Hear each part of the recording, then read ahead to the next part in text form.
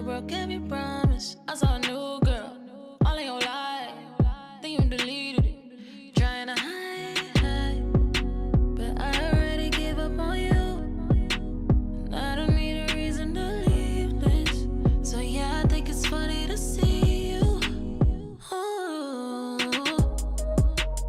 Pacing back and forth, thinking about me, 'cause you can't get enough. It's the second time that the phone ring, but I won't pick it up. Pick it up, pick it up, no. Pick it up, pick it up, no. That looks like your face on the floor. You should pick it up. It's the first time I won't waste mine on another guy who can't keep a promise. I see the truth, and all of your lies, so don't need the proof. So don't be surprised that I already gave up on you, 'cause you gave me every reason to leave. And now I think it's funny to see you. Pacing back and forth, thinking about me, 'cause you can't get enough.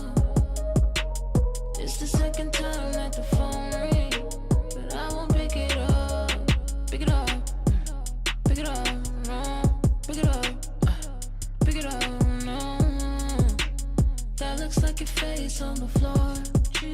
You should pick it up.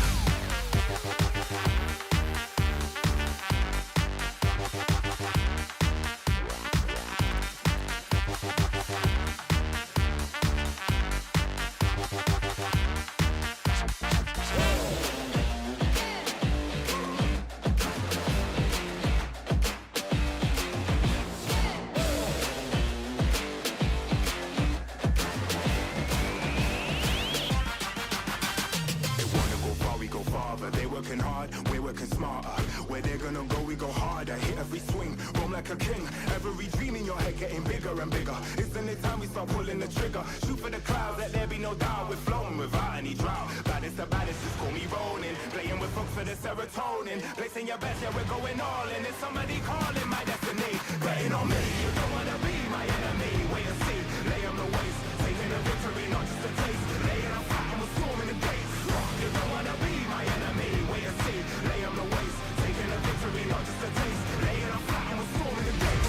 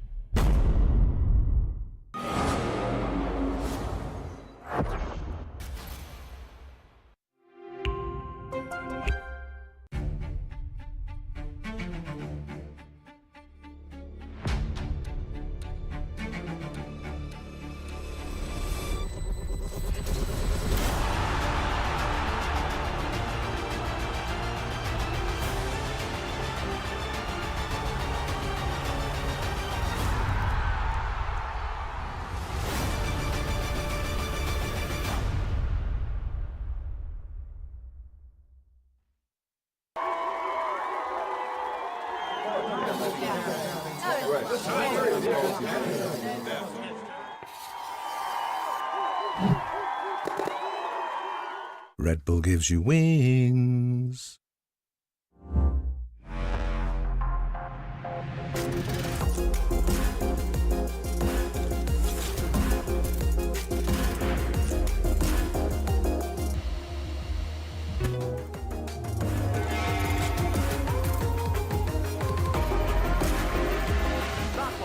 Push, push, push.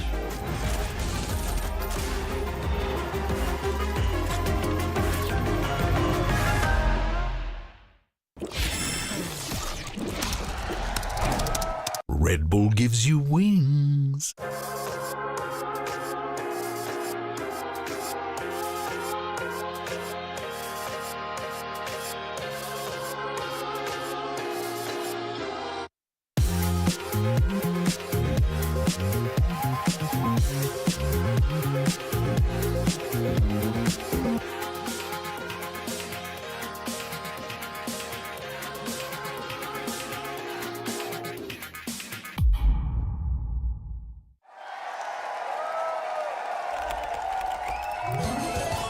Red Bull gives you wings.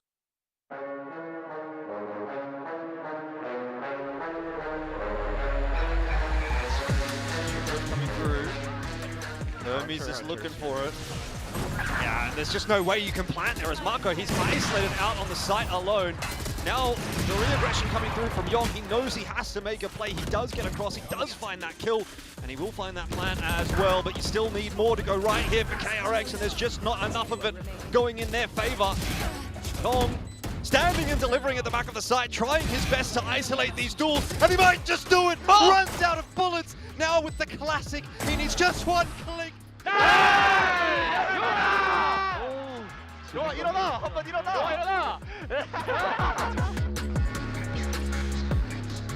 Taking space off timings and recognizing what they need to do. It's going to work out quite nicely right now. Grabbing it and everything as well. It's an exchange of utility, but there's cover from Primi. Very good cover from Primi. In fact, it's more than just that, a 3K, and Primi is looking like he is just having way too easy of a time right now. Full sense, it feels like the individuals are online. Ace for Primi as well. Makes it look so easy. About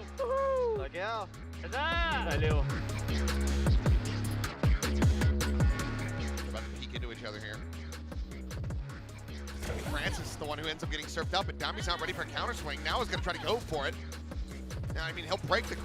Well, they turn around, turn away at the worst possible moment. This is the time to be able to find that kill. Meanwhile, IB jumping, planting his feet, finding one. Zeus gets the off shot. The reveal is in. Dami, however, he's strafing across. He mows down two. Sylvan, Styron both going to be gone as we get the Jedi battle. And Zeus comes out on top. A 4K for him now looking for the ace. Recollects the off, the swing, the kill. Zeus gets the predator.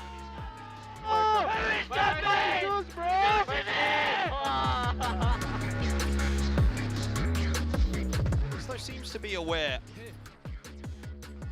Time is of the essence though, as that rotate is starting to come across. Kadoom spots it in middle though. Shaba in all sorts of trouble on this side right now. It's the double classic duo, Monyet and Crazy Guy, that have actually blown this round wide open. But it still might not be enough. Kadoom with the ace from down.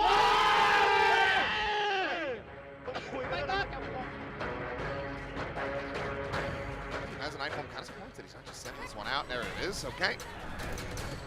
To the same conclusion. Shit Boys, however, just leading the charge fearlessly, rushes that corner, is able to find him. Buzz, not quite going to be caught by that paranoia, swings out, but to his demise, Shit Boys good for another. Stacks now, looking to be overwhelmed, and Munchkin, that trip had never been cleared. He ends up getting caught, but Stacks looking for the ace! Always down to 3. Shorty's been reloaded, he should be dead, he should be so very unfavored. He gets another burst out of it. The fuse being held to half, and Stacks gets the Predator!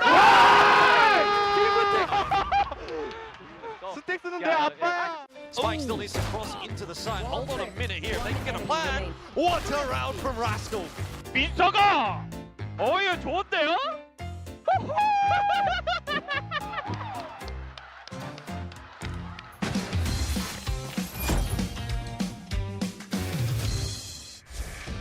He's being taken here by Full Center. They are moving pretty quickly. It's going to be a B split, but are they going to check Eco? The answer is yes. Sugar Zero being collapsed upon on the side. He needs help if the opener goes the way. Zeta Absol is rewarding XDLL for his troubles, and now it's down to the 1v1. Swing has to come through. Sephiroth, the res was worth it after all.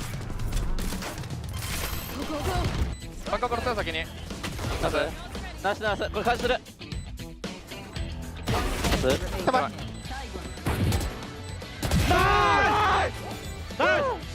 나이스 나이스 이자. 나이스 에코사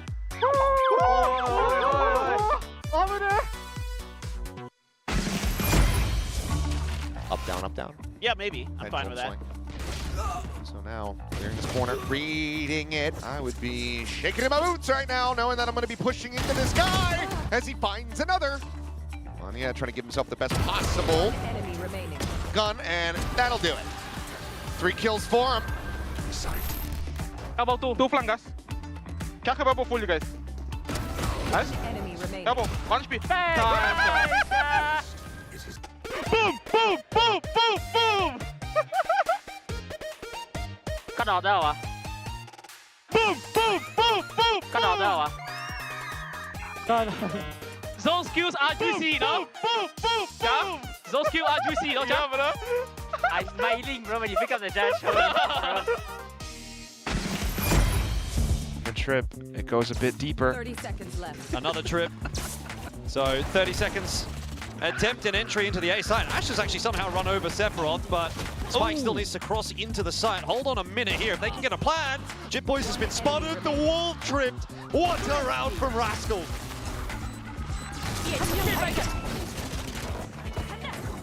해봐. 나이스 더 해볼게. 나이스. 병, 민수가 병. 아! 저거! 나이스. 이거 좋은데요?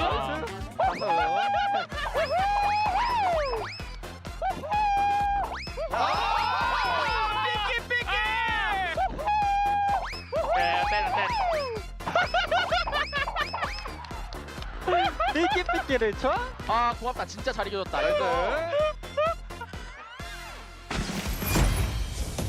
Okay, they did this to us in the pistol round, so we're going to do the same thing and see if they're ready for it. Now this does end up going for them though, as Zexy going to be caught first and push back up to full HP and has to clear them out, has to get on for the defuse. Meryl just looking so very favored, but Ching!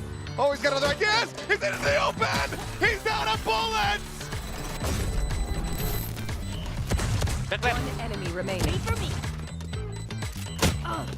오 마이 갓 너 몰라 너 살아 더 바로.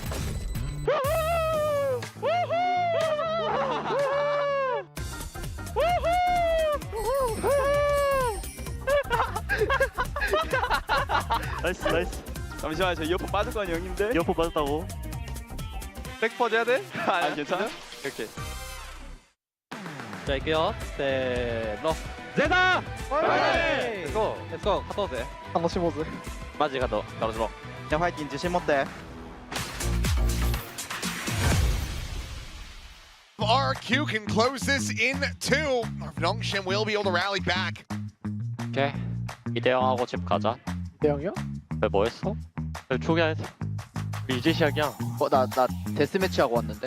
너 집에서 지금 왔나 끝나 보다. 빠바 발사예요.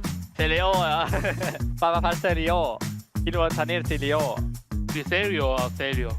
Your surname? 로사리오 Rosario. 다니엘 사리오 Rosario. 오 로사리오 다니엘 로사리오 Like Rose. 로사리오 다니엘 로사리오 다니엘 로사리오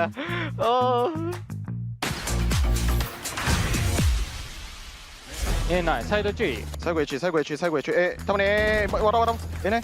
Girlfriend, kay heal me, Silvan. 30초 하나. 남았습니다. 잠깐만 잠깐만. CT 대 one more CT. Heaven and CT. 유끌이 맞대 Can you heaven picking? Heaven picking? Sus. Yep. 打たないわ。手前入れ込んでスイングするよ。行くね。僕見てて。はい。サイトちょい、サイトいそう、サイトいそう。 Minus 80. Not planted for you. サイトおると。サイトない、サイトない。俺、中村、来て来て来て来て。 Minus 80. Viper. 80走ってる。ナイス。高め。ナイス。強っ。赤目ナイス。高め。いいじゃん。ナイス。いいね。マルチキルだ。おう。 กูเดินเลยเดินตามมาเพื่อน เอาแป๊บกล้องตัวไปติด เยอะนะ 스모크에서 일단 미드 컨택하러 가자 형. 더 밀었다. 더 민 거 같은데? 더 밀었어 울베까지. 야 베이스 클리어하고 A 가자. ต้องกัดมาเองนะเว้ยมันเห็นกูได้แถบสูงอ่ะกูคันบีอีกรอบมึงแล้ว ขึ้นไปเลย 이거 근데 램프로 가서 그냥 미터비 괜찮을 듯? 시간 조금만 앞으로 가자 이제 좀 뛰자 아또 시간 없다. 엠펠 조심해봐. 가야돼 벤트로 가 아. 그냥 뛰어야 돼 지금부터 뛰어야 돼 그냥 얘들아 해본 볼게 해본 보여줘. 진짜. 치즈 걸려 있었고. 그래 20초 มันขึ้นสปีดสปีดบีสปีดบี เว้นลงไป ลงไปสปีดบี ตัวพี่ทีมตัวเดียวพี่ล่าสุด3เพชรไม่ได้백사 조심. 뛰어. 공 그거죠 공 써줘 그냥 페이드 그냥 설해 잡았어. 저만의 관 페이드 바로 설해 해본 하나. 설 됐어.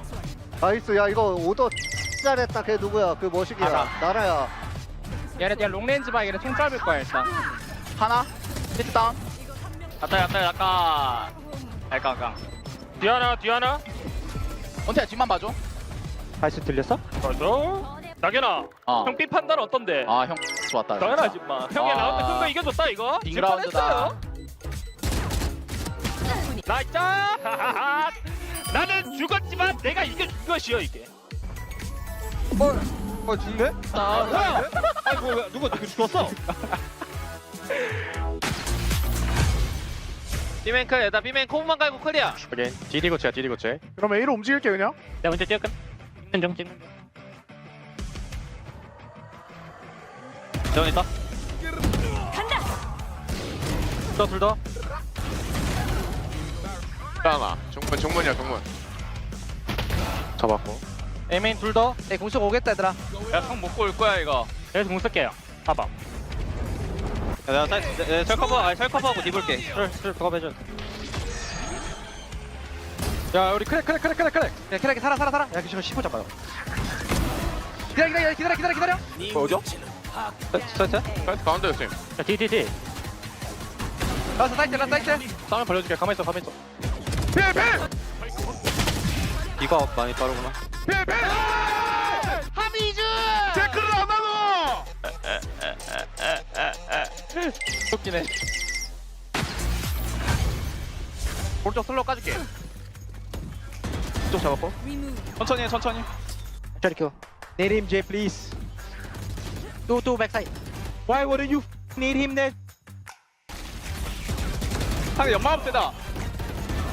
힐렘 나이스. 리파이. 공사 났어. 더 세밍. 야 4명 다 찍혔어. 잡았고. 기다려. 나 뛰어. 페이트 시티. 도시지. 아, 민듯? 내 앞에 하나. 봐봐. 그냥 잡아 그거. 백산듯. 플랭. 아니. 그냥 메인 셋이서 하자. 아니다. 아니야. 3m 같이 가. 3명이서. They all playing together 그래 길럽. 또. 시간 15초. 제 궁 있다. 빠짐 그냥. 사이드에서 한번 들이박게. 하나 하자. 하나. 막혀. 삐. 나이스. 야 초세고 가면 이긴다 이거. 끊어줘요. Here we go. 가면 이겨. 맹구 좋은데. 맹구 나이스. 까라삐. 캐라 사이즈. 여자 한번 붙건. 같이 참 하나 유라도. 알단 전 봤어. 잠깐만. 전날 망사 맞춰놨어 하다. 파라사이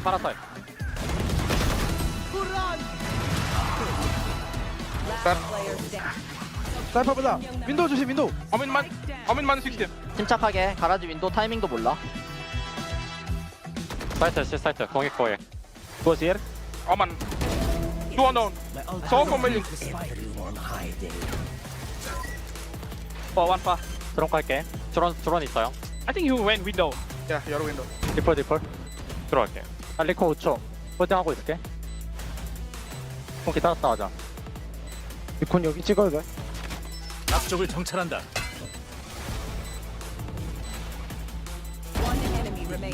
Game game.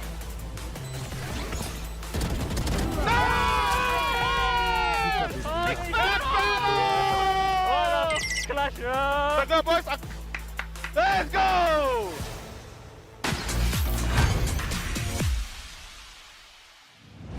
이거 조용하다 일단. 피스마크 까줄까? 아니야 아니. 그러면 A 홀드 할게. 스모그 돼 그냥? 터치 한번 더 해볼게. 시리 펀팅.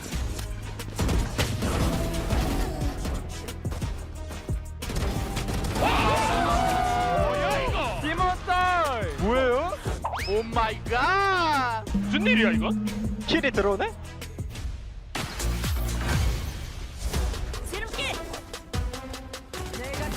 잡았어. 마지막에 A 가면 날듯 C 쪽 오맨인 같아. 또 블라로 말까? 오케이, 그러면 A 가자. 영화 하나. 나 신난다 얘들아. 하나 오멘. A 팔게. 짝방 조심.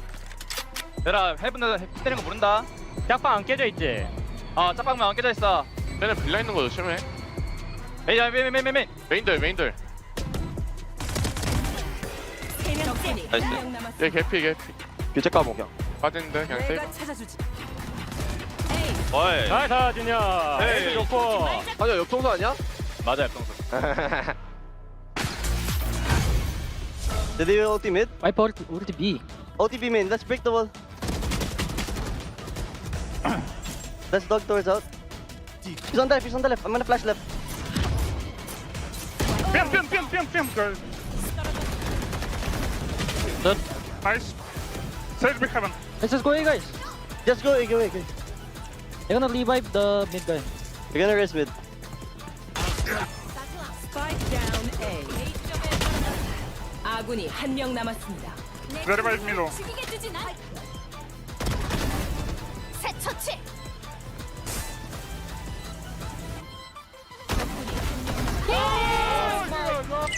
It's super important. You do it. Around what we need. Get it. Nice. Let's go to Busan! Good Eats, just a taxi ride away. Tasty day. Different charm on every street. Snazzy day. A sea shining, a sea embracing. Breezy day. Taking emotions deeper and screams louder. Lively day. More days to come. Busan, every day, 재밌대.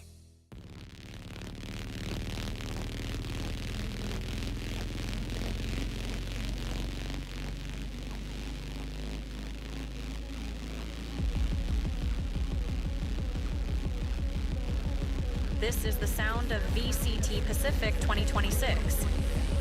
Earn everything. I'm blazing, super saving, feel the beat and baby I'm raving.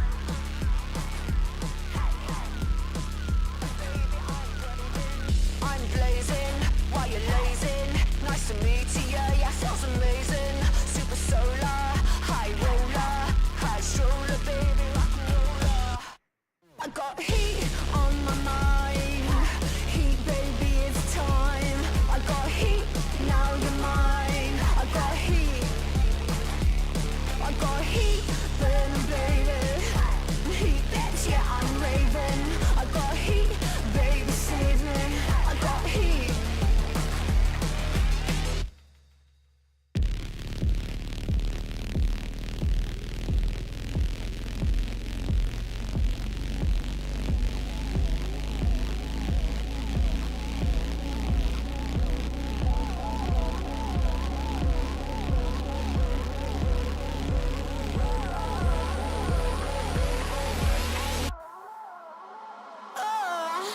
I'm raving.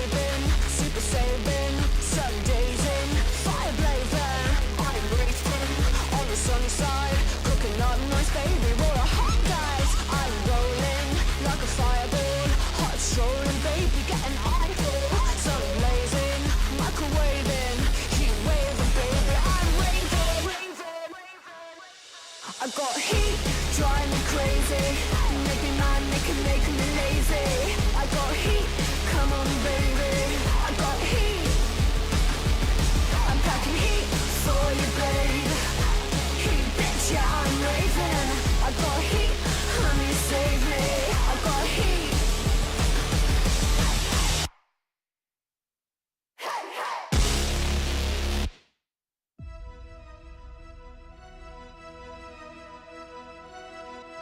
You're watching VCT Pacific 2026. Earn everything. This is the start. This is the start. We go higher. This is the start.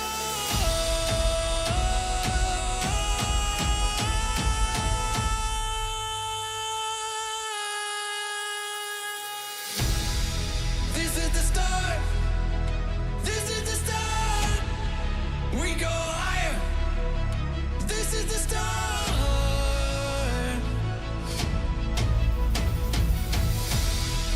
This is the start. This is the start. We go higher. This is the start.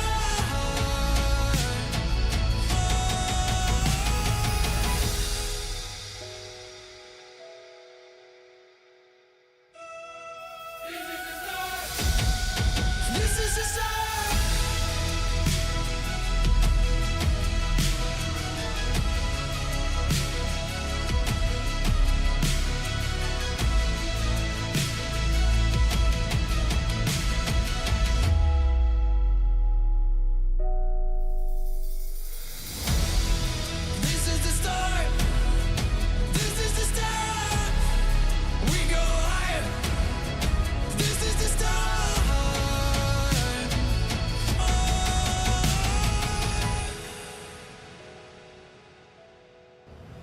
Here we go, right now. See the light, see the light.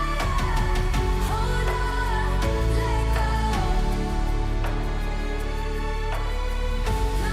Look up, stand tall.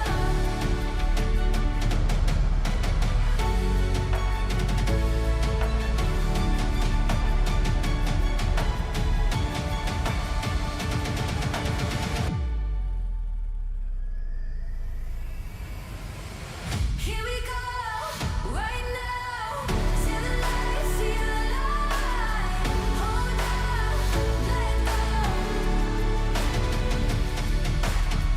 Look up, stand tall.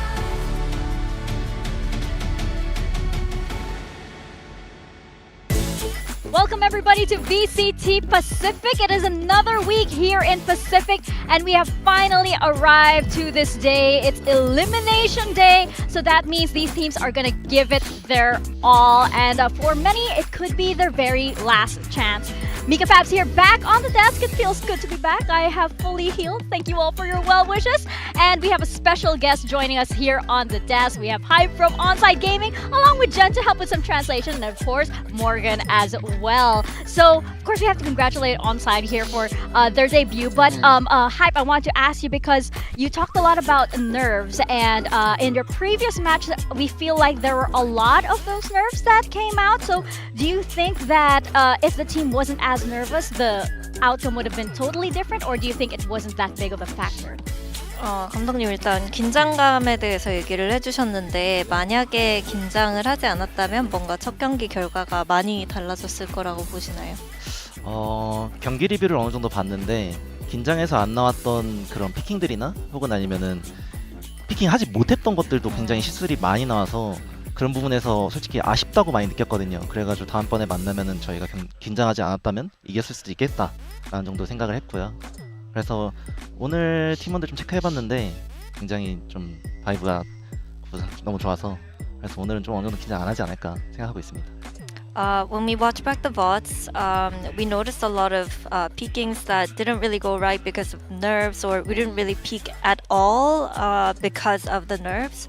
So I feel like once we get rid of those nerves, we would have been able to have a different outcome, especially if we were to meet them again. Could have gotten a better outcome. And I checked the vibes with the team, and they seemed really good. Yeah. So how important are the vibes for your team? Because some players like to be calm and they want a nice relaxing environment. Some players want energy, they want to get hyped up. So what's right for your team, and are they feeling that today? 네. 일단 분위기가 얼마나 팀에 중요한지 여쭤보면서 어느 팀은 조금 더 조용하고 이렇게 좀 진중한 분위기를 선호하고 아니면 다른 팀은 좀 더 와 하는 에너지를 더 좋아하는데 어떤 분위기가 더 맞는다고 보시나요? We have a lot of younger people in the team, so they're gonna hype really good physical and then really good thinking about any tactical or something practice something in the stream. They remind really fast, so they want to hype everything and then and be nice, try okay, good things, okay, Yeah. let's go guys, like this. Yeah, a lot of energy. Okay, thank you, Jen, for the translation. We don't need her anymore because hi, Piers, your English is very good. No, I'm joking. Now, I wanted to ask about no, Jen, please stay. I need you here. It's like for me. But I want to ask about Siesta because there are a lot of the community basically said that he was a very hype player, and then after the next match, a lot of people were saying that maybe he was overhyped. I mean, Morgan fainted as well on the stage for him. But so do you think that we're gonna see a lot more of the Siesta from challengers, or do you think it's not as simple as that? 일단 시에스타 선수가 기대를 많이 받았었는데 어떻게 보면 지난 경기 통해서 뭔가 과대평가된 게 아닌가라는 여론도 있었거든요. 근데 오늘 보는 모습은 그동안 우리가 챌린저스에서 봤던 시에스타 선수의 모습이 나올지 아니면은 뭔가 어떤 모습을 기대하시나요? 시에스타 선수가 솔직히 말해서 이렇게 큰 무대에서 오프라인으로 겪는 그런 경험이 첫 번째 매치였거든요. 그래가지고 엄청 많이 긴장도 하고 어떻게 보면 여론이 다 시에스타한테 쏠리다 보니까 어린 선수 입장에서는 굉장히 어떻게 보면 게임적으로 잘 안 보이고 잘 풀어갈 수 없는 상황들이 만들어졌어가지고 그런 부분에 있어가지고 솔직히 게임을 졌긴 하지만 그 이후에 굉장히 소통도 많이 하고 그 부분에 있어서 해소를 하려고 우리 신경 쓰지 말고 우리 게임 하자라는 식으로 좀 많이 대화를 했던 것 같아요. I mean, having such huge and high expectations on his back, I think all eyes on him. It was a tough environment, especially considering the fact that the previous KRX series was his first big stage LAN. Yeah. And we did see how that kind of held him back a little. But today, I think he's kind of getting used to that environment, so we can definitely see more from him. I mean, fingers crossed, we all want to see him do very well. I want to ask a little bit about your opponents today, Team Secret. So you've had a little bit more time to prepare. You got to watch them play, obviously, last week. So what do you think is the secret to beating Team Secret? 시크릿을 이기려면 어떤 부분을 좀 노려봐야 될까요? 시크릿 플레이가 솔직히 말해서 어느 정도 다국적인 팀에서 많이 나오는 성향들이 있는데요. 예를 들어가지고 소통이 잘 안 돼가지고 굉장히 심플한 운영들을 좀 많이 한다든지 혹은 아니면은 굉장히 좀 피지컬을 믿고 과감하게 플레이를 한다든지 이런 부분들을 영상 리뷰에서 많이 봤기 때문에 그런 부분에 있어가지고 조금 많이 침착하게 좀 게임을 할 수 있게끔 우리 게임을 좀 많이 보여줄 수 있게끔 좀 이렇게 노력하는 게 이번에 좀 경기 준비하면서 많이 연습했던 것 같아요. I think when I watch the VODs, they show characteristics of mixed rosters. So they would sometimes simplify their plays because of the lack of communication, or really utilize individual talent because of that. So I think from us, what we need to do is to play composed and more of a structured, disciplined game. And I think we can kind of exploit that part of Team Secret. Yeah, I think a lot of people talk about composure, especially from the challengers teams, right, on that stage. You've been with the team for, I think, like one year now, right? Who do you think on the team has grown the most and has really become a standout player? 1년 동안 팀을 꾸려나가고 함께하고 계신데 뭔가 선수들 중에서 가장 많이 성장한 선수가 있을까요? I think it's Ray. Ray is really good, has a really physical, really he got a power in the something fighting, but he don't know anything about the tactical or something using brain. So I help to him about using a brain or something tactical, and then you should doing something in the team games. So he really grew up the positive, I think. Yeah. lots of development. So Yeah, now yeah. he's more of a Yeah. technical Yeah. player, and he can aim really, really well. Well, he's definitely one of the standout players that we keep looking at on Onside Gaming. I'm curious as well because you Onside runs the double duelist quite a lot, and last time we saw Hermes slipping into the role. So how different was the transition, or was it just like plug and play, very simple? 투타격대를 좀 쓰기 좋아하시는데 헤르메스 선수가 또 약간 그런 역할을 맡는 걸 볼 수 있었거든요. 지난 경기에서 좀 이런 변화를 주는 게 어렵지는 않으신지 아니면 그냥 시키면 하는 선수들로 구성이 돼 있는지.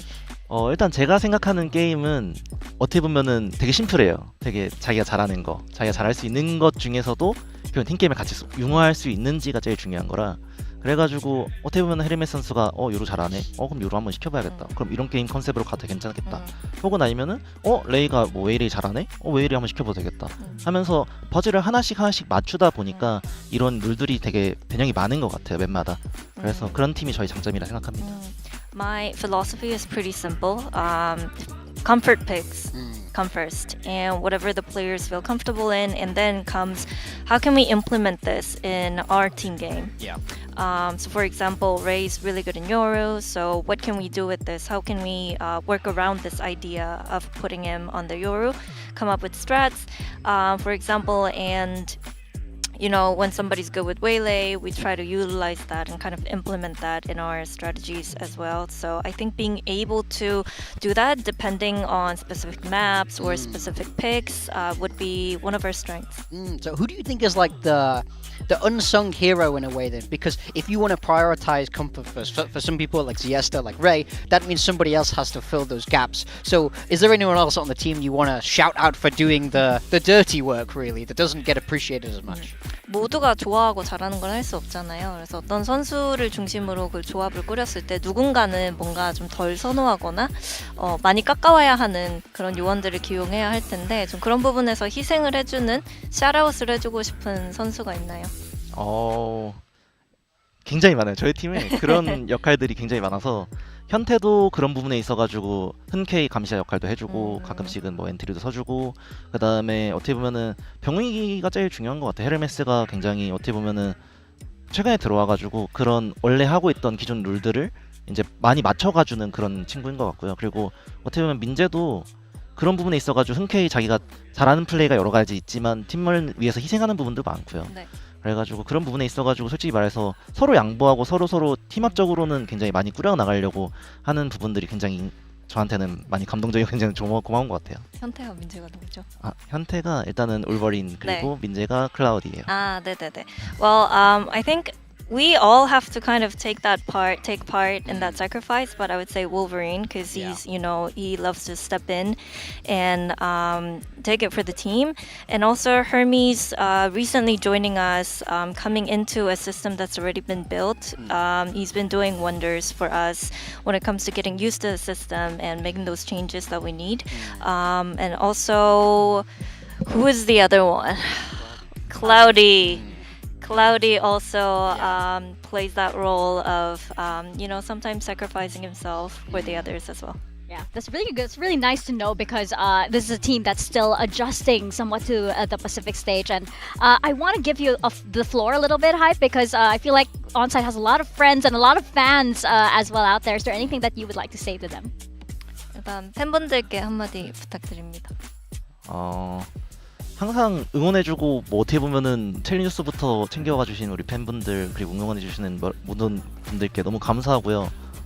이런 여정을 같이 하고 있는 것 자체가 저한테는 굉장히 많은 경험치고 더 많이 올라갈 수 있도록 노력할 수 있는 원동력이 되는 것 같아가지고 그런 부분에 있어가지고 너무 감사하고 어떻게 보면은 그런 것 때문에 이런 어려운 역경들을 많이 견디고 많이 헤쳐나갈 수 있다고 생각을 해요. 그래서 앞으로도 많이 응원해 주셨으면 좋겠다고 생각합니다. 네. Well, first of all, I would like to say thanks for supporting us, even in the challenger scene. I mean, it is definitely a big experience for me to be part of this journey, and I mean, we wouldn't have been able to kind of push through if it weren't for the fan support. And you know, the support like this is what motivates us to propel forward and make it further in the tournament. Hype, thank you so much for your time. Kamsamnida, best of luck out there. I know a lot of people are looking forward to seeing Onside Gaming on that stage. Thank you so much, and thank you so much to Jen as well for coming in to translate. You are always welcome on the desk to hang, by the way, if you want to. We have our brackets right now, and as we can see, Onside Gaming taking on Team Secret today. And this is going to be very exciting because all of our teams right now, as you can see where we are in our brackets, it's going to be Elimination Day. This is the worst day of the year. I mean, 2 teams' years come to a close today, and it's always sad to say goodbye. It's always hard to see teams leave us. Could it be Onside Gaming, Team Secret, and the second match, RRQ Full Sense? One of them is going home. It's madness. The whole of play-ins is madness. They've cooked up a real format here. 100%. Honestly, Full Sense, I mean, previous grand finalists could be one of the teams to go out in last place if they don't overcome a matchup that they've been losing a fair bit lately. And RRQ have won themselves a stage in Pacific last year, so they would be very disappointed to go out this early. One of them is going to be a little bit heartbroken, I think, for Onside as well.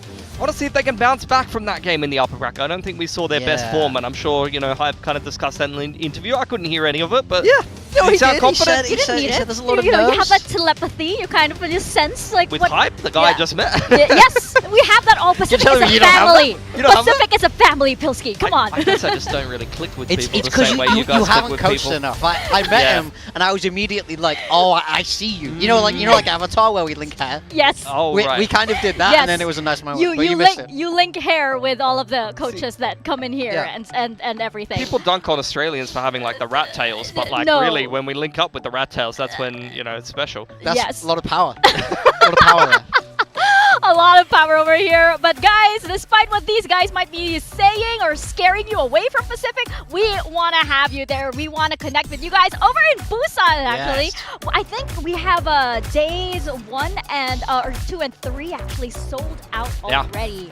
So day 1 should be pretty exciting as well. There's lots to look forward to as well. We have lots of merch. Haven't seen it yet, but you know that the merch is really, really good. We have lots on Artist Alley too, so please come over, guys. We cannot wait to see you there, and we cannot wait to celebrate Pacific with you. And you guys know the matches are gonna be oh so good. Always. We have such amazing players here in Pacific. Just check out this Pulsar Flick of the Week for some of the plays last week. Who's this? Oh, Cruz. Yeah, first up, Cruz. He was actually hitting some nasty ones, I'm not going to lie. Check the hand. It's not the hand, it's the Pulsar mouse. It's the Pulsar mouse. Look at your mouse. We need Jesse Vash to kiss his mouse again. God bless him, he's not here. But Team Secret, I mean, we'll see if they need him. To be honest, Sephiroth, this was a really nice site hold, honestly, and that was a hell of a flick to kick it off. Yeah, I mean, look, it's not Pulsar Flick of the Week without some Thai players. You know, we've got to get them in there. Margaret also had a really good game from QT Geek, so happy to see some of the Challengers players getting themselves into this montage. Yeah, nice one from Yong. Little free transfer to end that series. That was actually the winning moment. And this was a 30 bomb from Zeus on Summit, as you do, you know, just the pride of the Philippines right now. We'll see a bit more of that Just later. average Filipino things. You know, we all can do that, actually. It's not that. It's not that I saw you on the Neon. We played a 10-man, and you were my star Neon. Exactly. Morgan will remember that. I actually You got bullied, mate. I actually want to see like which players have like made it consistently to the Flick of the Week and see like, you know, who's that. It's got to be Premi. You gotta I give know. them a mouse. Exactly. It's almost automatic. And then then they win a mouse. Oh my god, idea for a little segment over there. But the best segment, of course, on Pacific has to be Build Diff. And as you know, as Pacific rounds up, it's getting heated also here in Build Diff. Everybody's racing for those points. Everybody is you know, really gunning and hoping to take Achilles and paper thin down. But there's 2 in the lead right now. Achilles can't win. He cannot. Good must triumph over evil. We can't let him do this, guys. He's like the Sauron of Pacific. No, exactly. He's trying to drag us all to the what darkness. was Andy's nickname for him? Was it like the Seth Lord? Yeah, the Seth Lord Seth Lord. and Darth Vader. I did enjoy that, Andy. You know, good job. But Morgan, please tell us, who do you have for today? As a key bringer of light here at Pacific, trying to shut down the eternal darkness, let me talk to you about a winning lineup today. You gotta have Zeus. Fantastic game from him last time. I want to see him do that again. Monyet on my initiator. He doesn't play initiator, so I get some minus points there, but I had to have Monyet in my team. He's too good.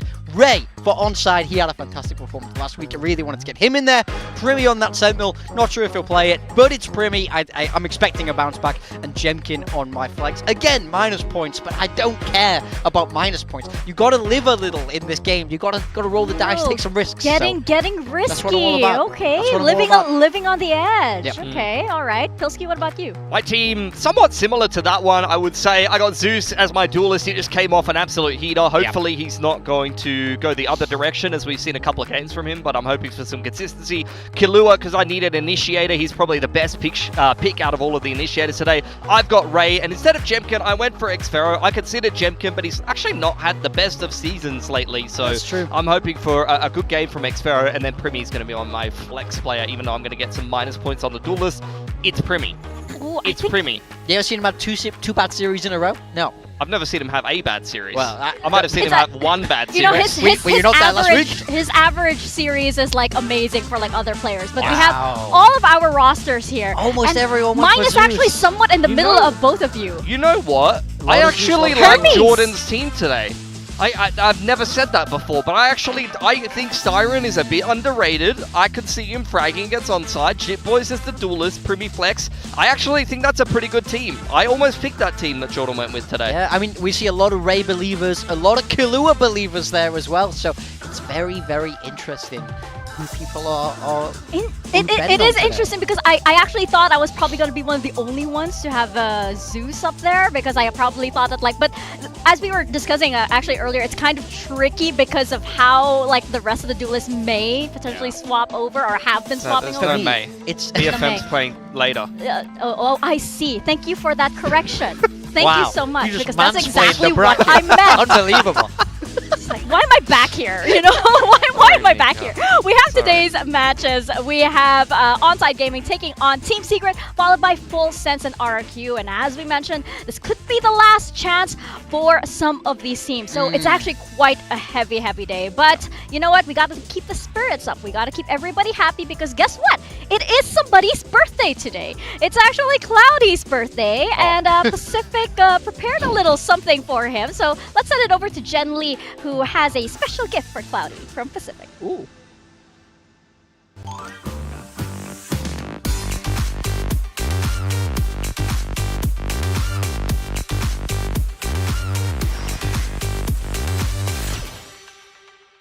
Welcome to Pacific, everyone. Today we have Cloudy from Onside Gaming joining us. Hello, Cloudy. Hello. 안녕하세요. First off, what was the feedback after the KRX series? 일단 첫 경기 어떤 피드백이 있으셨을까요? 일단 사실 저희 역량이 부족해서 졌다기보다는 저희가 하던 대로 잘 못하고 사실 퍼시픽 무대가 처음이다 보니까 긴장 이슈가 좀 컸던 것 같아요. 그래가지고 그런 거 하던 대로만 하자. 그러면 우리 이겼을 수 있을 것 같다. 무조건 이겼을 것 같다. 이런 피드백이 좀 많이 오갔던 것 같습니다. We thought we didn't particularly play bad that time. It was just the nerves getting to us. So keeping our performance strong and having that consistency on the Pacific stage would be required of us today. Well, what is your plan against Team Secret then? 그러면 팀 시크릿 상대로 어떤 계획이신가요? 일단은 부상 단계에서 상대 플레이 분석을 좀 빡빡하게 잘했다고 생각하고, 그리고 사실 저희가 하던 대로만 하면 이긴다라는 생각이 그냥 모든 팀 상대로 있어서 그냥 하던 대로만 하자. 특별한 전략은 없는 것 같습니다. Well, we spent some time anti-spreading, but also... 지금이야? 축하합니다. 사랑하는 군대 생일 축하합니다. 오늘 이기게 해주세요. 쏘봐. 약한데 좀. What was the birthday wish? 뭐를 소원으로 비셨을까요? 오늘 첫 경기 이기도록 Okay. 이기게 해주세요. 했습니다. Winning today? Yeah. Winning today. Okay. Birthday buff? Okay, so do you guys believe in the birthday buff? Do you believe in the power of that birthday wish atop those birthday cookies? I'll be honest, they angered me in that video. The clapping was so out of turn with the singing. That was insane. 생일 축하합니다. Like, I think they couldn't have messed it up harder if they tried. Look, it was I hope they're more in sync today in the show. It was a different time signature than you used to. A little offbeat, but I was kind of into it. For Onside, yeah, you cannot get eliminated from Pacific on your birthday. That's going to be a core memory likely that you'll want to forget. At the end of the day, happy birthday for Cloudy. Bit of a rough series, honestly, in that opening one for play-ins. I think that a lot of the players onside will feel, outside of Ray, who's a bit of a land track, and I'm not going to lie, the rest of onside will feel like they could have performed a little bit better, and I'm expecting them to in this series in the lower bracket here. Yeah, I mean, I think this is a team that was so hyped up coming into this. When we're hearing the buzz around Korea, there's so much talk about this team, but they didn't make it happen in that opening matchup. We heard it from Hype when he said he felt like the loss of confidence meant that they couldn't peak in the game. They were a little bit afraid and scared to take those fights, so I want to see some aggression from these guys. I want to see them taking the fight to Secret, and I want to see the onside gaming that was promised. Yeah, they were second-guessing themselves a lot, and as we look at this looks like a very colorful rainbowy thing that might be related to Cloudy's birthday celebration, but it is not. This is the average age of all of the teams here in VCT, and you see onside gaming, that white little one all the way on the left. Yeah, I mean, for onside, you know, looking at this average age graph, I think it really shows a lot to their opening series. I think that you definitely felt their age in that series because they were a little bit nervous. You felt the inexperience. They're going to have to try to overcome that. On the other side of that graph, you have G2. Yeah. Absolutely all of those guys. It used to be Team Secret on that side, was it not? Oh my god. Yeah. How did that change, Mika Fabs? Well, it's because they brought in Zeus. All right, okay. That makes sense. That's why. A very young talent. He lowered the age. And then you got, you know, on the other end, kind of went away. So you have that average of, you know, evening out. Now, of course, we are talking about Team Secret here. And for this roster, it's very promising what they've been showing so far, but the question is it going to be enough when it comes down to what could potentially be their last match? I mean, I find this team frustrating to watch in a lot of ways, where I see a lot of good, but then I see these mistakes that just lose rounds time and time again. I feel like the amount of times I see them get a really nice opening, but then as the round breaks down, they just don't manage to convert. I feel like that has been the struggle for them. They just have to find that little bit more consistency in these late round scenarios, and I think this is a completely different looking team. Just saw Zeus there. He had a phenomenal game last time out against Nongshim, but it wasn't enough to make that magic happen. Yeah, even with his ups and downs, he's one of the highest rated players in the league. Regardless, when he's on his game, you're feeling a little bit sheepish that you couldn't give him enough help to get that series across the line against Nongshim because he was playing out of his mind. Team Secret had their opportunities, and I don't even necessarily think that that was Nongshim's absolute A game. Even though they were going back to a composition that they're very comfortable with, I felt like that could have been a winnable game for Team Secret that they've let slip through their fingers, and now it's one loss and you're out. It's a very long road to be coming all the way back into playoffs or champions at this point, which I think expectation-wise, Secret were looking to peak in the play-ins, but I don't know. We'll see. Yeah, I mean, I think it's going to be a very, very interesting game. There's a lot of high-powered players here, and I think Ray is someone we have to touch on. Like you say, he said himself, I'm built for LAN. This is what he was meant to do, and he was the standout, no doubt, for onside. Yeah, absolutely. You know, you have players that just come alive when they are put on that stage. We'll have some players that will also be a little bit shaky, but Ray is just one of these players that actually feeds off of that kind of energy. Yeah, he said after they won that final in Challengers Korea, something along the lines, I think we're paraphrasing with I'm built for LAN, but he said, I definitely play better on LAN, I play better on the stage. So for Ray, we saw that. He was the one player who really did deliver on that potential for onside, whereas the rest of the team was a little bit quieter than you'd be expecting.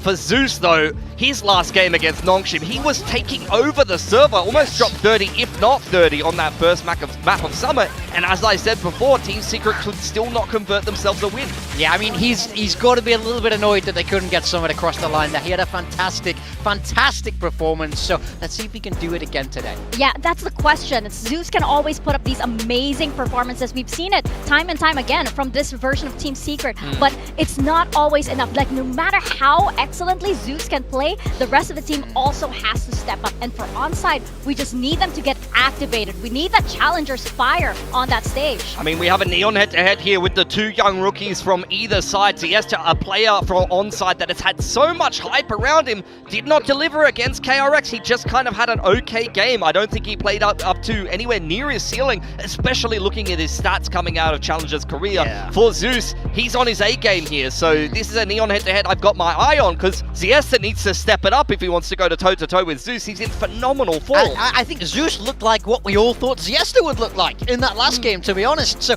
we'll see how close this head-to-head is today, and if Ziesta can close the gap a little bit on these numbers. Yeah, I can't I don't want to think that you fainted on the stage for nothing. Exactly. So that had to have Exactly. that had to have been for something. That was so fun. I know. Right.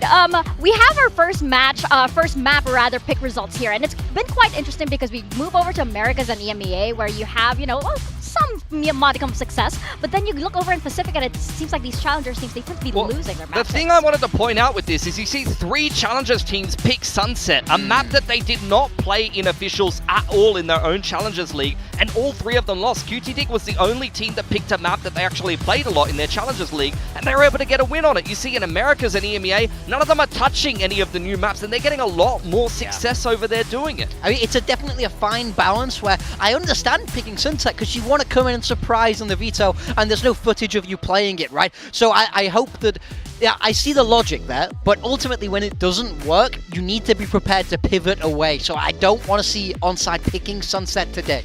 Yeah, and I think a lot of that flexibility comes into play for the Pacific teams who have been, you know, who maybe have got like a lot more reps in and a lot more variations in. But we look at the total map data here for our 2 teams that are up first. We have Onside and Team Secret's map data here.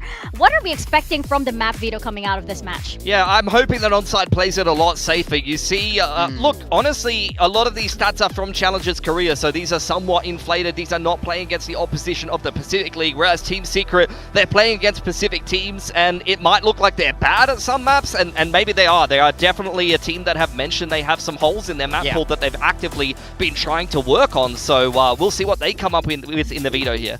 Let's take a look. You see Team Secret banning out Lotus, Onside Gaming banning out Summit. Which makes sense. We saw, you know, we've seen Secret pick that a couple of times, so it makes sense. Secret choosing Ascent, Onside Gaming choosing Split. I much prefer this for them. Yeah, I think a little bit of a safer one there up against Team Secret. We'll see how Split does go for them. For Team Secret to pick Ascent, that'll be an interesting one as well.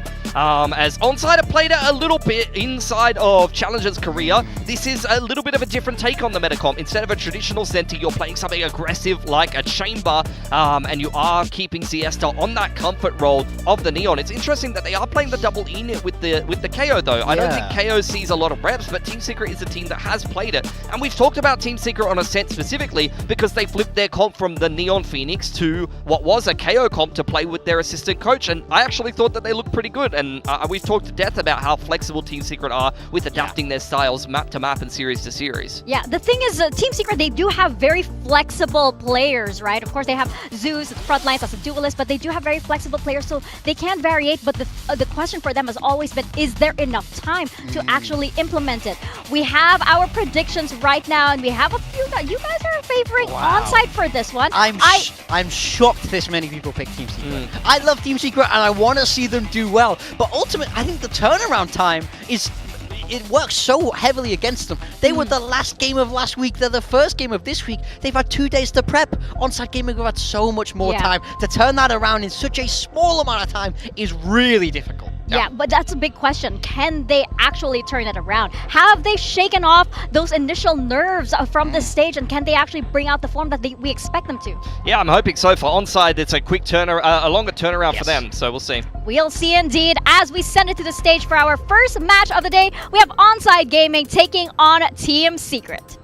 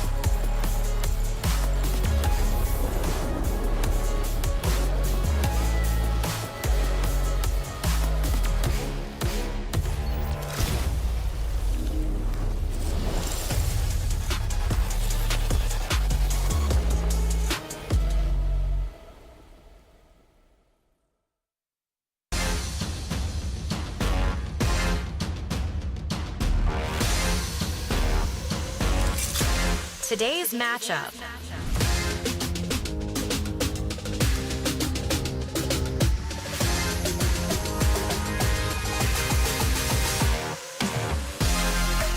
we are kickstarting our lower bracket matches here in play-ins, and that means Elimination Day has finally arrived. We've got Onside Gaming taking on Team Secret, a last effort to stay in this tournament for one of these teams. Who wants this win more? Yeah, it'll be the last time we see one of these teams on the Pacific stage. Onside have ground so hard all the way through Challengers Korea, and after a little bit of a nervy game against KRX, they're looking to bounce back and show their true potential here against Team Secret. Yeah, I mean, a bounce back is what we're all after. For Team Secret, we're looking for some stability, some recovery. I think they've had great maps, great series, but ultimately it's not been consistent enough. Can they find another win today and avoid that early elimination? Yeah, we expected so much more from both of these teams in their last matches, so everyone's wondering, you know, for Onside, that fire that lit up the whole challenger scene in Korea, is that going to set Pacific ablaze today? Or will Team Secret, will their renewed potential here grant them a miracle run? Yeah, I don't think Secret is a particularly easy opponent. They've been very flexible in terms of the preparation, but I'm looking at these opening two maps. These are maps that Secret has struggled to win on in Pacific. I think they'd, if anything, be happy with Haven as a decider, because this is a map that they came into this stage picking, and we saw that they have a lot of depth on it. Yeah, I mean, I think they definitely are happy if this goes to all three maps. I think they'll be feeling good about their Haven.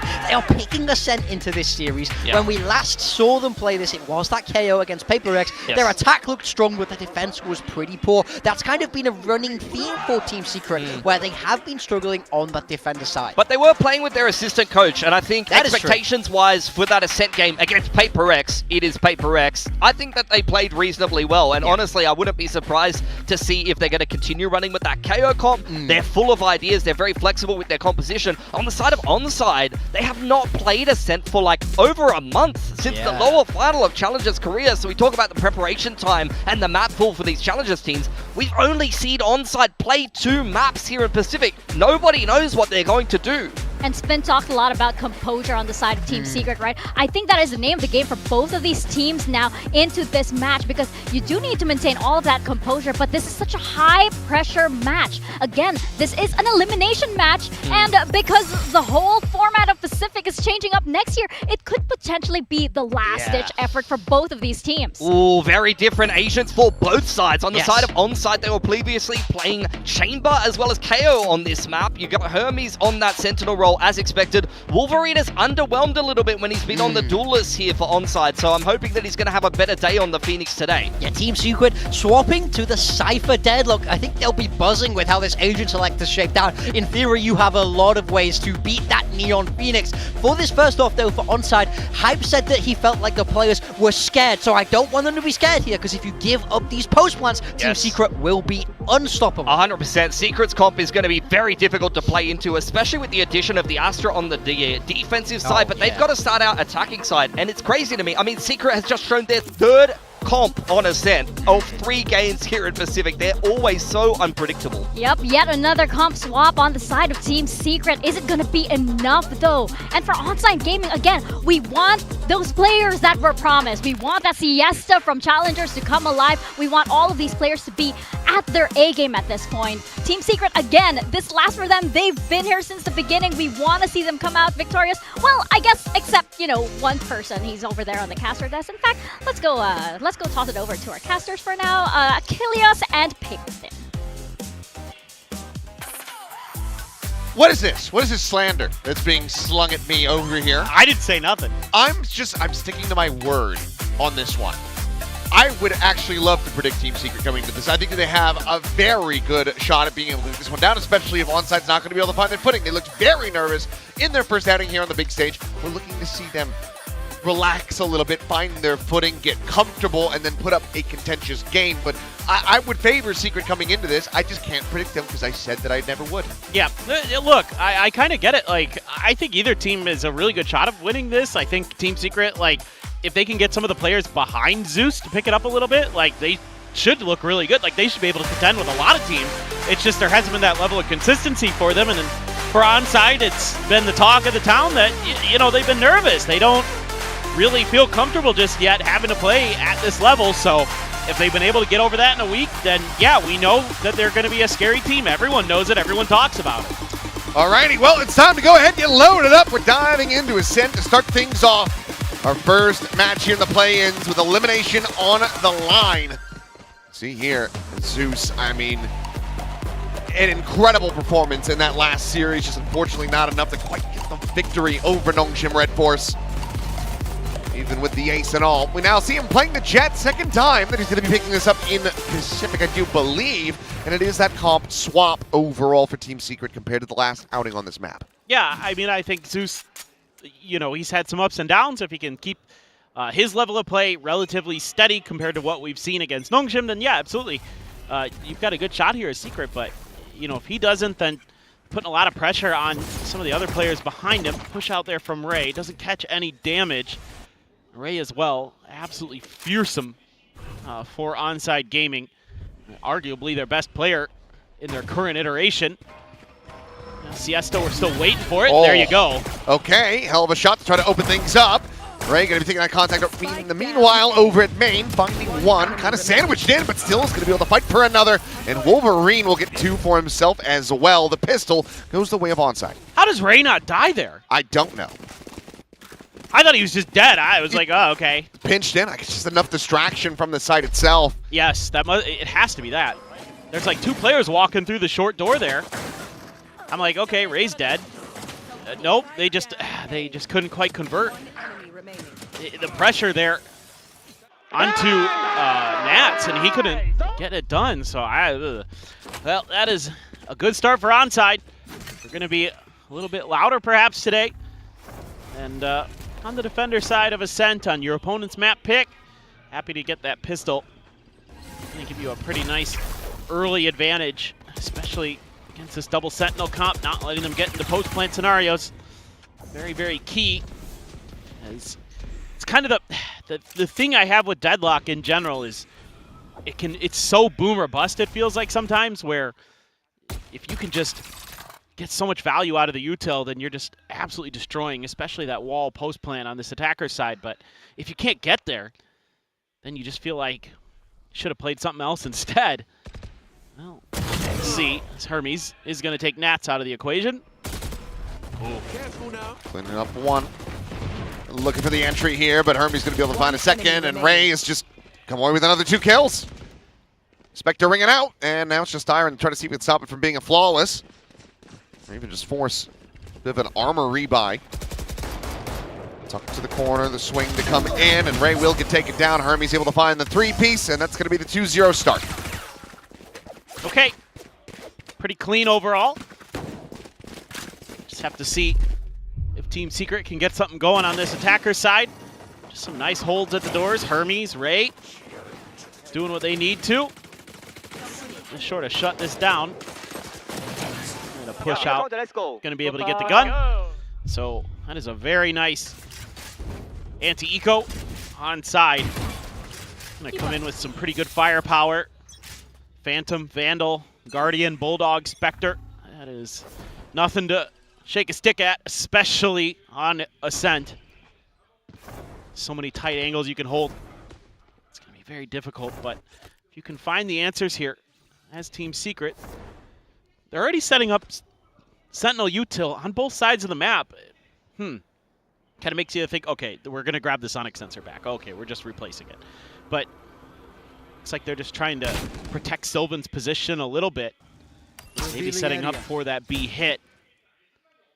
Still trying to figure out what the defenses are looking like, and there's no Cypher util there.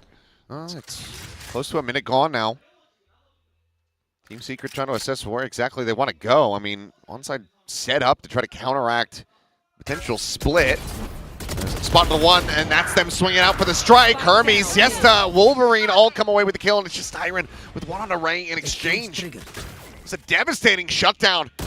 Onside, Hermes looking to win out this fight. Trying to get this A side protected. Won't be able to do so, but now the spike is still dropped over in mid. It's 30 seconds remaining. 30 seconds left. Well, they got a haul.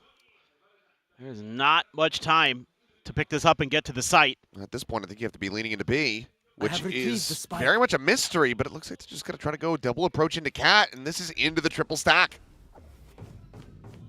Oh boy. Boys being man, I'm just going to be running out of time. There's still a Molly available for Wolverine as well. Could just send that over towards default. Sends to the curveball. Plant needs to be committed to. They're off of it, and the round is going to be over no matter what. they line up, and okay, well, they definitely end up playing this a little bit more riskily than I would have anticipated, but it's still a bonus conversion at the end of the day. Yeah, this is a really, really nice start for Onside Gaming, who are looking to really shut Team Secret out of this thing. In the 1-for-1, but then Hermes immediately follows up with an untradeable one there. And then there's that extra angle that Siesta's creating in mid, so there's a crunch setup here right off the rip. A couple players right at the pizza door. And they just read the heck out of Team Secret there, and already Kelly S is done. Yeah, just checking from main from Ray. Kill is found, and well, Onside looking to make this 4-0 as we have a listen in with the Korean squad. 앞선 같이 써주기에는 써줘야겠다. 삐전. 조심. 석 깎고. 들었어. 나 포터 쓸 거야. 얘들아, 드럼만 찍고 켜. 내가 대기. 제트랑 드럼. 제트 바퀴 찔렀어. 잡았어. 머리 켜. 나가. 맞자인. 스텝 먹어. 들어왔다. 얘가 팬텀 하나 들어왔어. 포트에 있는 사람. 우리 비비겠다, 얘들아. 앞라인 하나 더. 기린에 포트. 기다려.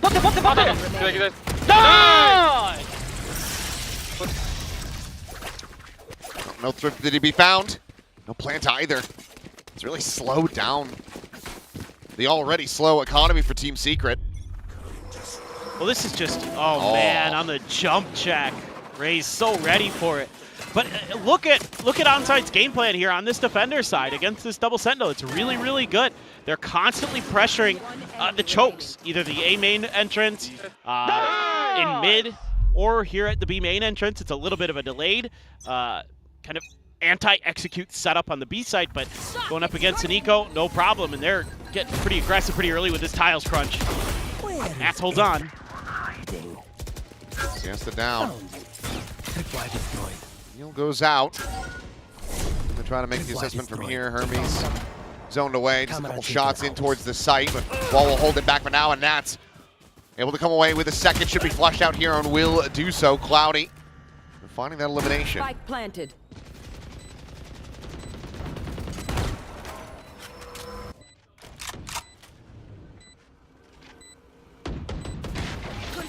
Good looking at themselves on the board. Hunter's Fury just in case. Granted positioning here from Styron, not the greatest to try to utilize it, but given the numbers advantage, shouldn't really come down to it. Ooh.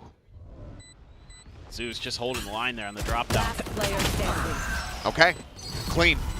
Just Nats was able to find two before getting taken down, and that is Secret now on the board. Very big round, great conditions for them to try to build up some momentum from here. Yeah, this is a great individual effort from Nats in this round. This is not easy for him, but he's got that cyber cage really nicely placed to prevent the three players that are pushing out of B main from doing much to him initially. So he gets a 2-for-1. And that opens up the space. Team Secret's able to capitalize on that very quickly. Very good decisive decision-making. Oh, what a dart. Good timing on that. So that's a key round there for Team Secret. Going to be able to get some extra money in their pockets, too.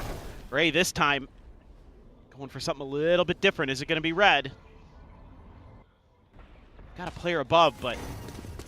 Oh, kind of missing each other there, and this one starts to spiral very quickly out of control for Onside. Players caught, and run it back now out of the equation. Just swinging around, will be spotted out by that drone. You are divided. There's a Cloudy trying to get this insert into mid. Nats just on the other side. Nope, doesn't have the jump on him actually. Shifts his attention towards bench. Allows for Cloudy to come away with a free one. Given the cog divide, they might just have to wait this out. Spike planted. At which point the clock is going to be quite low on this spike. And you have to clear through a ton of Sentinel util, which they're doing.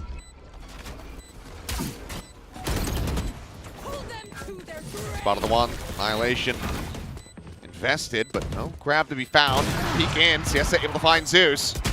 As Styron gets ping revealed, the kill found. Kelly S now trying to hold the line here alongside Sylvan, who's got it from main. Overdrive going to be popped. Siesta able to find the first. Still a good amount of time. The swing going to be coming in. He's trying to just run him down, but Sylvan will survive with 6 HP and get Team Secret their second round win. Whoa, that got a lot closer than I anticipated. 4v3 Onside with the numbers disadvantage after these 2 quick kills. Felt like, okay, they'll lose Nats there as Team Secret, but that's kind of okay. You should be feeling pretty comfy. Thank God Sylvan very ready for that push. My word, that got a lot closer than I anticipated, but now onside, gonna be on to bit of a weak buy. Ray does have a hero Vandal. Siesta just used the overdrive in the previous round. Oh, Nats sprays down for the double. Hell of a way to keep them in this, to keep that momentum continuing forward. Don't want to give them any freebies here. You do that, suddenly that run it back, starts looking a little bit juicier, gets the commitment, and who knows, could be handing over a Thrifty. Wolverine scaling forward, dodges that Sonic sensor, is about to say, but still quite far away as all of Team Secret get ready to go pushing forward. Plus you have the extra layer with the cam and the trip, so I mean, even if you go through the flank, unless you're going through market, it's not maybe going to amount to much for Wolverine. You can just start funneling orbs again, so Team Secret starting to pick up some steam, starting to pick up their momentum, some good macro ideas. And they're starting to get a read on how Onside wants to approach this half. Amazing. Oh. Last player standing. They're shutting him down. Looking for that flawless. And they should just about have it. I mean, especially with the tripwire here, just that early alert. Wolverine maybe just able to find Nats here as he sees the weapon getting swapped. And swap back. The right sidearm. Looking like a delay. Clear the trip. Trying to die to the spike, but hello. You're on camera. Poor Wolverine. He's dialed in. But he's going to choose the wrong timing to look away. Kelly S. going to claim the last kill in the round, and a flawless there. There was one rifle bought up, but it went into the hands of Team Secret because they had bought an Outlaw.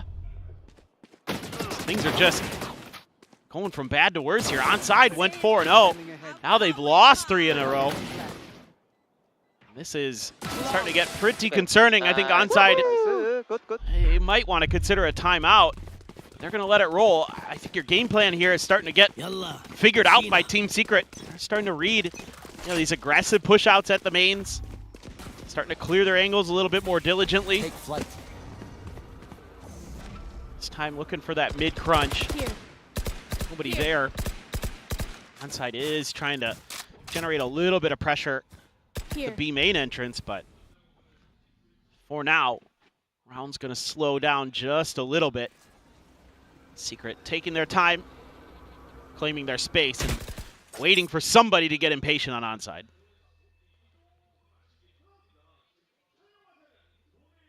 Slow creeping onto the angle. I mean, it's doubled up on both sides, in fact. Can they come away with the kill? Just back behind the corner. As Nats just pre-spamming that angle. Now Cloudy trying to take a fight, but Nats again. Holding it down, another 2 kills. The neural depth going through. And they see that B is otherwise empty. Trip's not even in a position to really hold this line. It's 1 in mid to intercept Kelly S. Onside now, again, on the back foot is Team Secret. Look to tie this up. Oh yeah, and Kelly S still has all his utils, so if he could get into a position to use it, which he's a little bit trapped outside of it because of this tripwire, just going to make matters that much more difficult. Oh, we heard that. Pulling them in. He's buying so much extra time here. Wolverine had to turn around. This is the op. Hermes down. And realistically, I mean, the 2 remaining players would love to try to go for a save, but Wolverine going to be boxed in. Forced forward to try to play long Ray, who cannot find anything else. 4-4, Team Secret running this back in a big way. Didn't opt to go for the timeout call, and I think they might just be forcing one from Onside. I think Onside should have been calling one the previous round, but this round again, from the very outset here, Team Secret happy to take a little bit of mid-control and then just wait for Onside to get a little antsy. That's exactly what they do. The op gets out there too far. Siesta gets outdone by Nats, who has been really playing well. on this attacker side. Cypher held that Tiles crunch earlier, got a 2K, gets another 2K in this round, up to 9 total. Kelly S plays that end round really nicely there to trap in Wolverine, make him just effectively dead, and that's an economic win as well. So all of that really coming to fruition. So what looked like a really good game plan, the adaptations here for Secret have been better. Now let's see what Hype and the coaching staff for Onside can figure out, get them back on track. What is this? How can he slap? Hopefully it's his brother. He wasn't too bothered by it. No, he's just like, it looked a little too, he was too used to it. That screams sibling to me. I mean, if I knew that we could do that on camera, hell, I would. Whoa. Let's not. You're not my brother, okay? That's true. Too much of a delta there. Yeah. You have hair, I don't. You're a little taller than me. Yeah, the genetics don't really add up. No. Look, sad to say, I have to admit, you got the better end of it. It'd have to be a pretty late adoption. You never told me, Mom and Dad. All right, well, you can see again, I mean, Onside's just kind of changing up where their trap plays are more than they are going for a different methodology. There's no real default here, per se. It's just where they're trying to make contact, trying to play off of some of that Wolverine utility in this round. He's still sitting on the run it back because he hasn't had a chance to use it. There's been no good opportunity. They're losing 2 players at the beginning of the round, and then Secret's taking a site and planting. They're at a man disadvantage. And then they're just locked out oftentimes because of Sentinel util. So here we go again. Let's see if this time Ziesta, along with Wolverine, 30 seconds shut this left. down. Well, first pump with the shotty, able to deliver, but slide in. It's only able to find some battery damage there on to Kelly S. The Bucky, not what it used to be. Ray looking for that quick flick. Now scaling forward, run it back already, taken care of, and Sylvan finds the enemy Omen. So 10 seconds to spare. Hunter's Fury is called in to try to delay this plant, but it's gonna have to be committed to, and now it can be, so we'll just be able to stick this one out. 0.9 seconds there to spare. 3v3, some weapons recovered. Onside, can they make a go of this? Well, seems like they can. Cloudy and Wolverine with a kill. Now it's down to the Nats. Can he get himself another 2-piece? No, Wolverine, they'll have it boxed in. As the Phoenix will take the kill, and Onside Gaming go ahead, break the win streak, and run back from Team Secret and regain the lead for themselves. That's a nice setup. This time they are able to get one of their little trap plays going off the back of Ziesta with the Bucky here. And Zeus kind of wishing, I think he had that back, or they had cleared that with some util perhaps. You also had a problem here for Team Secret where getting the plant into play so late meant that you didn't have time to really try to set up a post plant in the way you'd like. You don't have the ability to get Styron in a position to use the Hunter's Fury. He has to challenge Cloudy at that heaven angle. And Cloudy just absolutely nails a great sheriff shot. Still a ton of ults for Team Secret, a ton of money. Immediately the Blades go for Zeus as the Vandal behind it anyway. This looked like maybe some kind of counter mid-crunch play, but nobody there. So instead, it's going to be a B split. Team Secret's going to attempt along that Cosmic Divide. A lot of Cypher util here, though. Kelly S rips the ult. See where he wants to try to rebound it. Just chucks it into the back of Boathouse. No contact found there, but yes, unable to find the op shot. 3 players tucked in. Just trying to stay alive. Yes, they're going to be good for one before finally getting taken down, but Zeus just spilling forward. Shorty Vandal doesn't matter. Comes away with 2 kills. Gets them into an advantageous position. Spear from here, unlikely. But Ray, I mean, he had him lined up. Just could not quite convert. Elimination's outbound, and now it's just Wolverine left alone. 3 players on the other side all tagged up, but take more than a shot to be able to find him. Curveball going to be sent out, and Styron, he just wide swings and finds the kill. 5-5, Team Secret not letting Onside start to run away with this yet again. Yeah, I mean, you got to start to feel really good about this attacker side as Team Secret. That's a great timing on that recon dart. Have that Blade Storm ready behind it. I mean, Zeus a little whiffy with it, but gets a little lucky with the shorty there, but at the end of the day, that's just a beautiful setup by Styron and a good finish to the round for him. Still has that Hunter's Fury. Had to use a lot of ults there to get that to go for Team Secret, but it's part of the advantage of the way that their macro's been going. They've been very proactive with these orbs, making sure that they're ahead of the curve in that regard. Swing out, Zeus. Head of any util just gets spammed down, but Nats is still able to come away with one as well. Reposition Hermes, getting his way up over the top into market, but this is Herd. Thrown scouting for him as well, but Wolverine spamming through the smoke, able to find a kill as Nats will end up falling. Slide through, yes, I mean, he has a classic in hand. That's all he's got. He's trying to make something happen. Eventually will get taken down, but Sylvan, left to his own devices, paranoid into the corner, gets a fadeaway shot on Array. And given some of the things that we've seen Sylvan do, I started to believe, but Onside will come out on top as they secure 6. Yeah, this is just a little bit of a change in the defensive formation for Onside Gaming that I think Team Secret gambled a little bit on there with that dry swing with Zeus, because if you remember back to the previous round, the only thing they had watching that B main door was Cypher util. This time they actually have players watching it, and Zeus, I think, gambled a little bit along with Team Secret to try to see if they could catch Onside not watching that diligently again. Instead, it was a complete change-up. It worked really, really well. This time again, Onside getting a good read at the beginning of this round. Hunter's Fury going to be sent through, yes, eating a tag of that one, but kills still very much going Onside's way. 2-player advantage now. Nats needing to win this lurk battle, and he cannot. He's able to plant feet, find the headshot just a little bit faster. Now Styron backpedaling away, trying to escape, cannot. Wolverine will find the kill, and Onside will find themselves up by 2 at the half. Yeah, really good back and forth on Ascent so far. I mean, you got to feel a little bit better about Team Secret's attackers side. 5 on attack on Ascent is usually pretty good. Yeah. Just have to see. It's a great play. Run ahead. Hunter's Fury be damned. They're just going for the play. And again, it's just a good macro read from Onside that, B's been attempted a bunch from Secret. They were able to shut it down. But they're going to go away. We have a good setup there for that front door this time.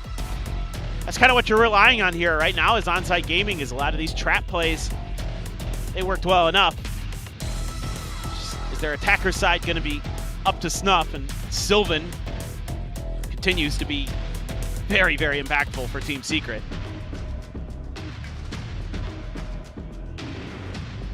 What a year he's been having. My word. It's been a huge one. Hands out here. Well, Wednesday afternoon is not used to having games on it. It felt weird when I woke up this morning. I was just like, it's a Wednesday. I have work today. That's odd. I know, right? Hasn't been the case since I was working the LCK. Yeah, I usually work the week, we usually work the weekend. So even just coming in on the weekday was a little strange to me. I'm like, why are there so many people outside today? I'm like, oh yeah, it's not Saturday or Sunday. It's Wednesday. No reason to, get up on what is otherwise a very lazy day for me. Got me out of bed nice and early comparatively. The dedicated fans that's still here to show their support have to anticipate this is going to be some of the family members here cheering for Onside, wanting to see them carry on here. Biggest shot that they've had so far as a team. It's a massive opportunity. You got to think that seeing the success, especially over in EMEA for some of these tier 2 squads, that it makes these teams here all of the more hungry for that same success. Yeah, I totally agree. I was really thinking coming into these play-ins that the tier 2 teams were going to be absolutely frying just based off of what I was seeing in EMEA, and not necessarily because I think... Oh, I'm trying to think of a nice way to say this. Don't. Just don't. All right. Look, EMEA is kind of a little bit weaker of a region right now. So therefore, maybe the tier 2 teams, you know. Yeah. Okay.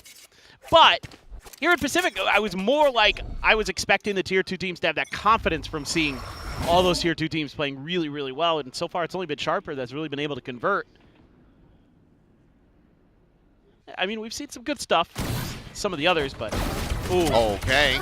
Great shot from Zeus. Decent reply from Wolverine, but that is a great little shock down to the back end to find Styron as well.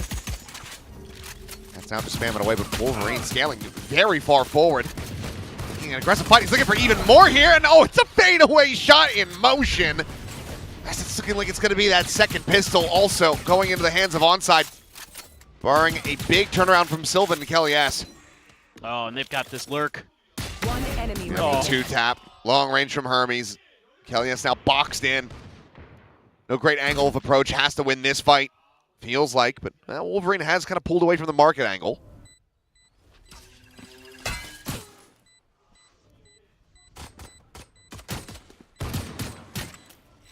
Just no time to really make a go of this.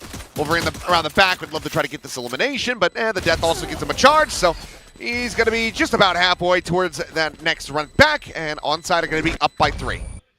Taking both pistols. That's not the start you wanted this second half as Team Secret. Just a good start.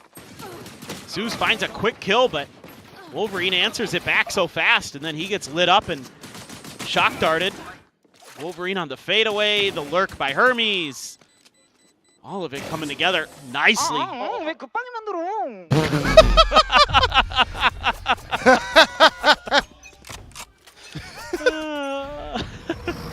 Oh, God. Oh, boy.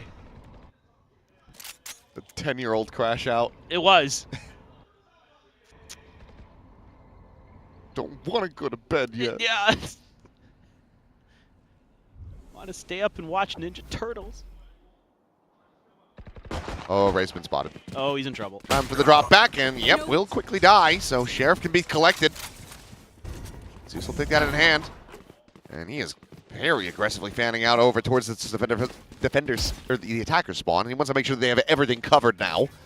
Meanwhile, it is just going to be Nats alone here on the site.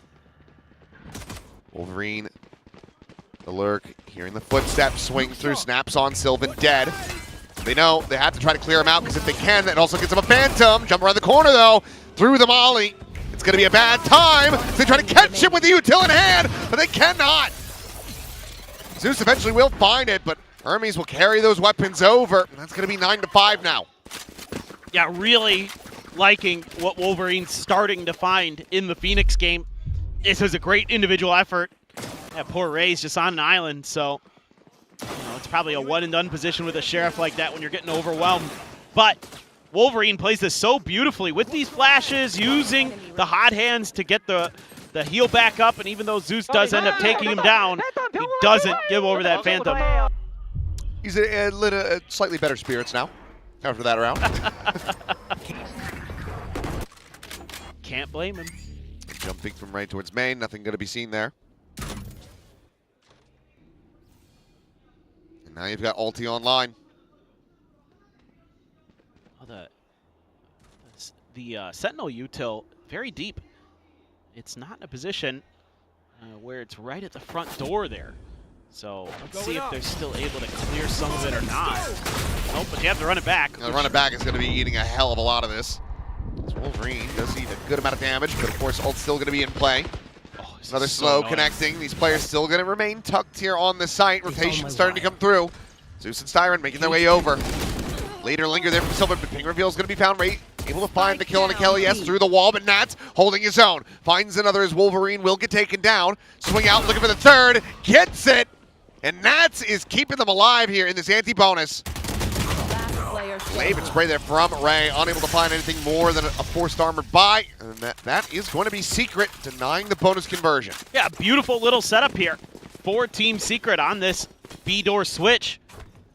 It makes life very, very miserable for the side of Onside Gaming.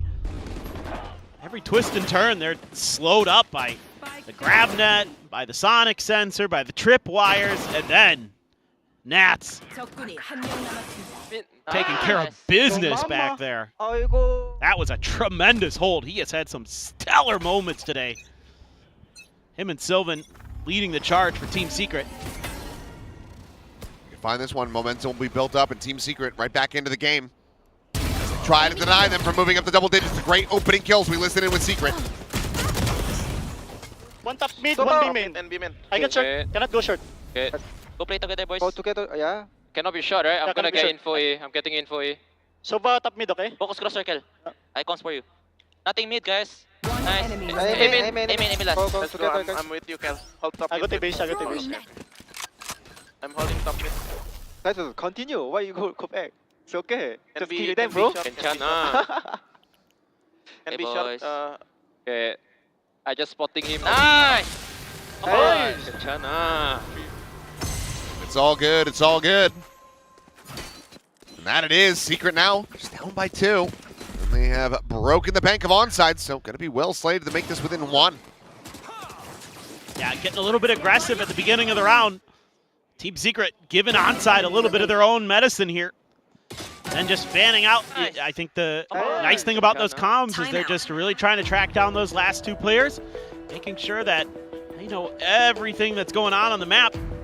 But another timeout here for Onside Gaming. Team Secret hasn't even used one. I was about to say, they have not forced a single one out of Team Secret, which, you know, like you said, you would have expected that maybe after giving up those first 4 rounds, but they have just been holding on to it, Spin, trusting in the team, and so far looking like it's decently well placed.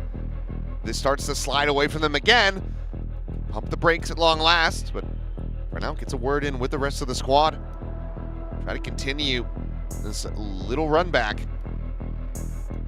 2 in a row now, looking to make it 3. Yeah, this is kind of where things get so annoying for Onside Gaming, because it's so difficult. There are so many like theoretical different setups you can have with these double sentinels, with the way that they can set up their util, where they could be setting up kill trips or traps, or where it's just info gathering. It's so hard to know. So it relies so much on your own sort of reactions and prep and understanding of, okay, well, if that trip is there, does it mean that somebody's around that corner, they're going to peek at me, or can I just kind of ignore it? Very, very difficult. There is a cam watching that B main exit for Onside as they just try to bully their way through 4 players strong. But that tripwire wasn't cleared by the shock, and so that sends them reeling just a little bit. Tough cross here if they go through short A. High-low setup. That's an outlaw, too, for Zeus, so very tricky potentially, but you have util to clear this. But that sonic sensor gives you a little bit of prep. It's just going to be a dry swing, isn't it? Back onto the angle, Cloudy down. Spike down mid. And Grabnet gets tossed in, Siesta cannot escape. That's the Phantom recovered into the hands of Wolverine, who has been tagged down to 7. Sets up the blaze wall, and okay, immediately finds a headshot. Kelly's dead. Still a far cry from round win, though. 30 seconds So now going to be locked out of the A site. Just be breaking that door, but with 20 seconds remaining, if they're going to try to go for a pivot, they have to get a move on right now, and there's still a trip situated on that market exit. Siren's still here. So this should be GG's on the round, you would suspect, as now they're boxed in. Left. And I mean, at some point, I mean, Hermes does not want to survive this round. One enemy And remaining. he will not.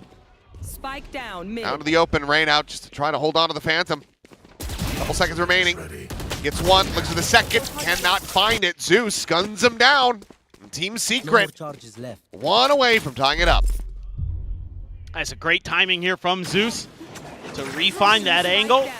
And then Kelly S follows up by just grab netting. He had the sonic sensor there too. Just being an absolute menace. And again, if you're not able to clear out a lot of this util early, which Team Secret just isn't giving you opportunities to in a lot of these rounds, their util is often quite deep.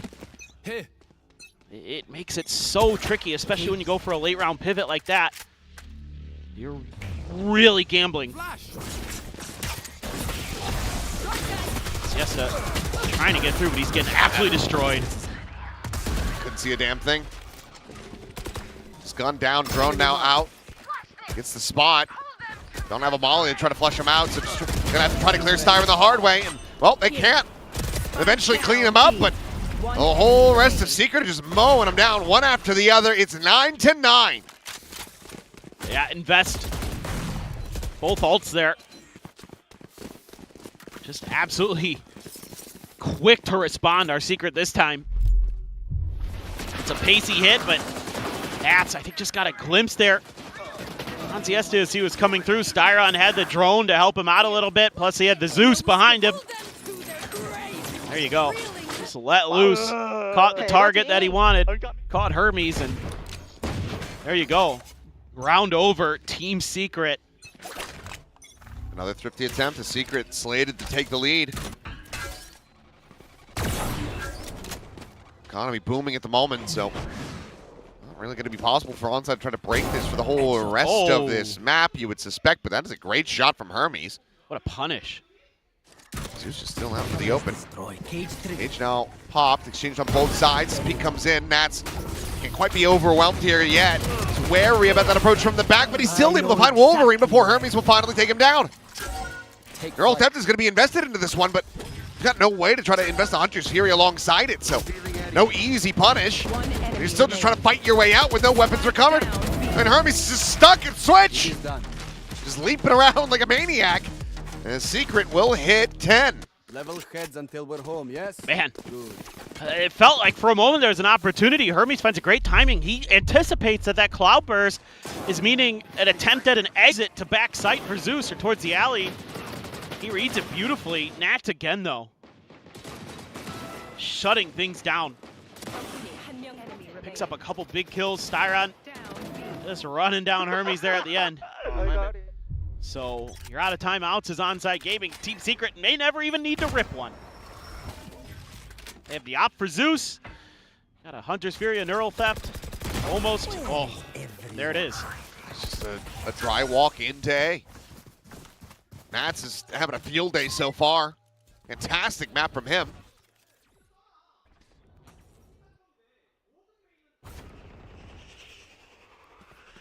Here. Zeus out wide, able to check over towards Cat. Will trip back a little bit. Doesn't want to overstep too many freebies. No escape. Not able to find the grab, but Ray, I mean, he's just basically contained away from the rest of the team. Sensor tripped. All he's set up, though. So for now, Kellyus is kind of boxed in, but look, okay, he's got enough of a gap. I was just wondering. I'm like, did he beef it a little there? No, it's okay. All according to plan. And it does expire anyway. But slow walk into tree, spike on the floor. Kellyus able to find that slide through from Siesta at Heaven. Will find one. Styron going to be eliminated. His relay bolt will not connect. Overdrive going to be popped. Wolverine finding one. Siesta with the other. Kellyus now struck down. It's Nats and Zeus. Trying to take this up to 11. Waiting for the join, and they're going to get the run back out of him. Bottom of the one, it's just a spray and pray and a backpedal here from Nats, who's eventually going to strafe into the shots. And, well, for Zeus, definitely have enough money to go for an operator and try to go for this play. But Wolverine will deny, as it's going to be tied up 10-10. Well, they're finally able to kind of wait out some of this util. Clear some space over towards short. It looked like, again, off of that Neural Theft, but they're able to just kind of take their time with it. Siesta gets all the way up into heaven. Rips the lightning guns, and this makes it really, really challenging. But like you said, you do get the Phoenix ult out of it, which is not bad, but how many charges did he get? Just the one, okay, just the one afterwards. Not too bad at all in a way for Secret. That's not good. No, That's it is not. Good. Can he get away? No, he cannot. Styron. Nice little setup. Nice little trap.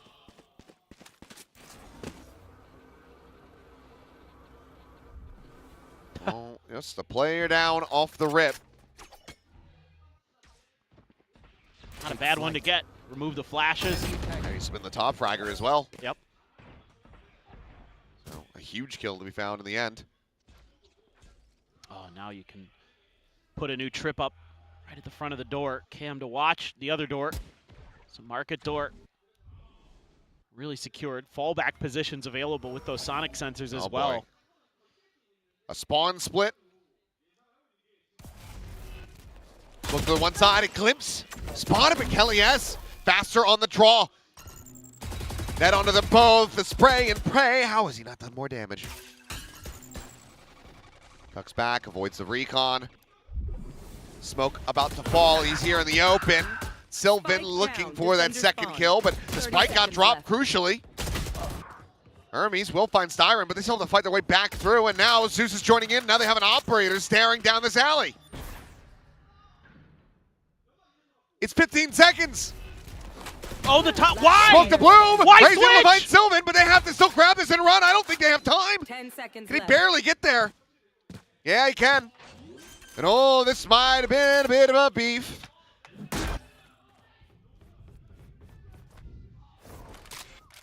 Zeus still with a chance. Two Cloudbursts to work with the market door shut in space. We'll break that open. The Paranoia set the fly. Spires to swing out. Ray dead. Just pulling off that low health. He's got the right read.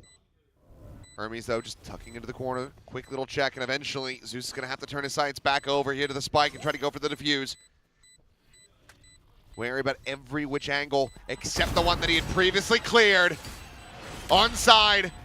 Oh, they scrape by with a round win. A bit of a freebie there at the end from Secret. They will once again take the lead. Now this is maybe just a little bit of the youth coming through here. The rookie player Zeus swaps his guns at the absolute worst possible moment. Just kind of leaves things a little bit awkward there. I mean, it was as the smoke was blooming, so it was going to be tough, but yeah. Understandable. Yep. I mean, I was kind of reacting similar there, Spin. Again, you're just kind of crumbling at the seams here as Team Secret. Some of these defensive protocols, I think, are falling apart. Trying to bait a reaction out of the Secret side this time. Would have loved to have gotten the grab net, but instead you get the wall, which you can quickly clear. And then make other decisions. So looks like they're maybe going to go for the pause into the fake rotate, but Styron not seeing much in mid.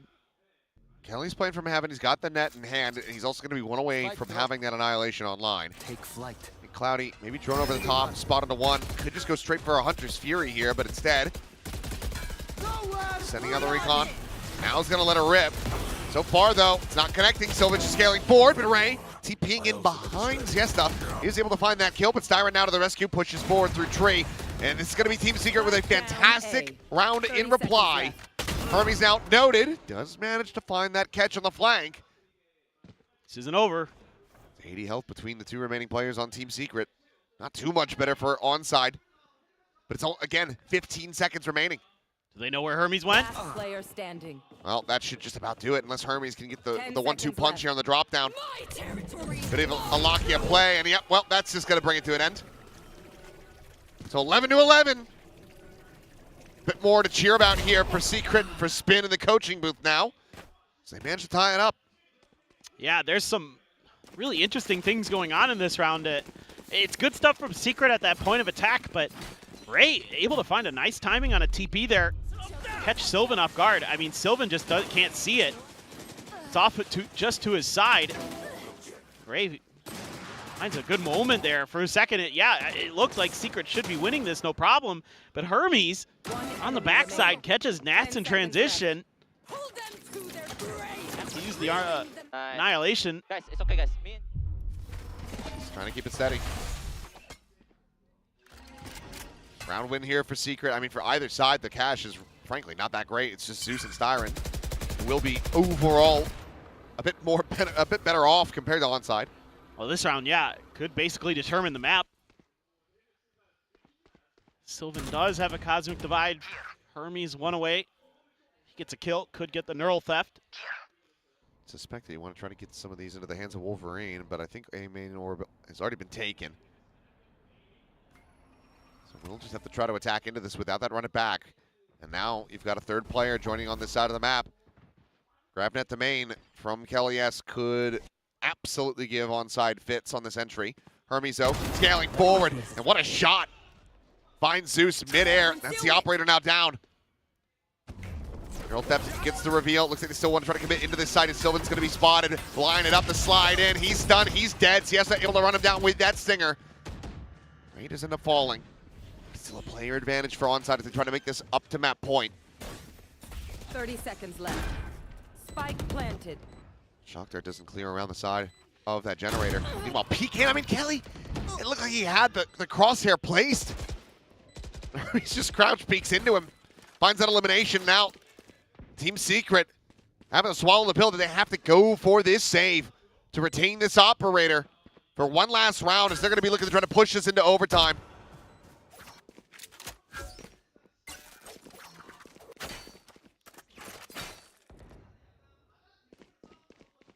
I was going to say, you should hear those footsteps, Nats. And I was going to say, Hermes, you also don't have a grand amount of money, so no. Chasing for the op, it's probably overall better value, but you're not going to be favored peeking that angle. So, it does make the wiser decision to back away. But 12 now, hit here by onside, one away from taking Secret's map pick. Yeah, just a lack of map awareness here from Zeus, not clearing that angle before going for the jump peek. Cost him his life. It cost Secret the round in some ways. I cannot believe Hermes won that fight against Kelly S. I thought Kelly S had him done, but he was just a little bit faster. And like you were saying, the money's not good, and so Sylvan only has a Spectre, Nats is a Sheriff, keeping a couple of those guns over from the previous round.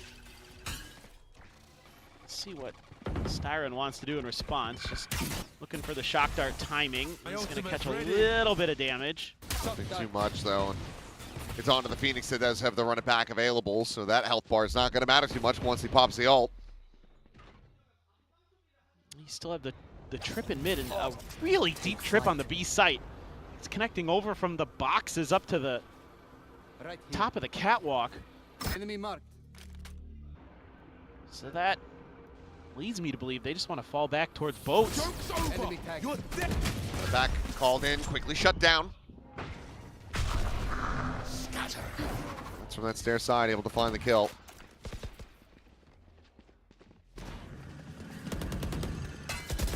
Consent cleared, cause divide. Try to peel back some of the pressure here for the players on the site. That's a Siren trying to hold their own. Cloudy's going to be taken down right. Eliminated. Nats finds himself another before finally falling. Suddenly it's a 2v2. The site has been broken open, though. The plant can come in. 30 seconds left. Hermes is going to look to maybe go around the world, or at least just tuck in the market for now. So Cosmic Divide will expire. Weapons can be collected, and it is. Sylvan now with an upgrade.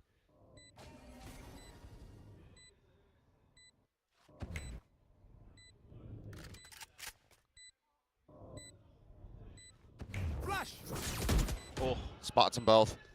Hermes just playing this one quietly, and as he swings, he does not manage to connect! And with Wolverine dead, now suddenly Hermes has to rescale. Back into the site. Remove the dart. The spam through. Kelly is dead. That's going to be it, the map, surely. The drop down through the smoke. Hermes brings it to an end with a Red Bull clutch. 13-11, Onside Gaming looking a bit more on point here today. Come out on top of Team Secret on Secret's map pick of Ascent. Yeah, both times able to make some good adjustments later into the halves. It was Team Secret who was able to find some streaks in the middle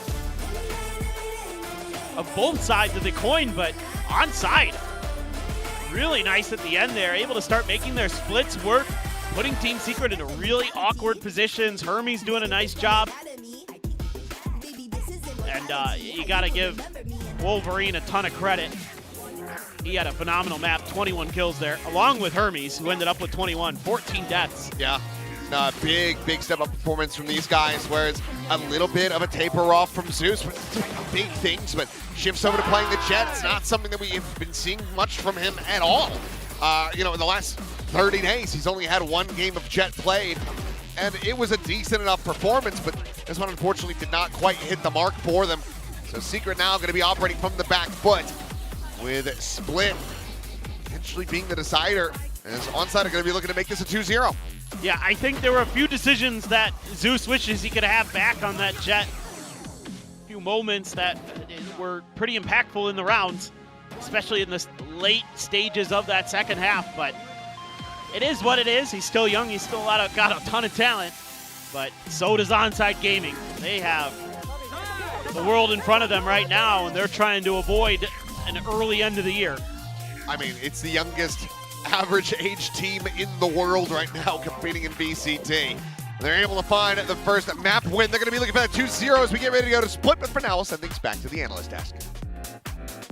Well, the youngsters have come out on top on Ascent. So close for Team Secret. There were too many close rounds, but in the end, Onside Gaming come out on top. But this wasn't how we thought this match would go down, especially when it came down to round per round and individual plays. I can't believe what I'm watching, to be honest. It's daylight robbery from Onside Gaming to steal this map pick away. I mean, I feel like Team Secret, they played those gun rounds so well. I felt like their game plan was rock solid, but they can't win a pistol. They're losing bonuses. They're losing these anti-ecos, and God knows how many 5v3s. It's crazy. I'm shocked that they didn't win this map. Yeah, I think Team Secret are going to be kicking themselves. Their third comp change, and honestly, they had some nice setups that looked very well drilled. Nats had some fantastic holds on the Cypher. You can see in terms of fragging, it's a pretty well-rounded performance. On the side of Onside, though, they made the best out of some of those half-buys. They had some really nice adaptation at the end of their attacking side as well. I like some of the splits that they were doing. They tended to shove up through spawn side a little bit more, or go up tree to heaven to split A.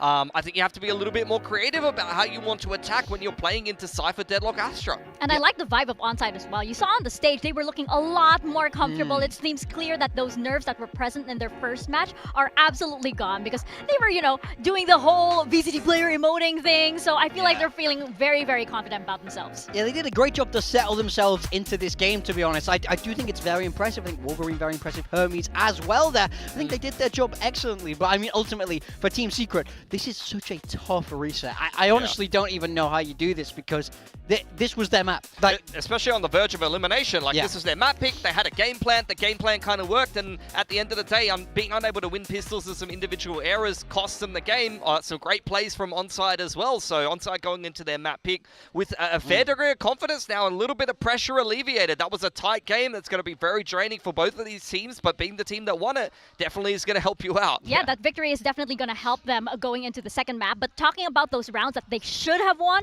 and did not, let's take a look at some of them right now. It's madness. This team can't buy a pistol. I feel like every time I watch Secret play, they're down 0-3 at the start of every single map. This one's no different. They lose that first round, then they lose the eco. That's fair enough. Then the bonus round, I think the mid rounding is not good here. They come back mid when they have both the mains, so you don't need mid. They lose this and they lose the anti-eco after. And then all of these other eco rounds just keep feeding into it. That was a 7-5 half to Onside in that first half, when really it should have been 9-3 the other way. Yeah, I mean, Secret man advantages that they had. Credit to Onside. I think in that bonus they had a really nice mid trap, so it's clear that they had their kind of setups and their plans that they were able to utilize. But yeah, multiple thrifties, multiple man advantages, and this is just how I felt with the Team Secret ecos. It was pretty woeful to watch, unfortunately. They really struggled against the pistols, but on the other side of that, you need some sharp players to punish you, and that's exactly what Onside are. They're young, they're sharp, and they're getting more and more confidence over time. And it seems as though Team Secret were their own worst enemies as well. And it was really frustrating to watch indeed. But on the side of Onside, of course, maximum effort for Wolverine, who definitely dominated this map, Bub. Yeah, 100%. Wolverine, we've seen a good game from him on the Cypher on Sunset in their opening game against KRX, but on the race, he was a little bit underwhelming. I was a little bit worried about him being the secondary duelist in this composition, but credit to him, he's really stepped up on the Phoenix today. He's playing a whole lot better than we saw from at least one of those maps in the opening series, and he's definitely one to watch here for Onside. And there's several rounds he just put on his back entirely by himself here, and if he isn't doing that, I ultimately don't think they win this game. This is the kind of Phoenix performance you're after if you're going to play it on this map. So full credit to Wolverine. I think this is a really excellent game when his team needed him most. Yeah, suddenly wondering like, well, why did I shy away from picking him? I thought about it because his name stands out to me as an X-Men fan. Yeah. So I always thought about picking him, but Yeah. I didn't. I second guessed myself. Looking absolutely huge Jackman in the server. Oh, absolutely. Okay, that's a copyright infringement, buddy. We're off air. well We're off done. air now. Well Sorry, done, guys. Pilsky. I Well brought done. the whole league down. No, instead I applaud you. Marvel of all things to get on our backs. Well done, gentlemen. I'm so proud. We are going into Split now. What are we expecting here? Because Team Secret, I really think that they've got a lot of notes. They've got a novel of notes here from Spin. I mean, I wish I knew. I wish I knew what to expect because it's so hard to fix these kind of mistakes that they're having. Right now, I think they'll be really feeling the pressure behind that stage because they're on the verge of elimination. They have to win this map or their year is over, and you're coming off the back of a map loss that you know you should have had. When we saw them play last time, they were running with that Sage, and I quite liked it. I thought it was a decent comp. They played this against DFM, and this was another example. I think they lost 13-11, and they lost both pistols, both bonuses. Once again, this is a problem that they have to fix if they're going to turn this around because they can't keep losing these very, very close games when they know that they're winnable. So I liked their split last time. I don't think it's a bad map for them, but it ultimately is Onside Gaming's pick here. Yeah, for Secret, I mean, you can see that they ran the agent comp that Onside is known for on this map. We've talked about the double duelist pairing of Ray on the Waylay with Siesta. It's something that they were very much known for in Challenger's career. So this is one of the examples of a map where they do run that. This is where we get into the whole debate of now Awake isn't in the lineup and Hermes has come in. Is Hermes going to play that secondary duelist here for Onside, or are they just going to have Hermes be a role player in this roster and allow Ray to play the Waylay and Siesta with the Neon and lean into the strengths and the comfort of Onside domestically? Or, again, we haven't seen them play this map for quite a while. Are they just going to rip something completely new here? No, I want to see them do what they worked. What worked for them in challenges? I feel like that double duelist pairing of Siesta and Ray has been so sharp there. So I don't need to see big sweeping changes, especially after last week when we saw them pick Sunset and it didn't work. I hope that they've simplified and gone back to comfort here because that's what they need right now in my mind. That's exactly what Hype told us earlier, right? We were wondering if, like, you know, Hermes coming in was a little bit more of a transition, but he said that all of the players, the whole team wanted to emphasize comfort for all of these players, especially coming from challengers and going on a stage like this. So I am expecting that. I am expecting that double duelist. We are probably going to see Ray on that too. And Ray is just like, we were talking about how much he actually thrives on this stage as well. This is him in his comfort zone. It's time for the Relay. That's what I want to see. So let's see what we're going to get out of the agent compositions. We've seen Onside pick something they haven't played too much. Now they're going to pick Split. It's a map that they have repped a fair bit in the Challengers scene. And there it is. They are going to play Siesta on the Neon and Ray on the Waylay, backing them up. This is peak comfort here for Onside on the attacking side to start out here. For Team Secret, this is the third different comp yet again we've seen here on Split, similar to what we were talking about with them on Ascent, but they have played Onside's comp in the past, so they at least kind of understand it. Yeah, they swapped across to kind of what we saw from them on their Summit, prioritizing that Vice and the Viper. I think it's a nice change. I think they're trying to do everything they can to shore up their defender sides. We heard it from Spin that he felt like that was a problem, and I'm hoping that that's what this composition can fix. But we need to see them start strong in this first half. They need to get out to a lead. I'd love to see them get a pistol and a bonus and be clean in the late round, or they won't be good enough to win here today. Well, I would love to see that too, but Onside Gaming, this could be the start of their miracle run here, or for Team Secret, this could be their last chance. And Paperthin, Achilles, as we move into a new format next year, this could be the very last chance for Team Secret too. Very well could be the case. Let's see if they can rally back. It's a map they've played plenty of here in VCT Pacific. Should have some of that innate comfort. Let's see if Secret are going to be able to find this win on their opponent's map pick, or if Onside will keep themselves alive, send Secret home. It's a big question. Going up against that double duelist. You know, a lot of work. It's going to have to be done here by Nats again. He was great on Ascent at times, but on this Vice, going to be called upon to try to slow down the Neon. The Waylay is a little bit more problematic. Some options to get over the Vice util with the dash, but kind of curious how this will pan out because Team Secret there crumbled at the end of Ascent, losing 4 out of the last 5 rounds. Are they going to be able to bounce back and send us to Haven, keep their season alive? Or is it going to be Onside moving forward? Quick double dive forward into heaven. Peek out into the refract. It's just going to be a minor little damage trade. Meanwhile, Wolverine walking all the way up and will get caught.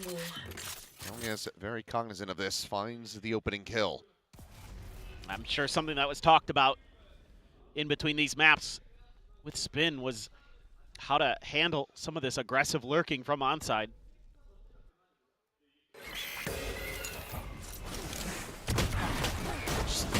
Pounding out of his chest and finds a second off that.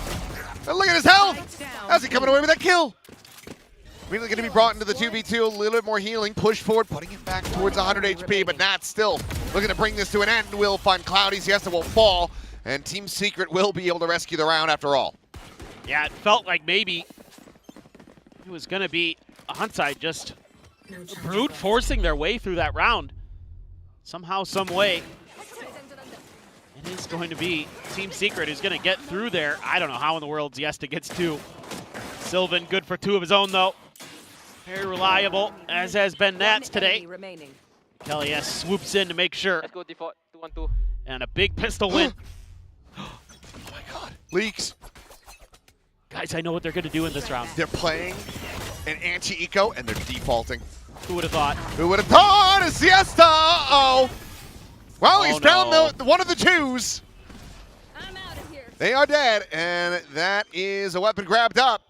Toxin screen down. Spike planted. Oh, what a pacey ballsy hit from them to just run at them with the buckies.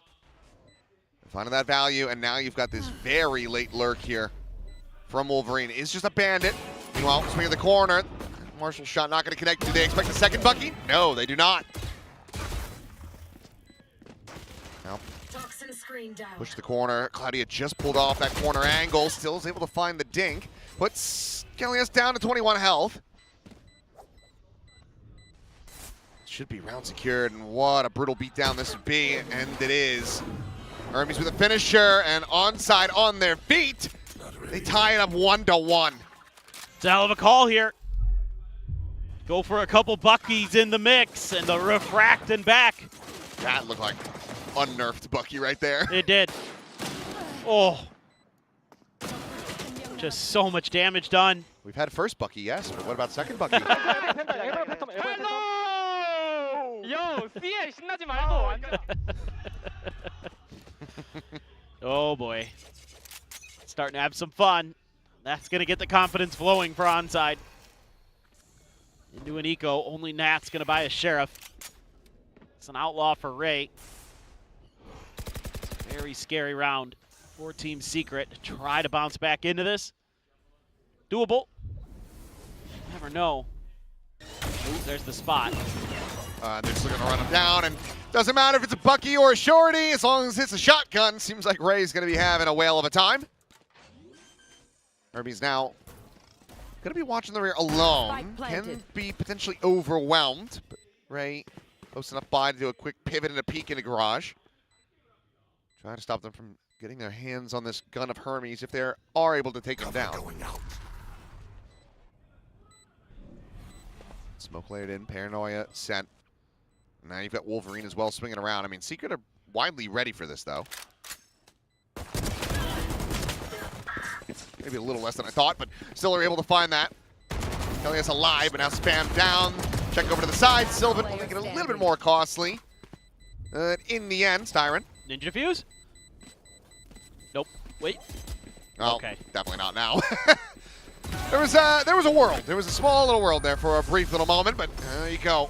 Round gets closed out. It's 2-1.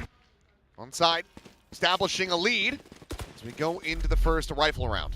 Yeah, I didn't know we were teleported back to Santiago here. All the shotguns. It's a great read from Hermes. They know that they might be thinking about going for that Bulldog, and if they don't, still probably tucked into that corner. Schmidt on the second timing. Let's not go early, okay? And Nats is very frustrated. It's been tough, but Kelly S trying to keep him stable. He is, well, the up and over into the smoke. Secret looking to try to bring this to parity, make it a 2-for-2. The overdrive is going to be popped. We'll listen in with Team Secret and see if they can steady the round. One aim in. One for this guy. One for this guy. Last player standing. Toxin screen 70 down. Viper, 35 Willy. Turn it off. Stop the comms. Spike It's over. planted. Cat. Yeah. It was already set. I had to throw to it, I know. and then it just died. Yeah. I mean, Onside's just running at him. There's zero fear right now in this team. They know that they can just outshoot him, outmaneuver him. Having that Neon in there, making it really challenging to stop their roll, especially when you have the ult for Ziesta. It'll just clear so much space. They'd love to get this gun from Sylvan. They won't be able to. Not going to be nearly enough time to get all the way back there, so. Yeah. Okay. Doesn't matter none, though, here for Onside. The kill over. I mean, sure, you get the Omen ult online, but ultimately, it's the 3-1. You've broken down the economy of the opponents yet again, and you've got plenty of cash. As that is a great shot from Hermes. One enemy remains. And then able to stop that swing, and it's going to have to be Spin getting in there to try to swing the momentum back to Team Secret. And the Team Secret players looked very flustered down there. Feels like a lot of what they're trying to do just is not holding. So you're going to have to try some different approaches. Great. Yep. Great drawing. Yeah, yeah. I mean, it really would put a nice topper on it all if like Wolverine finished every sentence in his comms with Bub. That would be good. Let's go, A Bub. Let's go, A Bub. All I can think of when I see his name though is oh crap, now I can't remember the name of it. The old movie where it's like gorillas in America, like the kids trying to defend America from an invasion. Of Red Dawn. Oh, okay. It just came to me. I was like, where are you Because going they're like with this? Wolverines. Yeah. But they did remake that recently, so well, not recently, but like Stay focused. think of the 2010s, which feels recent to me. All right, well, we'll get into the next round here, Bubs. See if Onside can deny the thrifty. Obviously, one carryover rifle, and no, Siesta hits the transfer to gun down the 3. Not for sure after the initial whiff that he was just going to die, but says, well, not you. I'll kill the guy on the right first, then I'll come back to you, and then I'll kill the other one counter swinging from Ben's side.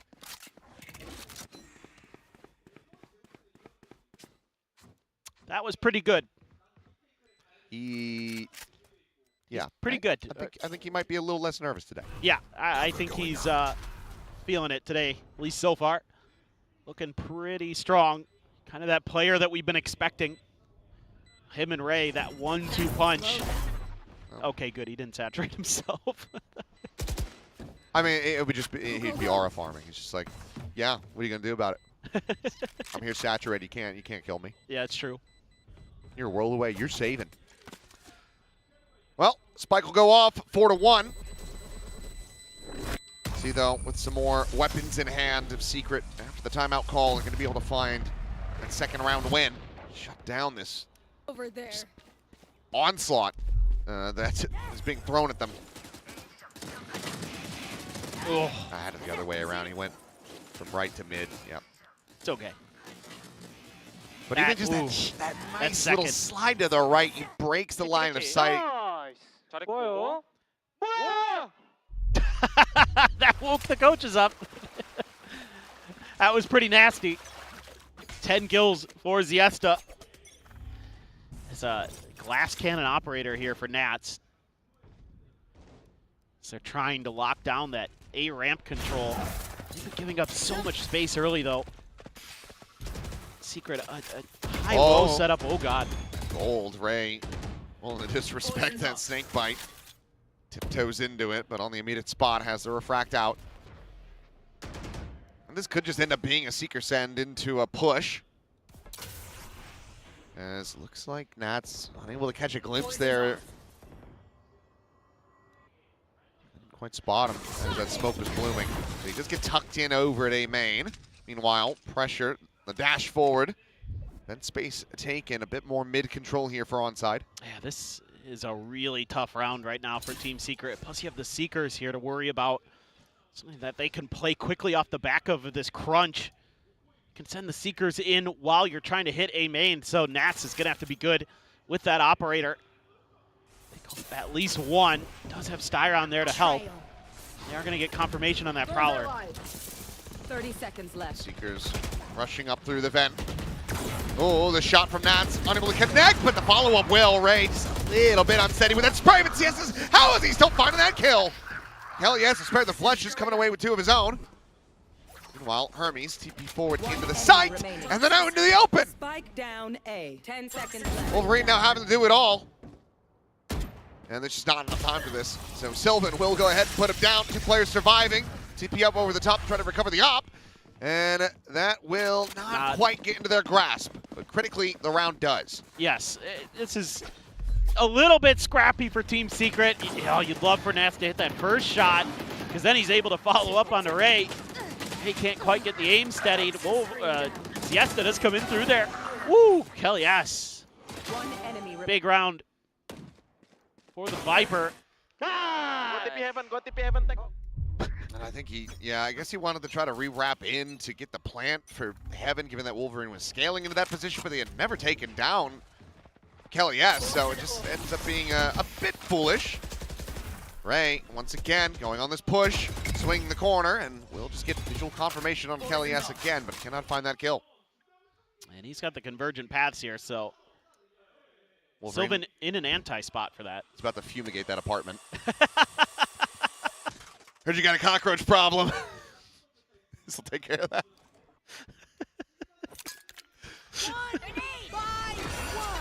Will sends it over towards drop. Didn't land on the Raptor, which is I think where they wanted it to go, and this round is not quite going where onside, the way that onside wanted it to go. They didn't even need to reveal Sylvan's position here. They just got the 2 kills anyway. And that's with the convergent paths invested as well. Yep. Gun barrel spotted. Go on my mark. Sylvan just like, yeah, I got this. It's a great last player standing. Oh. Okay. Looking to make this a flawless. Cloudy should just tuck away for these next 30 seconds. Maybe he tries to play for some damage and an ult charge, but given that you've got Styron who's 1 away, given that you've got Zeus who's 2 charges away, it is risky, and the op will go ahead and take it. So, Team Ace, everybody getting a piece of the action, and Team Secret starting to steady things.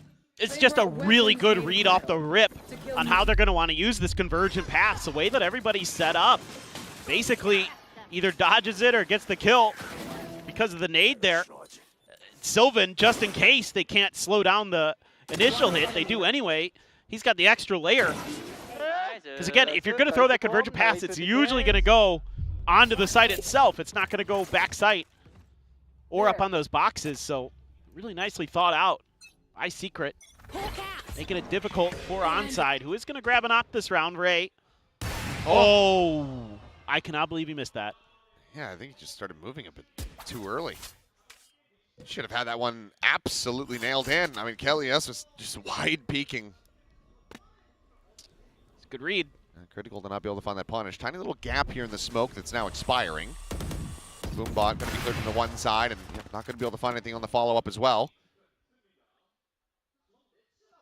Meanwhile, Nats considering a deeper position. How far does he want to swing? Looks like he'll just stay put right where he's at. He's on a pretty good line to at least be able to find a 1-for-1. Has some thorns behind him to give him some protection, but he's got to get that first kill. If that Neon gets past, he's in trouble. Dude managed to find the full flash and no way to escape from there. Nice little catch. Can now disrespect the shear wall that's deactivated. Smoke goes over to screens, and the spike will get planted here. Spike planted. Kelly still from ramp. Not quite able to find it. Just a little bit of damage on the Siesta. Now a 3v5 work cut out for them to try to get this retake. Right, pushing to the open by the pain show. Will end up getting punished. Good little 1-2 punch as Hawn Clears out that drop at main. Last pack forward, Zeus swinging the corner, fully binded up, but so is Cloudy, and Cloudy! He recovered his vision a little bit faster, but Zeus is still able to find the kill. Meanwhile, up into heaven though. Going to Sylvan. He's looking to delay the defuse, and yes, well, he'll have him lined up. He'll have a 4K, and onside will have a 5th round win. Ooh, man.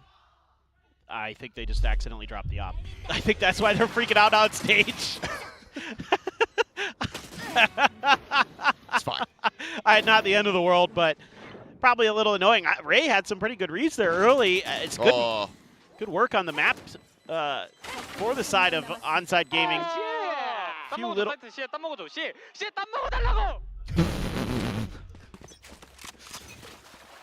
Nats is gonna have enough for another op. I don't like that position he was in though. Doesn't really give him a lot of outs. That's very all in. And a great flash from Cloudy too to tee that up. So again, this kind of beginning of the round, poking and prodding, slowing up the pace by onside gaming.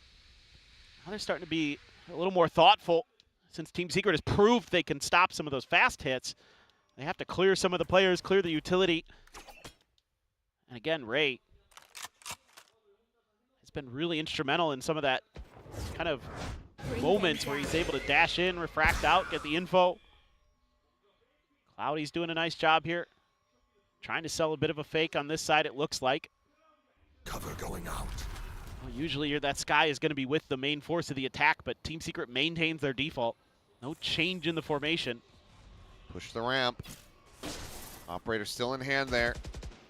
As Nats watches the peak and will be able to find the one, but it's a 1-for-1 exchange. Ray did get collided to 18.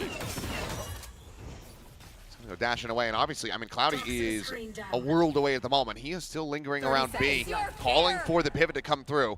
Nightfall going to be sent back. Meanwhile, Cloudy spotted on the jump across. Kelly S. still here within the pit. Does get caught. Shorty unable to flush him out. He's going to be recovering here pretty soon.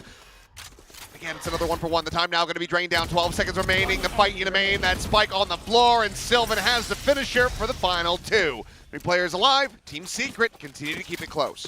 Yeah, this is so crucial this time. Nats is able to find that value out of the operator up at the top of A Heaven.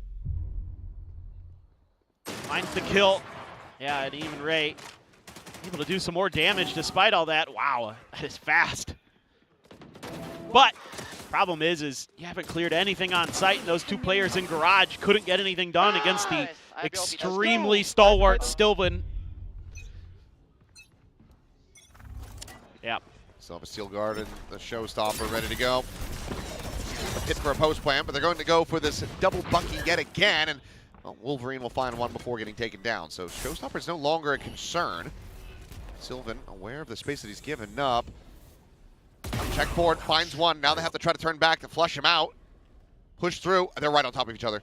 They are right on top of each other. It's yes and none the wiser. Sylvan looking for that 4th. Can't manage to find it. Cloudy will be able to come away with the kill, but pushes out. Styron's there. And this is just a series of people walking through walls and dying. I have the spike. It's like Takeshi's Castle out here. You walk through the wall, and then you get hit by a boulder.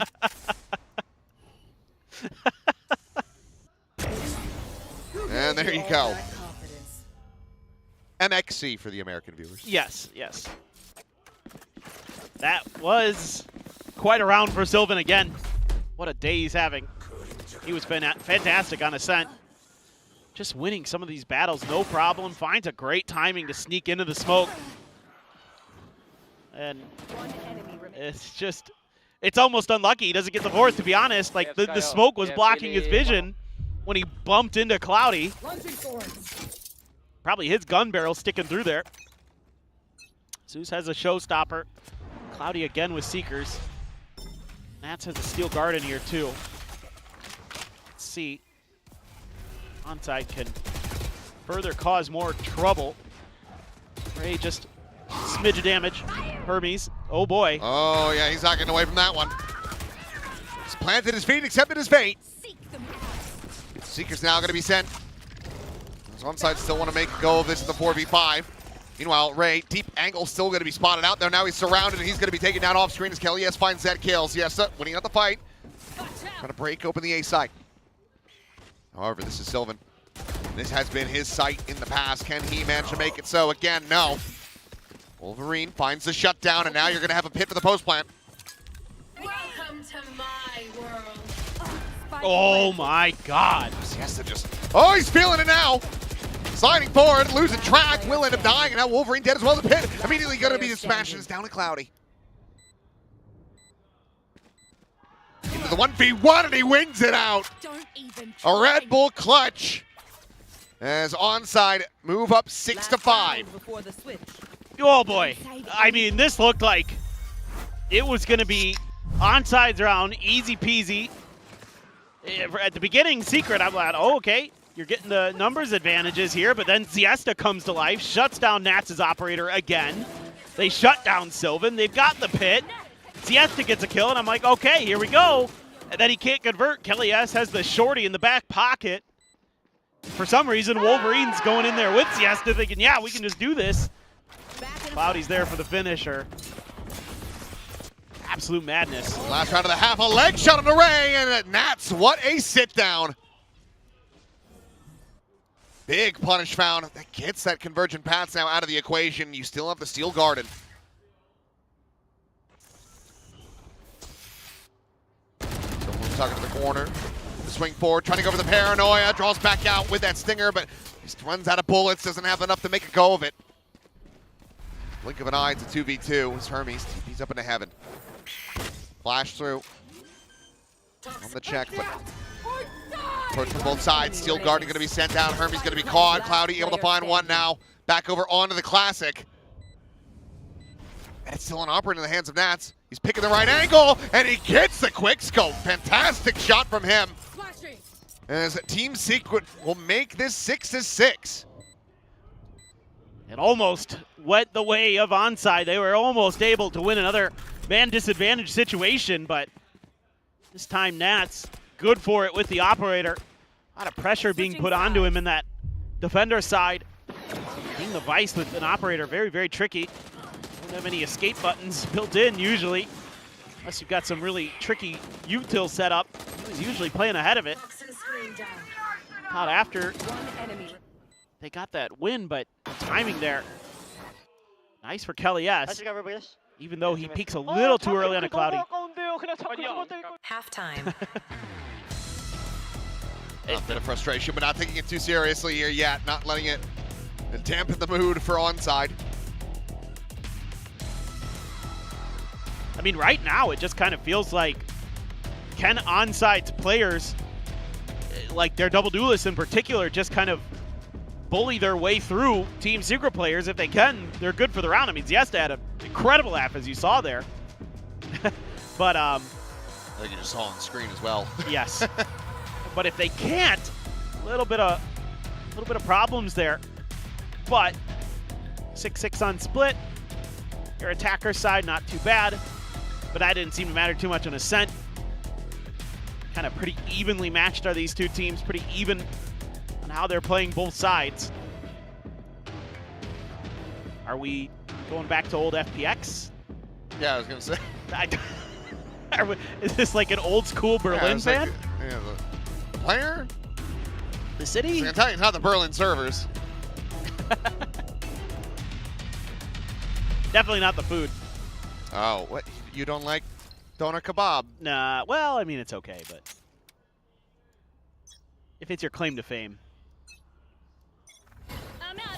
What was up with the map UI there? I'm not sure, but Nats continuing to deliver. Sliding though, Siesta gets himself a second kill. He's sliding back. How is he not dead? They finally have taken him down, but my God. Just running all over the place. Oh, and the spot out. None the... For a second, I thought Wolverine was going to kill him.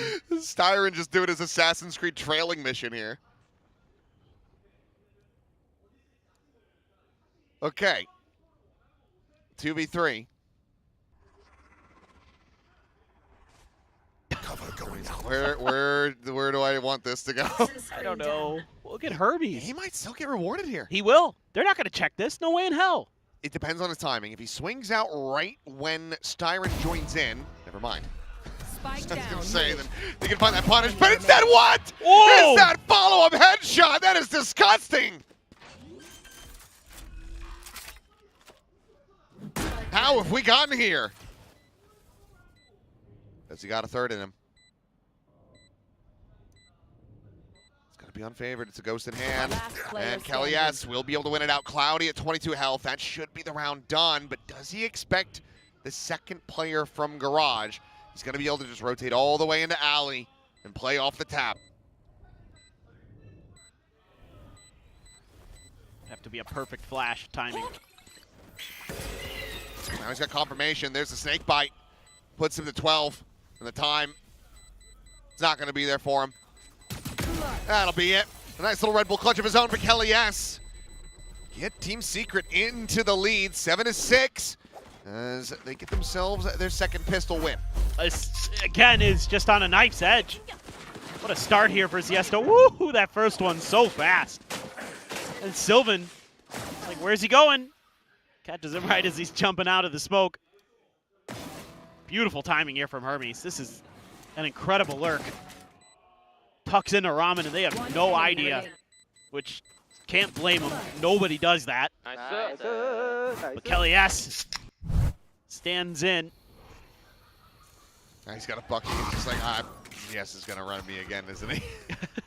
Cover going on. Ray has a shorty. Yep. And that's just looking to fight fire with fire. There. Love to see. Oh, Styron. Wins that fight. Wolverine down. Did take a bit of a beating. But all in all, not too bad. It's the player with the ghost, so could afford to lose him anyway if there was a trade. In fact, you keep him alive to now have the haunt to try to clear out the site. Honestly, all the better. This is scary as hell for Team Secret. There. Haunt going to be set. Siesta not able to find that token that he really wanted, but Cloudy still able to find one. The slide across. They're both just tucked into the same corner. As, I mean, it's one hell of a way to try to shut the door on an enemy team. Ray swapped the shorty, swapped over to that ghost, and meanwhile, I mean, A-site's been evacuated, but Team Secret could just repop into this. I don't think they really have been able to read that just yet. 30 seconds left. Might get an idea, but look at Hermes. Just on the corner. I mean, it's a wide enough angle. That Bucky's not going to do nearly enough. And like you say, Hermes, zone at the moment. He's got a chance to... Was it heard? 10 seconds left. I think so. Spike There's no planted. ping coming down, but I mean... He's watching that way. The fortunate thing for Secret is that they have so many people alive that they can just watch every angle of approach anyway. That's true. Trying to fake some noise. Shadows traveling. Just want to play for exits at this point. Secret are getting clustered to go into this direction. It is only Nats pushing his way out towards screen side, swinging the corner, kill found, and Hermes does get another, so quite a bit of damage going to be dealt. As Nats, I don't think he's going to be able to recover anything else. We'll just be carrying that Bucky over into the next round, so less than ideal on that front. It's good damage from onside, but now a 2-round gap established by Team Secret. Yeah. Nice little play there for Styron. Zeus takes the right angle, and Team Secret doesn't fall for the shotgun trap this time. Remembered it from the previous half. Not going to make the same mistake twice. So a lot of rifles. Still, anyway, for Team Secret. I mean, they're going to have 3, which is not bad. Sheriff for Sylvan, still that Bucky on Nats. Let's see what the defender side looks like here for onside. It's going to be the first real glimpse of it. Yeah. Be right back. I would anticipate some levels of aggression, and they are being aggressive outside of the 8. Hold. Sylvan. I don't know. Did he try to TP there? Yes, he did. Okay. Well, you know, you win some, you lose some.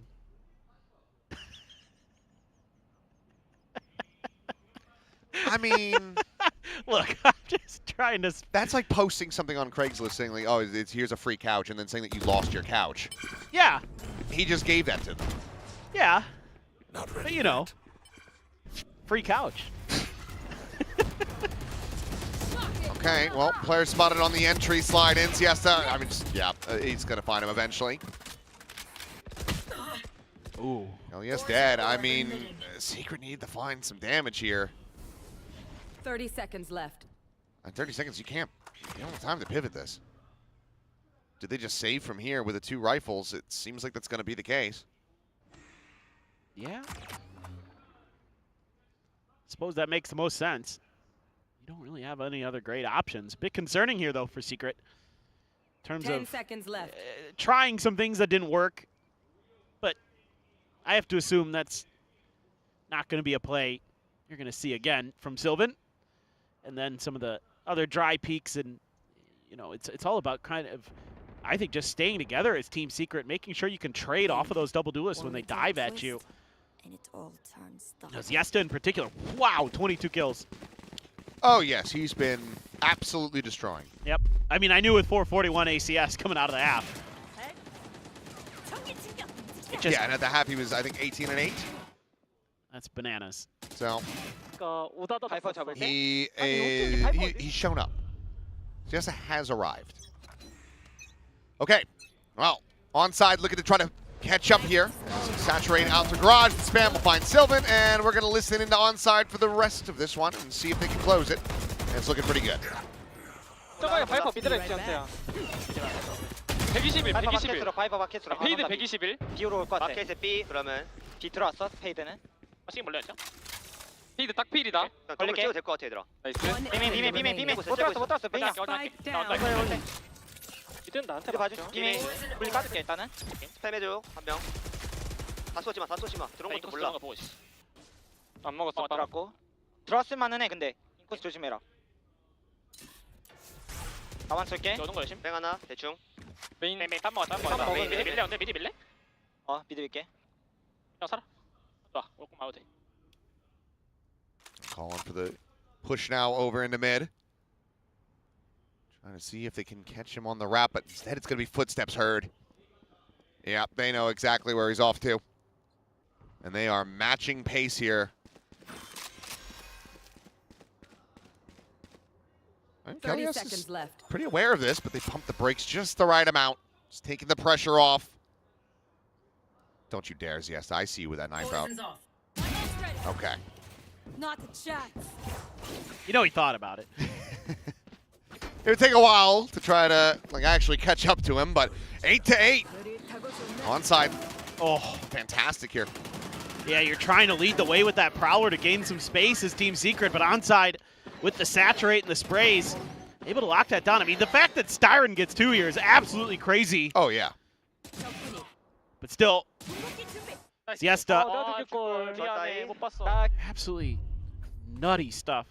Good, nice to listen into there. Just discipline in that situation. Nobody overcommits. Nobody makes a mistake. They know when they need to leave. They use the util to delay and then check. Very good. Ray here knows there's a couple players there, but can't hit the shot. A good one to be found for Zeus. Right, oh! Okay. Rip and tear. Let me see more of that. He did. Siesta fast on that arrival. Meanwhile, very late lurk from Styron, just now working his way through the B site. Spike planted. Thought for half a second Sylvan would just TP over. Just looking to try to hold them back. Paranoia going to be layered in. Snake bite. Ziesta trying to disrespect that one's going to be spotted. Zeus able to find that third. And that will be Team Secret steadying things in a massive way. Big round to be found. It's a thrifty for them to regain the lead. This is what you need from Zeus. You need him to heat up. You need him to match Ziesta in this server right now. Okay, nice. Just sidesteps this one right here. Whoa. Catches the glimpse and able to get that crosshair right where it needs to be. Right after the flash pops. Beautiful. Nice gun. Timeout. That was a great little buy up there. And that's going to force another timeout here. Oh, the first one from onside. Yeah, surprisingly, it's been not that many. No. At all in this map, considering how close things have been. They've very much been close to the best as they possibly can. I have a question. This is sure just it's going to be a stupid one. Well, probably, but well, maybe not. I don't know. So I don't know if this has been answered. Siesta? Is it supposed to be siesta, like as in taking a nap, or fiesta, as in having a party, or por qué no los dos? I have no idea. I mean, we just have to. We'll have to, I'll have to ask him. I just realized that because I was gonna make a joke about his name, and then I'm like, wait. It's Ziesta, I suppose. I assume it's neither. Neither. It's an X. You idiot. Could be the case. I'm just curious because I was thinking, oh, I could make a party joke reference here, but I'm like, wait, what does this actually mean? I mean, he was taking a siesta in their first series. And now he's having a fiesta. Yeah, he has woken up. There you go. Fake of the T-Paint, trying to instill some doubt here. Here. Check towards spawn. And Cloudy sees that smoke, and he's just like, I don't like it. Yeah, that's a little sus. Team Secret, though, as well, thwarted by a singular smoke. However, a lot of time, and onside ripping the Seekers pretty early. This is actually potentially very confusing because two of the Seekers... Yeah, they're going through A main. Yeah. But they are going all the way through spawn. Okay, now you're going to figure it out. They just dissipated, though. Well, TP over towards Alley to try to join in. Zeus with the showstopper going to be popped. Hasn't quite fully swung the corner. Sensen will be able to find one. CS going to be taken down, but Wolverine now out on high. Comes away with Kelly. Yes, Nats is dead. TP to back sight. Oh, and this little ring around the rosy here from Team Secret. 30 seconds ends up left. getting punished. Byron spotted, just sending out the C's. To no real avail, can't get the grab, and now it's on Sylvan to try to find the breakthrough. Comes up with one. Paranoia sent down below. He's in a little bit deeper, but now the spike is dropped. That should be the round done and dusted. I mean, Sylvan's just a hair off on that spray. He gets it! And Sylvan takes the Red Bull clutch! Oh, onside. They go messing around with Sylvan, and they found out you cannot give that man these opportunities, especially not on this map. No, you are absolutely right. Disgusting work from Sylvan. I thought this round was cooked. He drops down, double headshots. Oh, yes! Yes, Sylvan! What a beast. I mean, it's just it's a monstrous overheat. That's some of that youth, some of that inexperience. Look at all the shotguns here, though. I got to point out that convergent paths as well. This is a very doable round for onside. Oh! Scout destroyed. Made that look way too easy. Special delivery. And he's looking for a little bit more now as Siesta. Zeus will fall. Counter spam out from Wolverine, and they find Nats. And it seems like, well, onside may be able to shrug off the oopsie from the previous round. Sylvan, though, still alive. Finds the first. Drop down. And it's going to have to be all Sylvan all again. Taps it, anticipating that counter swing from heaven, none to be found. Smoke for smoke, the plant attempt. More damage going to be suffered, and this time Sylvan will not be able to find it. As onside answering back, keeping things close. Well, this turned into a winnable round for very different reasons than I anticipated. I thought with the convergent paths and a overdrive, that's how you're going to be doing this. But no, I should have known better. The shotguns is all you need. Yeah. They just have kind of that same energy as Nongshim in some of these rounds. You know what I mean? Like, just send it with shotguns and see what happens. But they're wildly aggressive. They do change the tempo a lot too, though. I mean, I think there's a lot of good things going on in this onside team. You've got talent. You've got some pretty good changes of ideas, changes of pace. You can show a lot of different looks to your opponents. Sure, there's some overheats, but it's Pacific. Every team does that, if we're just being honest. It's, you know, a weapon in the process of being forged. You still have to temper it. Right. So work to be done, but the positive signs certainly are there. Zeus taking a little bit of damage. As Nats wants to up any kind of punish he can get in mid. Well, I think they're looking for some kind of B hit here. That's Team Secret. You want to get that pit into play. So you're going to leave Kelly S pretty far behind to watch mid, watch your flank, and rely on the others to break through, try to get through this two-man setup. Oh boy. How did Kelly S just die? I'm not all too sure. We'll see it on the replays. Who's able to find one? Ray is going to be eliminated, but Wolverine in with another shout is Nats. Ooh, the silent drop down from Robe. Gets the second kill. It's a monstrous play from him, but the overdrive is going to be there to counteract the steel garden. Fast lane set up. Sylvan has fallen. Now it is all on the Styron. And he will not be able to find it. It's a 3K from Siesta to tie it 10-10. He's about to drop 30. Yep. This is what we've been looking for. He is absolutely crushing. Oh, that's what it was. Kelly S went for a peek there. Thought maybe he could find a timing and was just outdone. And then you're like, oh, Nats is here. This is fine, right? Nope. Steel Garden don't mean nothing when the overdrive is in play.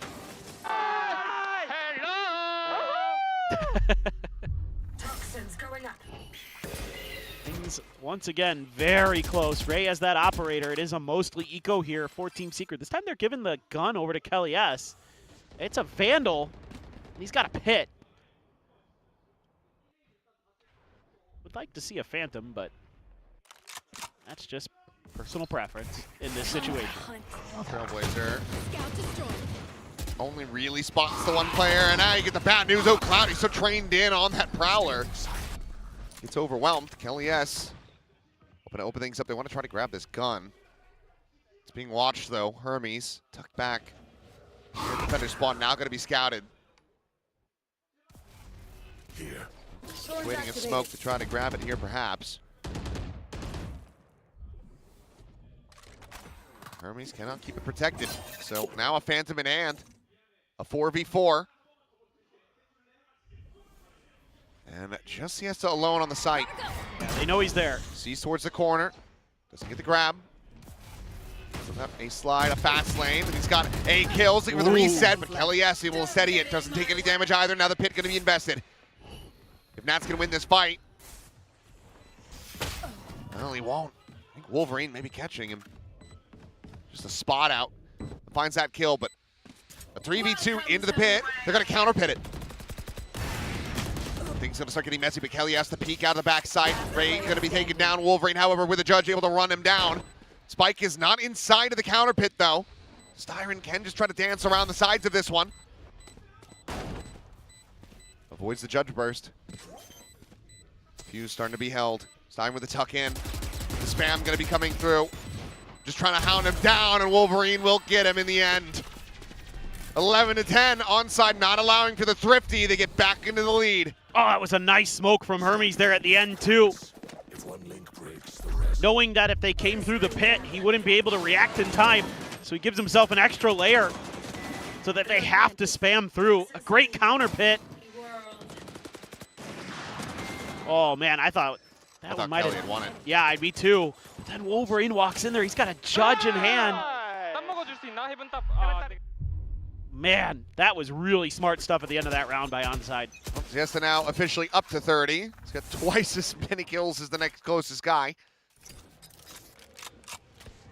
He's nearly got 2 kills per years of life lived. Not bad. It's pretty good. That's not bad.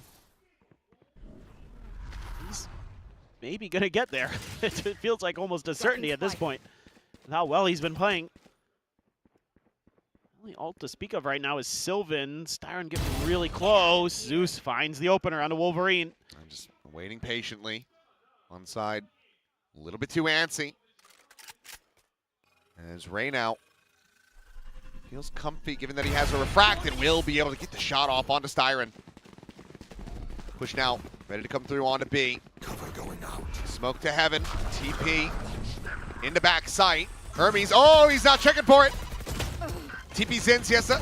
Taken down, and okay, was it canceled from Sylvan? Now, Hermes in an established position, waiting for the reinforcements to join in, but will not be able to find the follow-up kill. Zeus survives with 30 health.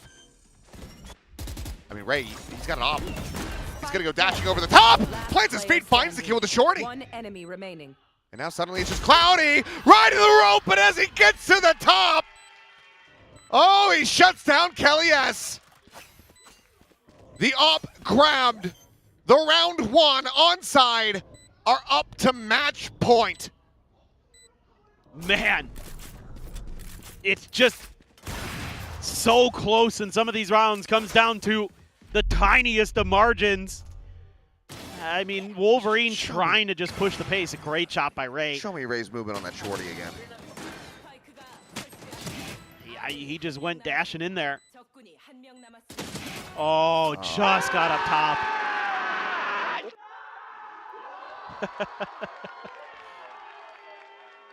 Insane. And now, the final timeout call for Team Secret on split and potentially in VCT Pacific here in these play-ins. They need 10 rounds in a row to push us into overtime to try to find the victory to extend this to a third and final map.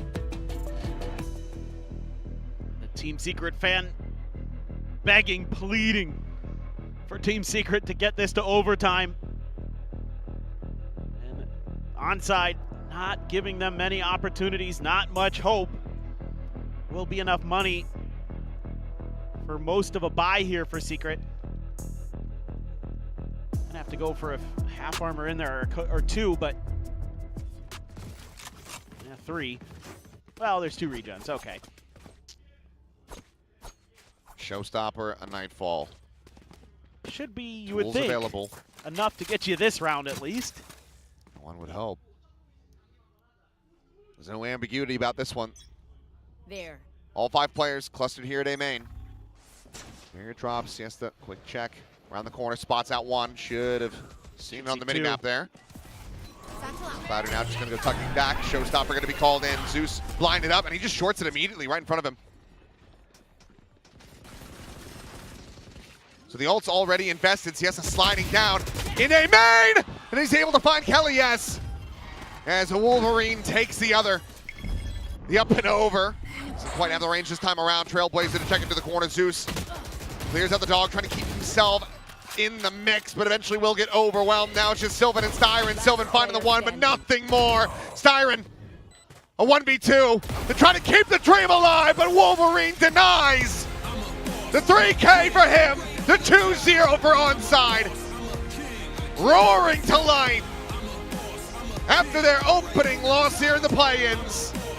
This is the team that was promised. This is the form we were expecting from Siesta. It is exactly what we were all hoping for, what we were all looking forward to.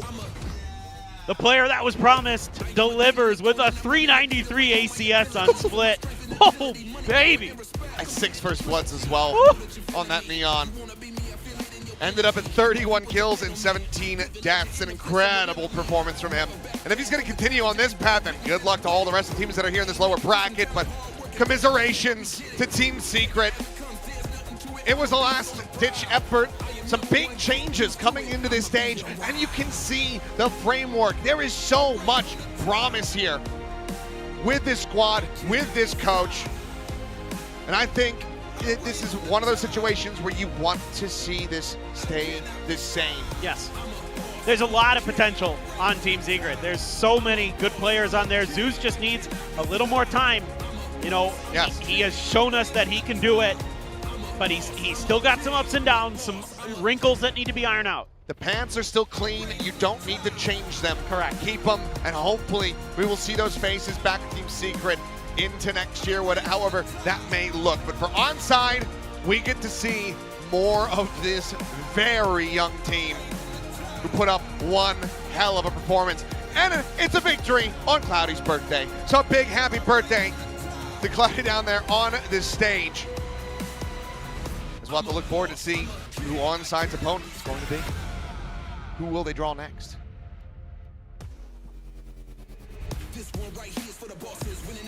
It's hard to say. Either way, we'll get ready to throw it down. It's the not quite the man of the hour. I suppose that would be Cloudy. We heard it from him earlier on with Jam, but now we're going to be hearing from the guy who found his footing on stage in a big way. It's Siesta. 네, 온사이드 게이밍의 시에스타 선수 만나보겠습니다. 승리 축하드립니다. 감사합니다. Well, massive congrats, Siesta, first of all, on your first Pacific win here in play-ins. What was it like going up against Team Secret? 일단 승리 너무너무 축하드리고요. 오늘 단두대 매치이기도 했는데 팀 시크릿을 상대로 승리를 거뒀거든요. 소감부터 들려주시죠. 일단 사실 퍼시픽 첫 경기 와가지고 좀 생각했던 분위기랑은 좀 많이 다르게 흘러갔었는데 그래도 두 번째 경기 형들이랑 그래도 정신 잘 차리고 또 준비 감독 코치님들이 열심히 해주셔서 네, 좀 우여곡절 끝에 이긴 것 같습니다. 네. 알겠습니다. Well, yeah, obviously last series was our first Pacific game. Didn't really get the outcome that we were expecting to get or that we wanted to have. But we tried to stay focused and our coaching staff did a wonderful job getting us prepped for this one. So after a roller coaster type of a week, we were able to pick up this win. Thank God. Now, let's talk about what you guys have been saying about the last match because a lot of teams say we just need to play our own game and that's how we can win. But sometimes it's just easier being said than being done. What allowed you guys to maintain that level of confidence and trust in yourselves? 그리고 이제 워낙 우리가 하던 것만 하면 된다라는 마인드를 강조했다고 많이 들었는데요. 근데 사실 이게 많은 팀들이 말은 쉬운데 가끔 흔들리지 않을 수가 없거든요. 좀 팀에 대한 자신감과 이런 분위기는 또 어떻게 유지하셨는지 궁금하네요. 일단 첫 경기를 지면서 좀 안 좋게 스타트를 하긴 했는데 그래도 사실 저희가 챌린저스에서 올라온 팀이다 보니까 이제 퍼시픽 팀들에 비해서 이제 잃을 게 많이 없잖아요. 네. 그래서 진짜 즐기자. 그냥 제 이번 연도 그냥 딱 즐기고 이제 갈 수 있는 데까지 가자 이런 마인드로 그냥 열심히 했던 것 같아요. 즐기면서. 네. Well, yeah, we had a rocky start, losing our previous series against KRX. But honestly, when you think about it, we're a team from challengers that made it all the way to Pacific. We've got nothing to lose. So honestly, we wanted to take this opportunity to enjoy our moment and really see how far we can go. So no pressure. All right. Speaking of pressure and expectations, though, there's been a lot of talks around your performance last week. A lot of outside noise. How did you decide to deal with that? And did it affect you at all? 그리고 이제 아무래도 지난주 경기 끝나고 시에스타 선수에 대한 이야기가 굉장히 많이 나왔거든요. 좀 많이 신경이 쓰였을까요? 일단 신경 자체는 좀 쓰이긴 했고요. 네. 이게 뭔가 좀 제가 생각했던 압박감이랑은 좀 더 세게 왔던 것 같아요. 압박감이. 그래서 그냥 사실 프로게이머 하려면은 이런 걸 이겨내야 된다고 생각하기 때문에 이제 뭐 다른 사람도 다 경험해봤을 거 아니에요. 뭔가 이런 것들을. 그래서 뭔가 그렇게 지금 높게 있는 선수들을 보면서 다 거쳤던 과정이구나 생각하면서 좀 이겨내려고 하는 것 같아요. 네. Well, I think the pressure kind of hit me harder than I expected it to. But honestly, looking at the other tier 1 players that are up there with big names, I mean, they had to go through the same stuff as well. So I tried to fight the pressure off as much as possible and enjoy the game. And yeah, it did affect me a little bit though. Okay, now next up would be RRQ or Full Sense. Do you have a preference? 일단 RRQ와 풀센스 중에 승자를 만나게 될 텐데 뭔가 이 팀이 올라오면 좋겠다 하는 팀들이 있을까요? 지금 어필을 양쪽에서 하고 계시거든요. 사실 어떤 팀이 올라와도 좀 빡셀 것 같긴 한데 일단 뭔가 다 해보고 싶은 느낌 경기를. 그래서 사실 누가 올라와도 재밌게 할 것 같아요. 네. Well, I think it's gonna be a tough match, no matter who we get to face, but it's gonna be a fun game, and we're gonna try our best. 그럼 두 팀 잘하라고 한마디 해주시겠어요? Anything you'd like to say? 센스. 화이팅! RRQ도? RRQ 화이팅! Okay. Wow, Monyet getting excited. Well, thank you very much, Siesta, for your support for the both teams. We'll see you soon in the next match. Thank you very much. 네, 이렇게 해서 시에스타 선수 만나봤고요. 다음에 다시 뵙겠습니다. 승리 다시 한번 축하드립니다. 감사합니다.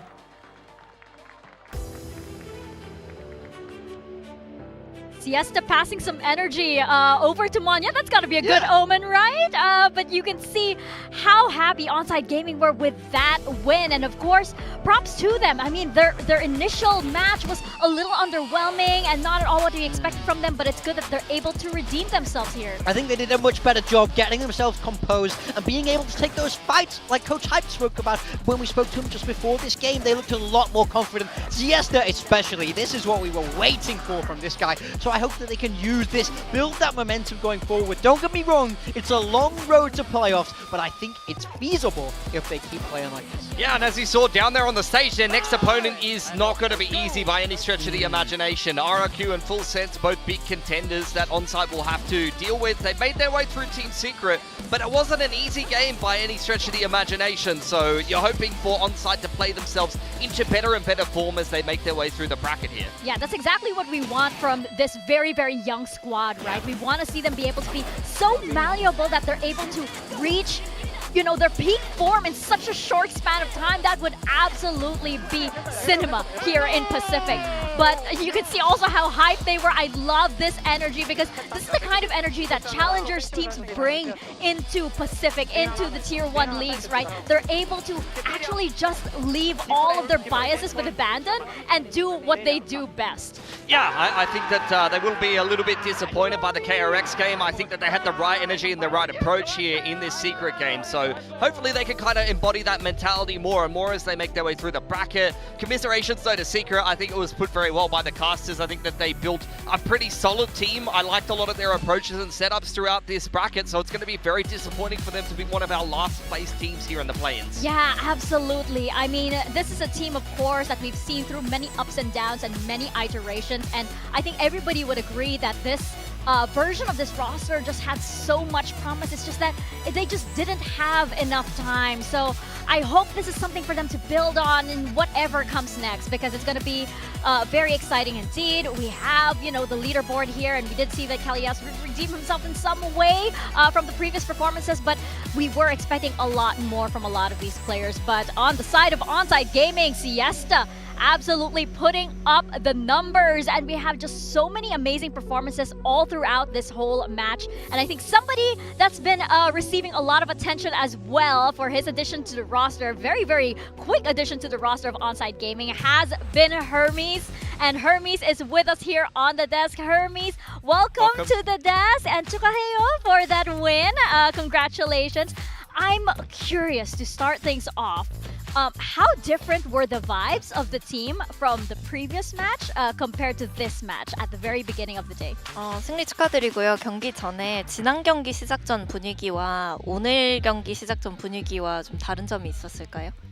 일단은 저번 경기와는 다르게 굉장히 분위기가 그 연습 때랑 비슷했고 하면서 더 달아올랐던 것 같습니다.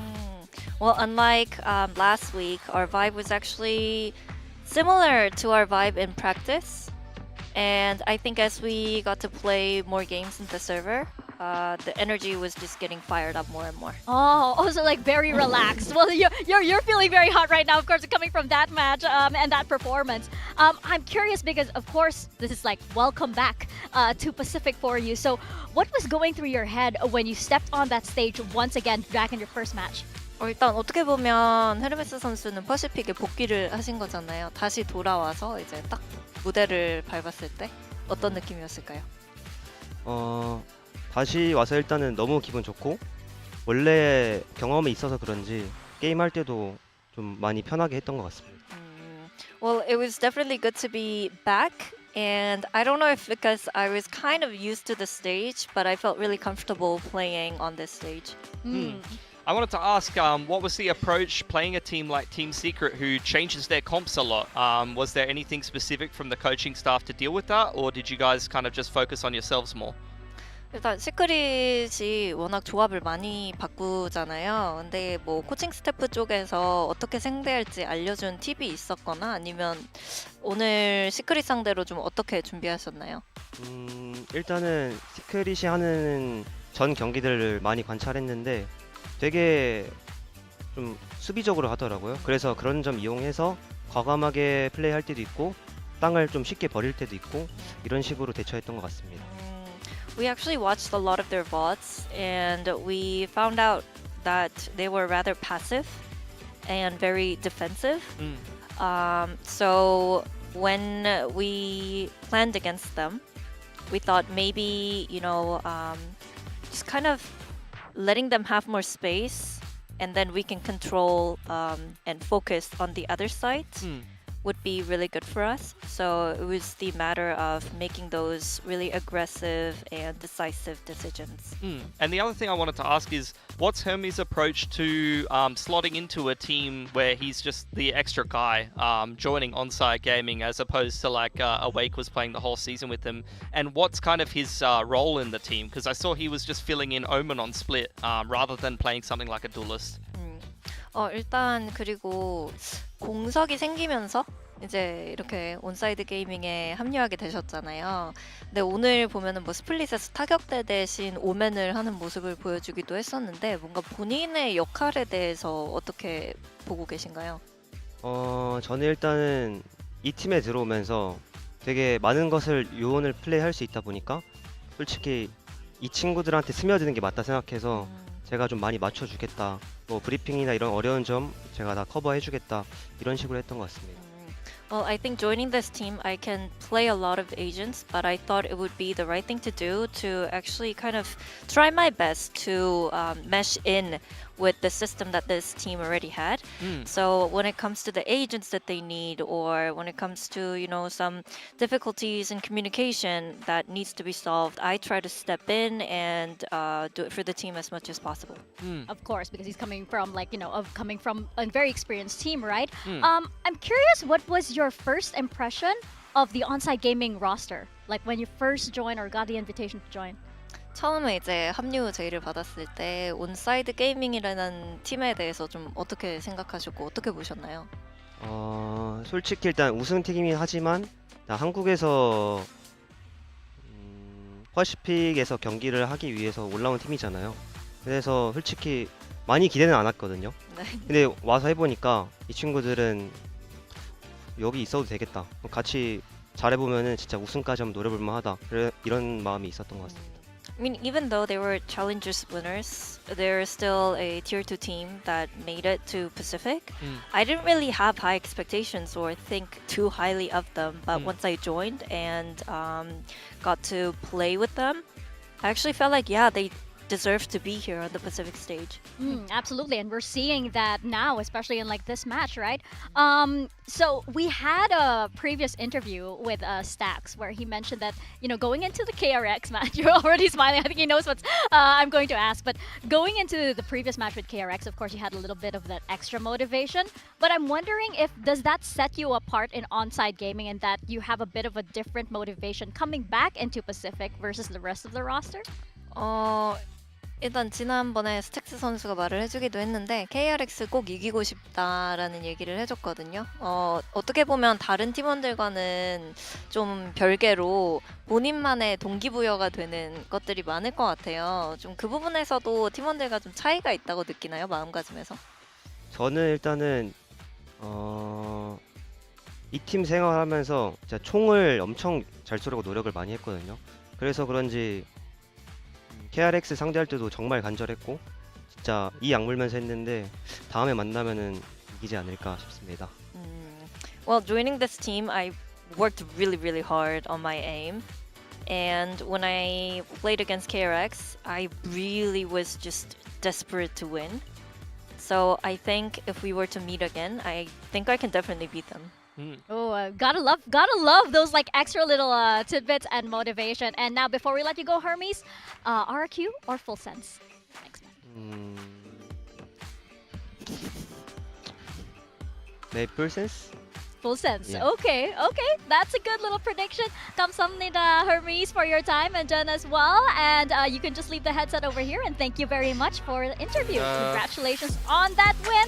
You know what? There was a certain way in where Hermes smiled when I mentioned like the Stacks interview. Maybe that's something for Victoria's uncomfortable questions.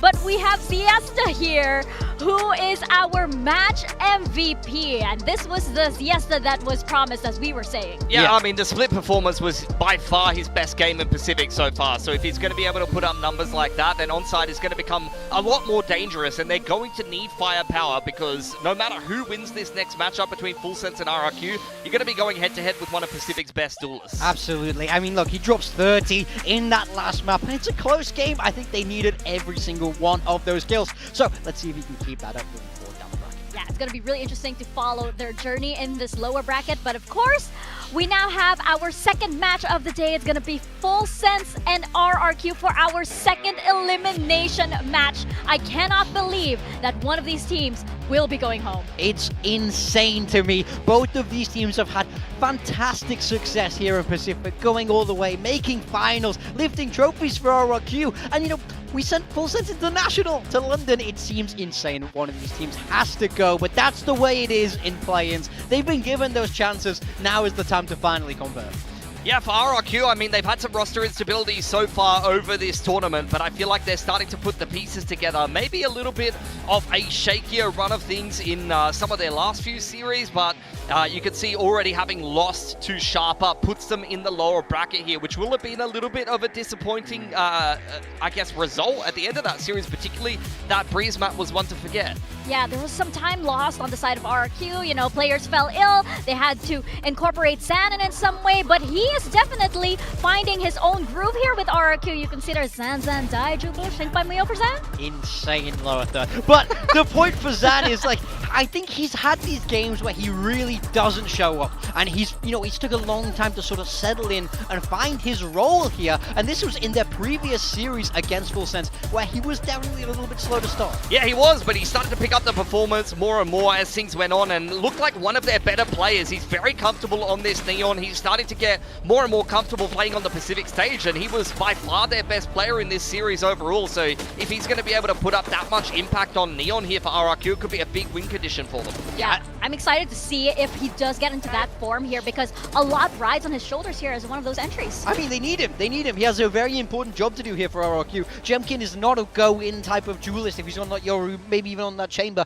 that's not his job. They need the guy who's going to send it at Full Sense, and that is Zan. Yeah, exactly. There's a lot here riding on the duelists on both sides, and of course on the side of Full Sense, we have Jit Boys, and we're not exactly sure if Primy's gonna be joining him. But for Full Sense, also this is a roster that's long deserved that trophy for them, but they still haven't been able to lock it in. But they have definitely made their mark here in Pacific.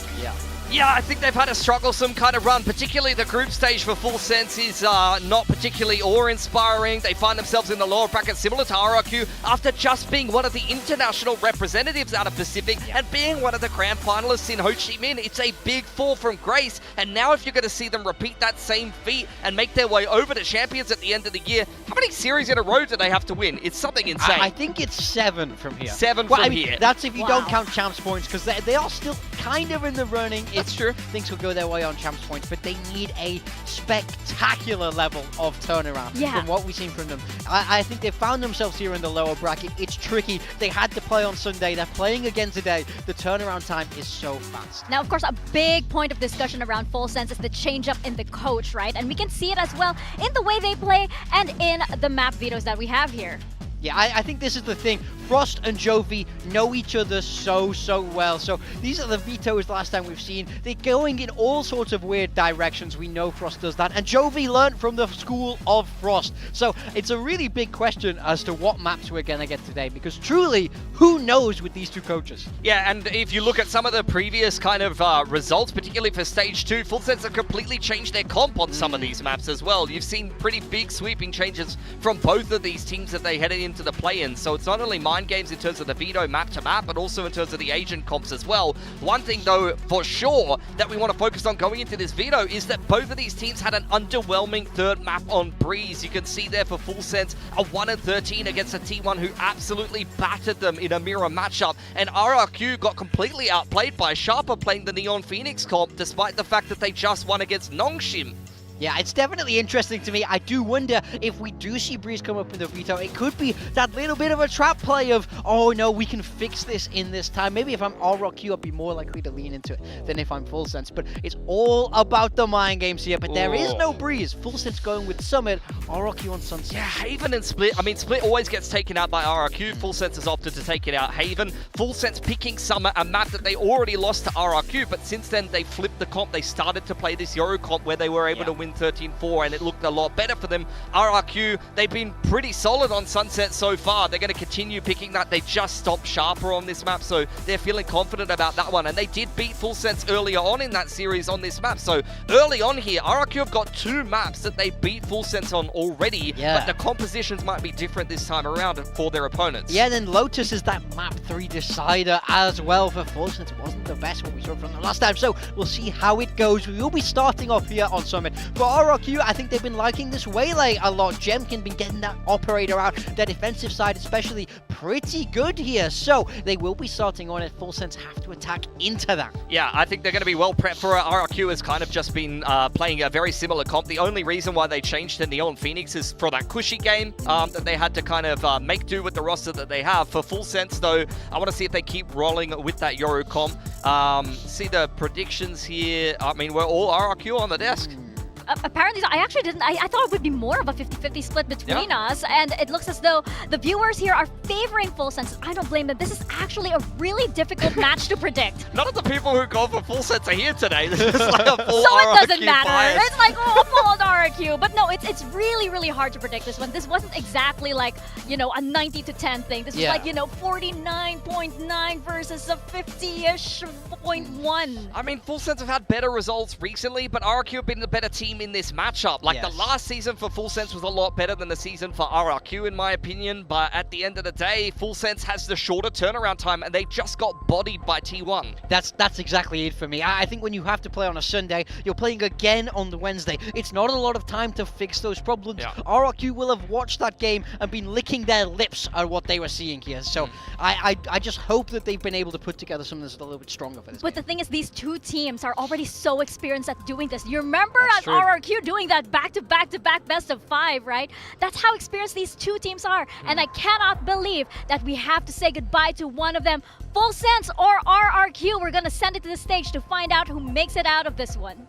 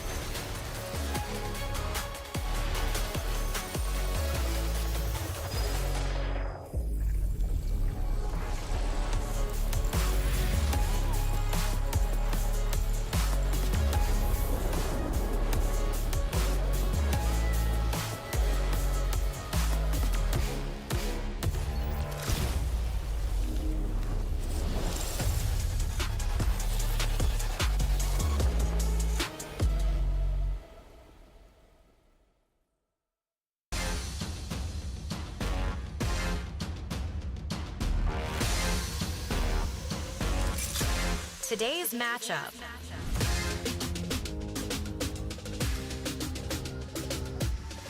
It has come down to this. 2 historic rosters in Pacific.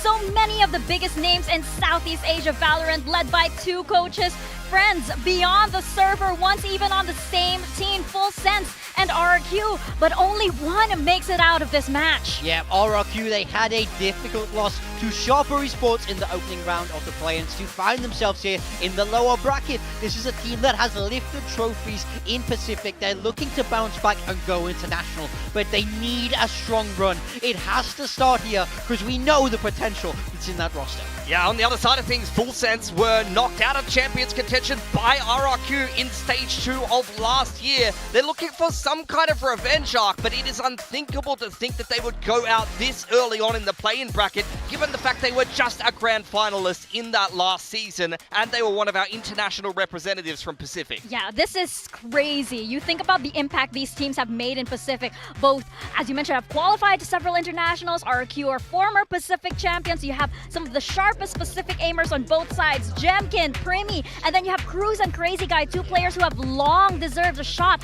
at that trophy. I can't believe it's an elimination game. I truly can't. If you would have told me this was an upper bracket final, you know, going into the stage, I would have believed you. It's nuts to me that this is where we're at, but one of these teams is going home today. Full Sense maybe would have a chance on champs points, but let's be real, it's unlikely. Both teams are desperate. They're hungry for this win today. Yeah, we've had some big games much deeper down the bracket between the two of them. They are very well familiar with each other, so this is going to be a very exciting elimination best of 3 early on in the play-ins, and part of that comes down to some success from the challengers teams. T1 did knock down Full Sense, so no shame in losing to T1, especially in their super team form, but for RRQ to get bodied that hard, particularly on the third map by Sharpa, you can't blame anyone but yourself. Yeah, they got to have some fight. They got to have some bounce back here because they can be so much better than that. We'll be starting off this series on Summit, which is interesting. RRQ picked this going into this, and last time we saw RRQ play this map, it was against Full Sense. They got a pretty nice win, 13-9.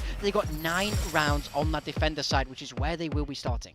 Yeah, this is going to be really, really interesting. These rosters also know each other so well. And as we pull up the agent comps here, what are we expecting from this match? Yeah, I mean, for Full Sense to start things off, this agent comp went very, very well for them in their last game. I like what they were rolling with. Primi's going to be on the Yos, so they got to start things rolling on the attacking side. But this won't be something that RRQ hasn't seen before. This is a very honest kind of composition choice from both of these teams, to be honest, given their history. Yeah, there's no changes from RRQ either. This is about as straight up as you can get between these two guys, which is a little bit baffling. Sometimes maybe the trick is that there was no trick at all. For RRQ, they've had rock solid defender sides here. Look for Jemkin to get rolling with that operator early. Yeah, I cannot believe that this is actually an elimination match. This is actually crazy, and it's going to be really, really tough to say goodbye to either one of these squads. You have Full Sense on one side and you have RRQ on the other. So many names that are so important to the Southeast Asian Valorant scene as well. Yeah, I think the compositions that you see in this map tell you a lot about the pressure of this game. There's no tricks with the Fido. There's no last-minute comp changes. This is everything laid out on the line for both of these teams.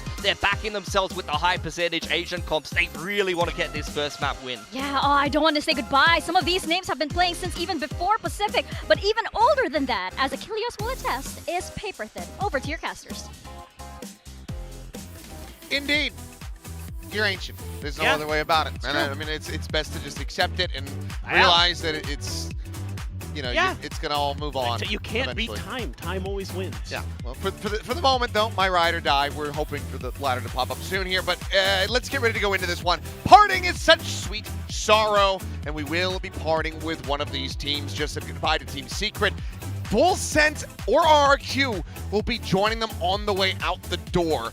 The desk was talking about it. It's wild to think that we've gotten to this point. I agree. It is really hard to believe. I mean, especially with the way that Full Sense looked during Stage 1 and then last year with RRQ, that we're in this situation. You would think that both of these teams would be maybe a little bit further along or, you know, not dropping down right away, but that's where we are, and that's where they find themselves a year on the line. And who is going to come out ahead? I don't know, because anything is possible with these two. You can see there, lose this, and the dream is dead. The road comes to an end. Hopes of making it onto a global stage, another global stage for both of these teams. That dream will be shattered. Yeah, it's especially for RRQ. Got to make some runs if you're going to have any hope of getting to champions. And both these teams showing a very different look than the last time they squared off on this map.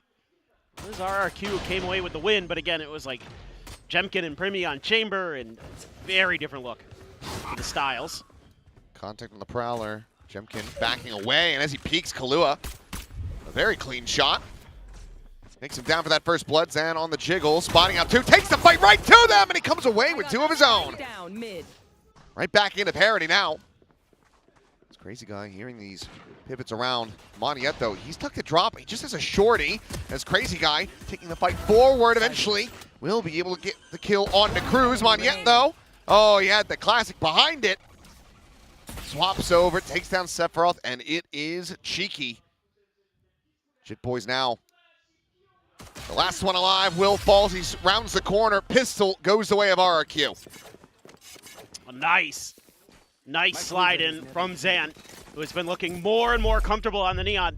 This time has gone on. Banger opener. The follow-up just not there. Taking out Primi and Killua. It takes a while for Crazy Guy to get there, but he does. Moniette, tricky around that corner. Crazy Guy seals the deal. Let's go! So good start for RRQ. Let's see if they can make this pretty clean. There's no buy up here for full sense, so not gonna try anything too crazy. They've been pretty save heavy on these eco rounds. Not seeing a ton of buy ups from them. No sheriffs, no bandits, no buckies. You always kind of wonder if you know, you're watching that match before and you're like, what if we could do that too? Jit Boys, I have a proposition. Now hear me out. Take this shotgun and run it. There. Yeah. Well, What could go Jemkin is okay. They're not quite going to push into mid. For a second, it looked like it was a consideration. I think a misclick. Yeah, you know. A little bit of noise made. Time to jump. Nothing too. I don't think you want to take that gate crash.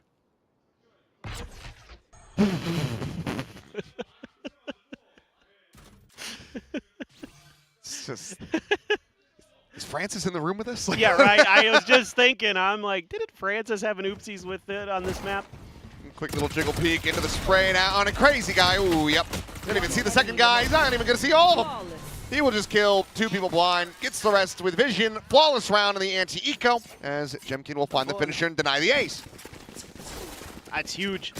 Getting real close to that Hunter's Fury. Real early for Crazy Guy. Grab well from Moniette. Smokes as well, giving him a bunch of assists there. Which one of you was it? Who took it? Yeah. My ace. 6-0 start for Crazy Guy. And, okay, Jemkin has a Guardian now. He dropped the Marshal. To buy up just a little bit, or dropped it over to Xpharaoh. Quick clear. Some of that util. Cruz watching for this push, but they've managed to slide past the sight line, and right as he pulls off the ADS is when Jemkin goes to the peak and he instantly finds the one tap. Smokes down. That's going to make piloting the rest of this anti-bonus incredibly difficult. And now you just have the cyber cages, which means you got to get into the position to really get value out of them first. And you only have one flash in Primi's hands. Drone up and over the top. Through the gap in the doors, able to spot out Sephiroth. He's going to peel back away, but I don't think he's quite aware of just how many players are ready to swing into him. As Jemkin drawing attention, playing in Zan beautifully. Just spraying away. Jemkin turns back, will be able to find it, Zan. The one casualty thus far, but that should be curtains on this round unless Primi can do something crazy, but it's just going to be for the one. Killua now. They're both lined up there. One so low. Sparrow, however, will be able to survive with 8 HP. And that's going to be a 3-0 start on Summit for RRQ. It's just a brutal way for things to kick off here. Jemkin so ready. Slow pushing around that angle. A nice push and pull. They hear the refract and they're just like, we're safe now. Yes, it's fine now, right? We have a moment. No, there's the Neon there too. Saw this a lot earlier with Onside where it's a reflect and then a push in from the Neon. This one a little bit different because the Neon's coming from a completely different angle, but. Yep. Jemkin just rotating around. He's basically playing gun game at this point. Now has that Outlaw in hand, looking to try to shut down Thrifty. And as he seeks to do so, we'll listen in with RRQ. Apple first. Dekan. 여기 TP. I got a break. I- You're dead, you're dead. I'm coming here, I'm coming here. You can't fight I smoke this. man. All guys, should be all guys. Two more, Neon. One more, open left. Two more. One more, boys. Nice! Bro, I've never seen streaming go such alone, bro. What the I mean, honestly. Great comms. Good energy. But, I mean, it does end up getting a hell of a lot closer than you might have anticipated. It's good damage here from Full Sense, but the modes of entry attempted here by Full Sense. RRQ just a little wise to it as Monyet finds that immediate punish from the gate crash. And I just really want to emphasize how much I love the Astra on this map because it causes so many problems for the attacker side in particular to try to get through those chokes at A main and B main. That grab well's so annoying. That's going to be a big difference. Omen versus Astra. Oh man. Well, for a second, we were looking at a clap.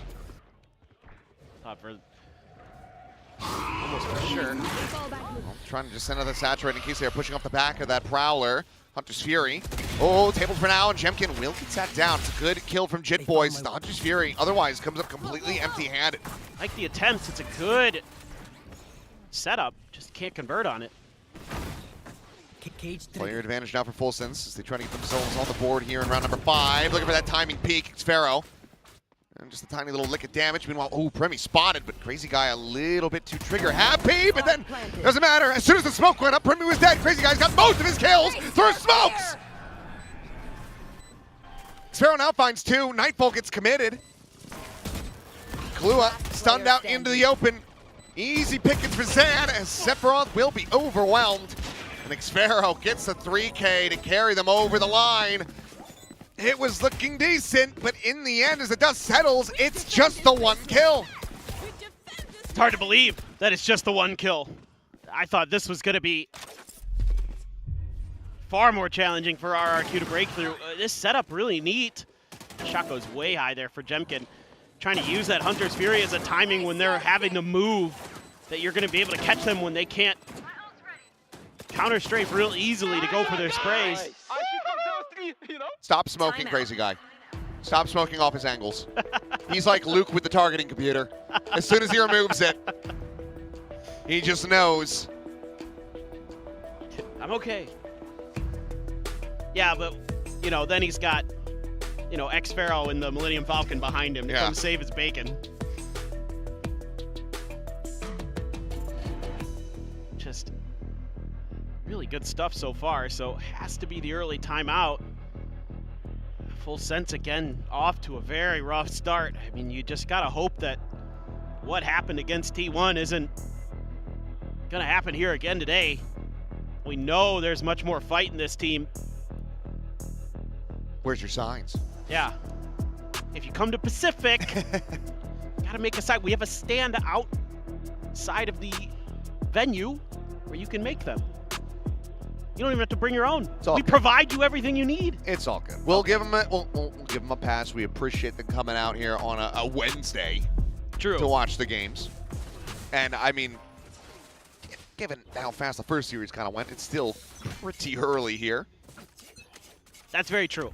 You have plenty of time to go out and Hongdae afterwards if you want.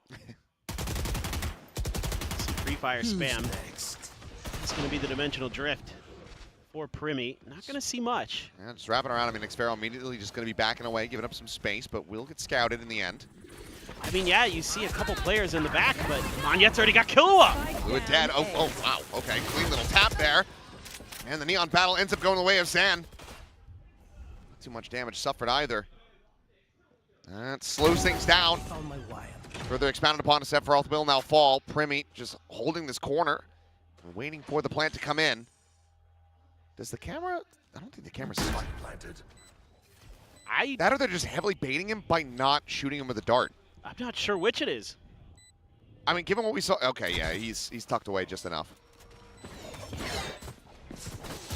Slide in and just can't quite drag across fast enough. Cruz will find a collat to collect 2, but Monyet will be there for the finisher. The fuse is in, and I mean, I can hear Monyet giggling. That's the 6-0 now. Can't use that yet. Well, it is, once again, Full Sense on their map pick. not able to get much done. Those tripwires causing huge problems. Okay, Jit. But then a great slide timing from Zan. Waiting for his opponent to get locked up, stopped by the wall. That's when he commits. He is really starting to find his groove. Been so impressed with how much better he's gotten in the Neon in particular. That right there was a nifty little timing. There's also 2 ults committed by Full Sense. That too. Dimensional Drift and the Overdrive. Chip Boys now Hero Rifle. Trial into mid, big push coming through yet again. Door gonna be shut by Zan. Gives up a little bit more space, just skirting back over towards the B site where they can set up a crossfire with Crazy Guy, and there it is. We're looking for the one. This is all just a play in the Sova. Drone rounds the corner, should have spotted at least 2, gets the dart out. I mean, all the Cypher util is over on A, so they can collapse onto this so nicely. So much comfort to do so. Big pause, though. Full Sense tries to dial up a way to do something. Jemkin just went right past him. Oh my God. Well, he's got to get out of jail free card. And Zan has a nice timing to counter swing the corner. Sephiroth dead, Kahlua with 1. Pinned it, Kahlua with a 2nd. Collects the Vandal, suddenly 30 seconds left. there is a world. That makes 3. And Kahlua now has a 3rd kill. Brings us into a 2v2. Cruz trying to get a gun. Just as he collects it, will end up falling. Walk down towards main, gets the reveal, and now you've got a pretty good idea, very good idea of where everyone is located. Monjet cheating back down the rope. Swinging the corner, and Monjet just wins the fight. The best chance they've had the entire map, and it just slips right through their fingers. It's just too difficult right now. RRQ is playing really fast rotates. And again, they're happy to leave Xpharaoh on his own with his Cypher util.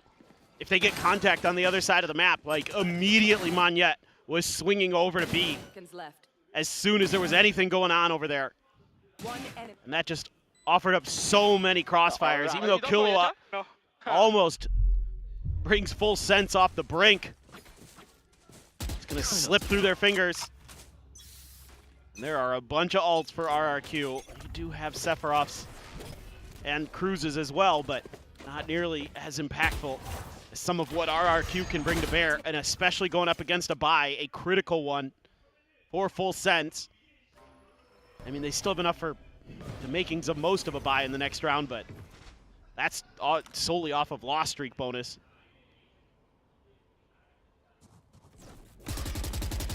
Ooh. I can't believe that did not do more damage. Nor can I. Well, Jimkin trying to find the fast flick there, cannot. Instead, it's Monjet dead and open A site.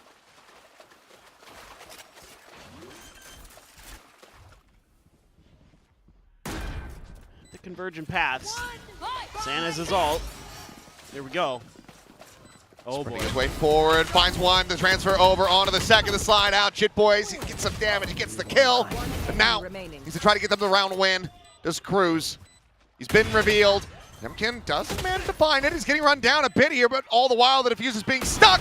And right as Cruz tries to clear it out, that's when Jemkin can get it nicely lined up.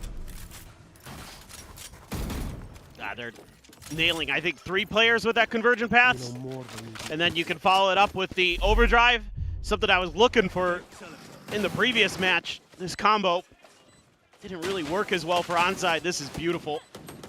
Even though Chip Boys does eventually sit Zan down, Crazy Guy following in, Xpharaoh right behind him. The protocols in the trading here, really nice for RRQ. Playing together as a team on these retakes. That's 4 defuses in a row for them. And this is getting out of hand. Yes, Full Sense, again, can put together a buy. Everybody has half armors or a regen in the case of Killua, who's already lost that regen momentarily. But that comes back. It's not the end of the world at all. Again, they want to try to create some mid pressure, but now there's a trip over at B-Link. And there's a double double up over at A. Face your fear!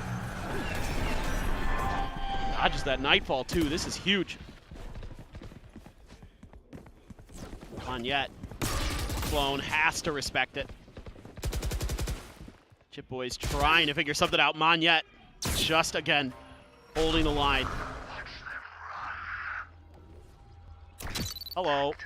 See your lurk. Cruz, yeah, I mean, gets the drop. Sparrow just into the corner. It's a double take, and he's getting a double kill. One enemy remaining. Monyet now finds Kahlua. Down It's just B. Cruz. 9-0. Yeah. So, what's your favorite tiramisu you've ever had?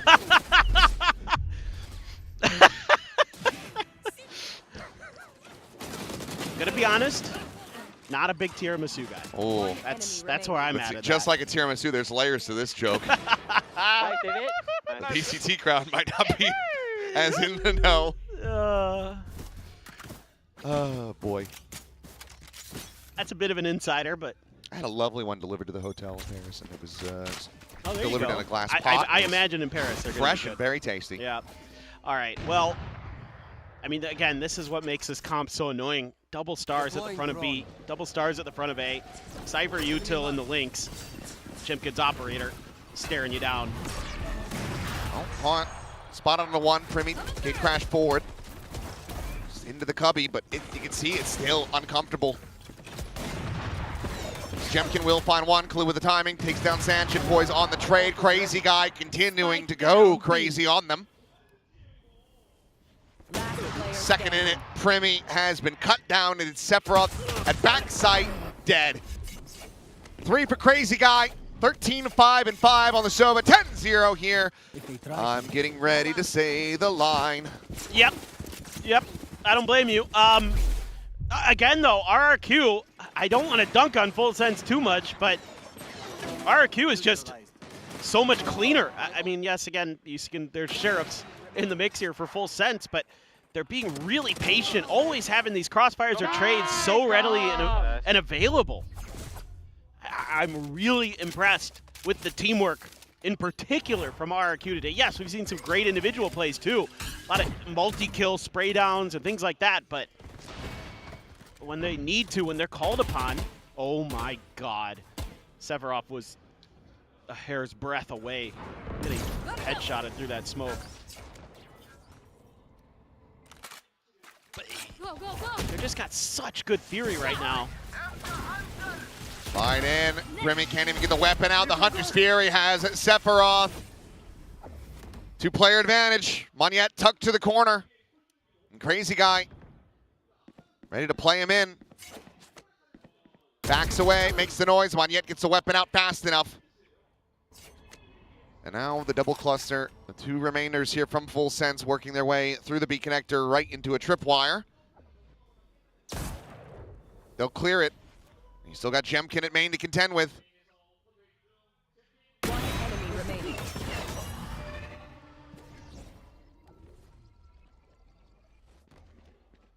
I had a pistachio tiramisu once. It was really good. 30 seconds left. Team Ace. Oh boy. I actually have a lot of good things to say about RRQ in this round, and it's again off the back of this Cypher Util that they're able to be so aggressive on the map. Jemkin can push out. They're not seeing anything over on the B side, so they're happy to play off of that Hunter's Fury again. You saw it earlier with Jemkin trying to use the operator to go for this sort of combo play with the Hunter's Fury. This time Zan hits it much better. Jovi, I mean, probably the happiest we've ever seen him this year. 11-0 up. And I mean, a timeout called after the 0-5 start. You have to think that it's just been a full abandoned ship. I mean, what can you do? The dart removed, clone cleared, Jemkin lined it up, and just Crazy Guy absolutely dunking on him. Gets the weapon back out. Primi will be able to flush him from the corner. Can they convert it though? Jemkin says no, finds another now, can go grab that weapon if he so pleases. A little bit of risk to it. Instead, he will just maintain position, keep it quiet, wait for the rest of the team to get a little bit closer. Meanwhile, I mean, Sephiroth, he's got an arrow tap, but can't use it. The one corpse that they have is so far away. Monyet's got his ult. Could completely cut off those two players on backside.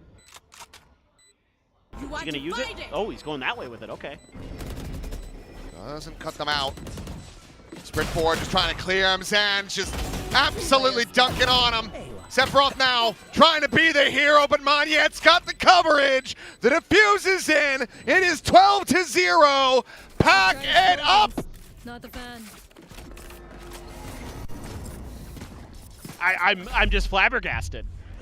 I thought this would be a very close match, potentially a close map. Usually, you know, both of these teams go back and forth, and today, this week, I don't know what is going on with Full Sense. They are just completely lost. They can't team fight. They're not clearing angles. RRQ, again, to their credit, they're playing great. But there's a lot that Full Sense isn't doing that is hurting them mightily. Crazy Guy's been pretty good at the video game. 365, ACS, 15-7. A godly performance from him, both in the kill department as well as just the calling. He's been really good for them lately. He's been popping off. I do really find it interesting as well when we listen into RRQ, how active like everyone is in talking. Like it used to be, right? We'd listen in and it's Crazy Guy just kind of podcasting on his own, you know what I mean? And now I'm hearing a lot more, like a lot of people getting involved in that, and I think that's kind of loosened him up a little bit. I think, yeah, I mean, Monyet, especially on his return, has been doing wonders for the team. He's been very vocal, obviously incredible at keeping the vibes up as well. Yeah. They say if you love something, let it go, and it'll come back to you. And that's exactly what if happened it was with meant Monyet. to be. Yeah. Yes. I mean, Monyet is just, look at that, 11-2. He was playing so safe. The timings were great on his util. And this is a must-win half for Full Sense. You literally can't drop around. So away we go. Orb scoop up for Crazy Guy. Listen, boys, if they can do it, we can do it too. And the thing is this drone is probably enough to open up the B site mostly for them. Oh, I mean, the B side is already... It was open, but it's already there. Nobody was going to head that way. Crazy Guy backpedaling away. Meanwhile, though, okay, this lurk through mid. There's a trip to cover the approach from behind, but Cruz, they will be able to get this catch. So Crazy Guy down in transit over. It's a big one found. Xfaro, however, looking for the fight. Maybe doesn't realize that Sephiroth is there, but he's got the camera situated as well as the cage to keep him covered. Yeah, he knows the trip got cleared, so he's going to be pretty good for that. Just are they going to be ready for Zan? Oh, I mean, Relay Bolt's going to be exchanged here on either side. This has been sent out second, so he will fall. 2 big kills for Kahlua. Xfaro and Jemkin then now try to hold the line in a 1v4. Jemkin dead. Xfaro would have to do it all, and he cannot. Oh, the 13-0 dream is going to die, but the run-back dream for Full Sense is far from alive. This is the start that they needed. For sure. Some encouraging signs, but this is a lot on the back of Killua, just hitting some banger shots. There is the backup there for Zan. Nice timing for Cruz. Xfaro diligent on that coverage of their backside. Oh, man! One enemy remaining. Brutal stuff from Killua. I guess if we're gonna have any hope for side of Full Sense, it's on the back of Killua right now. I don't know how in the world Primy's only got 3 kills again on Yoru. He is just not seeming to vibe with this agent anymore, which is shocking. You just kind of feel like Killua, or excuse me, Primy can frag out on anything. See how much damage they can do on the way through. Not a ton. Reveals there. Crazy Guy will fall. Swing the corner though, that classic. Bringing it out for Zan. Finds Sephiroth. Jemkin got that Spectre. Yeah, he's got it. He's going to be tucked into the corner. Can spot it, but he ends up firing off a little bit too early. Kalua collecting the one. Judge still going to be good in that situation, so Monyet take him down. Meanwhile, okay, Primi does check behind for a second. I thought maybe there would be an opportunity there to get some more damage in, but overall, a very clean anti-eco here for Full Sense. They will double up. Okay. We're still a long way from anything that resembles a comeback, but who knows? Maybe we're in for the craziest map of Valorant we've ever seen. Nice spot there. Good. Again, Killua has been so good. It's just you need to get some more. Nice little jiggling there from Jit, anticipating that Jemkin would be around that corner with the Spectre. This time, seeing really good team play and coordination from Full Sense. Just gotta keep it up. Be perfect the rest of the way through. 14 for Killua. Nobody else in the double digits yet. Meanwhile, they're 4 in double digits. For RRQ. Jit there to clear the dart. RQ's being pretty patient about this. As you would expect, that is very much their MO. They're going to work the map. They're going to look for the util. They're going to try to play around that. The problem is you've given up all this space at B main. Yes, you have a trip there to watch, and ooh, there we go. Xfero eventually gets it under control. Scary there for a moment. Looks like with that kill, though, going to call for the pivot, go for a bit of a light split. 4 players through the connector. As Paranoia from Cruz could be huge, but doesn't connect onto Zan, I don't think. Maybe safe enough, and that's not where you want to be going. Up and over the top of the box, out into the open, and Zan will be able to find it with relative ease. Standing ahead. Plant and out come in. The rest of the site scouted out. Spike planted. It's going to be tough. And this is looking like the end, and I mean, even with this outlaw, there's only 2 players susceptible to it.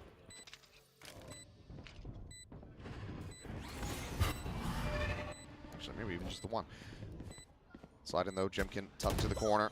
Swinging. Primi will be able to find the kill. 3v3 now, but Crazy Guy looking to bring it to an end, but Sephiroth finds a god timing. Now isolated down into the 1v1. No further util to work with. Swings off the defuse and will get it in the end. Close there, but RRQ, they let it slip through their grasp, but now its opponent's converted for Full Sense. Yeah, they've just got a really good timing out of the push and drop. Off that Nightfall, I mean, you got to throw everything in the kitchen to sink every round here. For Full Sense, I thought this was cooked. Oh, Killua again. Just locks on. Sephiroth just unbothered, can just chill. Be a turret with that Guardian. Taking advantage of them not having the audio. Yeah. Okay, big round win. 9 more to go. Go, go, go. 3 Sheriffs and 2 Stingers here for RRQ. As Drone will spot out one of the trips, that does get cleared. And they're going to use that to put some pieces into position. Taking Crazy Guy 1 away from having a Hunter's Fury online. Quick dissipates, though, on these Nebulas. That's all a fake. They're trying to convince them they've rotated, but they're not biting. I'm out of here. Good discipline from Full Sense. That's a tough one to read. And it's a long pause, too. Let's see how long they're going to wait. I mean, given that they have no forward vision elsewhere, it is kind of surprising that they're willing to stick this many players here. So I agree. Maybe just very good game sense here from Cruz, or just trusting in their ability to be able to go for another retake, especially against the Thrifty. I think they're still, as well, have that trip in front. They're taken down now. A couple of real Nebulas going to be chucked in. Chipboy's going to be spotted, though, before he can try to round the corner. Sephiroth to the rescue. Will be able to make it a 1-for-1. It's a narrow step now going to be invested. Swing out. Decent damage off that Sheriff shot. Whittled away at it, Sephiroth, and now he will fall. Jemkin finding the kill, and suddenly it's a 4v2. Lighter weaponry, yes. Primi needs to deliver with that Outlaw. Finds the first. Crazy Guy down. Gun barrel spotting. And Cruz, he's only able to find the one. Monyet gets the Vandal out. Pops the Nebula, slides around the corner of the door. It had never been shut. Meanwhile, oh god, Xfero. She's playing distracted, but it's Primi who actually catches Monyet distracted. Swap of the guns, Xpero still with a Sheriff, trying to bring it to an end. Oh, he'll have a nice little laugh over it. They nearly managed to bring this to its end, but full sense, they will find a fourth. Yeah, they probably should have. Not too common that you see Xpero not able to collect in moments like that. Free opportunity. You can't give Primi those chances. He'll definitely lock in for you. A great execute here. But then a good follow-up from Primi. Just a player that can't be allowed to have any opportunities like that. And he heard Monyet move over there, so he knew. He's able to wrap around. Monyet none the wiser. David, it's okay. Immediately, it's okay, it's okay. Deploying drone. Too bothered. No. No, you're coming into your alt cycle. Primi one away from that dimensional drift, but you're one away from Jemkin's ult. You're one away from Xpero's ult. You've already got the Hunter's Fury and the Cosmic Divide. Pretty good round here. Pretty good opportunity for RRQ. Again, walking into the more heavily stacked side of the map. Kahlua sending out that Prowler, trying to delay Hunter's Fury. Sent, trying to find a catch. And will get one pulse across onto Sephiroth, but Primi on the tuck away. Gets rid of Jemkin, throws the mask on. Dimensional Drift now in play as Zan will clean up a kill onto Sephiroth, and Kahlua trying to collect that one before the door will shut. Can't quite manage to make it happen. Primi now, though, on the exit, the swing in the corner, up close and personal. The Phantom always he's spinning in circles, and he's still able to find it in the end. Double approach from drop, the swing, Cruz with the fight win. Closes out another Monyet. Trying to get them over this line, but Spike still not planted, still having to be brought forward. It's a reposition from Cruz. 30 seconds left. Backside plan here for Xpero. Neural depth available. Corpse over at drop if he wants to try to send it, and he will. Cosmic Divide now going to be layered in on top of this one. RRQ all in and closing out this map. The players revealed. Xpero tucking in front of the Cosmic Divide here. Just a sliver. Both players now going to be spotted. Monyet trying to reposition. I don't think he was seen. Now they have the crossfire. No, it's Cruz trying to break it in. He cannot. 13-4.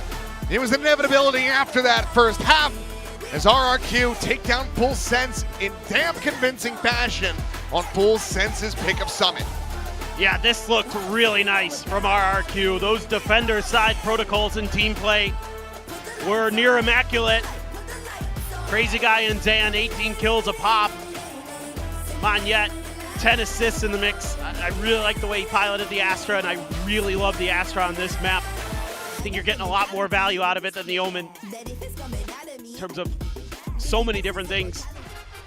But you can see that it makes it so hard as the attackers because you have to try to work the middle of the map, and with the way that RRQ was navigating that off of the Cypher util, being willing to over-rotate at times because they knew they had some safety. They were able to gain a little bit of space. You know, when Jemkin had an operator, a sniper rifle of whatever variety, things like that that were just so well polished here for RRQ. And you know, you saw Full Sense able to make it a little bit respectable there on their defender side, but not on their attacker side. It just wasn't it. No, it was not. RRQ now, the stage set for them to once again play spoiler to this roster, to this core. They did it last year over in Tokyo to round out the stage, and they might just be doing it here at the start or second week of the play-ins. Their pick of Sunset's going to be coming up next. The onus on Full Sense to find their footing, to find their identity, to find their damn hands, because right now they're playing without them. We'll send things back over to the analyst desk to break down the action from Summit. Ooh, I thought we were going to get another 13-0 yet again over here. Full Sense managed to take just 4 rounds, but not before RRQ dominantly close out this map. Summit just looked immaculate for them. I don't know what's going on with Full Sense. I'm not sure what that attacking side was, and you can't be too surprised that RRQ's defensive side was good. They showed it in their opening game of this bloody league against Global Esports and dominated Full Sense the last time they played them on this map with much the same comp on defense. Yeah. Their setups were sick, but what was Full Sense doing? I mean, that's what worries me. Yes, Full Sense have adjusted, they've changed comps, but RRQ hadn't changed comps since you played them on this map. And you can't figure out the defender side. If anything, sorry, you can't figure out your own attacker side. You do it worse. It's 0-12. I don't know what's going on inside Full Sense, but they need help, and they need it right now. They're now on the verge of elimination. One map away from being sent home. This is utter domination for RRQ. Yeah, this cannot be how it will end for Full Sense. I need them to come back just because they are those players. You know, you have players here like Cruz, like Primi. They can't go out on a whimper. And for RRQ, you're absolutely right. There were no surprises here, but the level up in the confidence. I mean, we were talking earlier about how earlier in the stage, RQ felt very quiet. Now you hear them. The first thing I hear is like Monyet shouting. It's good to see them interact so well on stage and keep that energy up. Yeah, I mean, this is what we got at the end of the group stage in their game against Nongshim. Top to bottom performance. All 5 players are firing. Crazy Guy's your best performer. The vibes in the team are immaculate. I cannot explain to you how RRQ have played their way back into good form with Monyet back on the roster, given all the roster instability and stuff they've had to work through throughout this stage is incredibly impressive.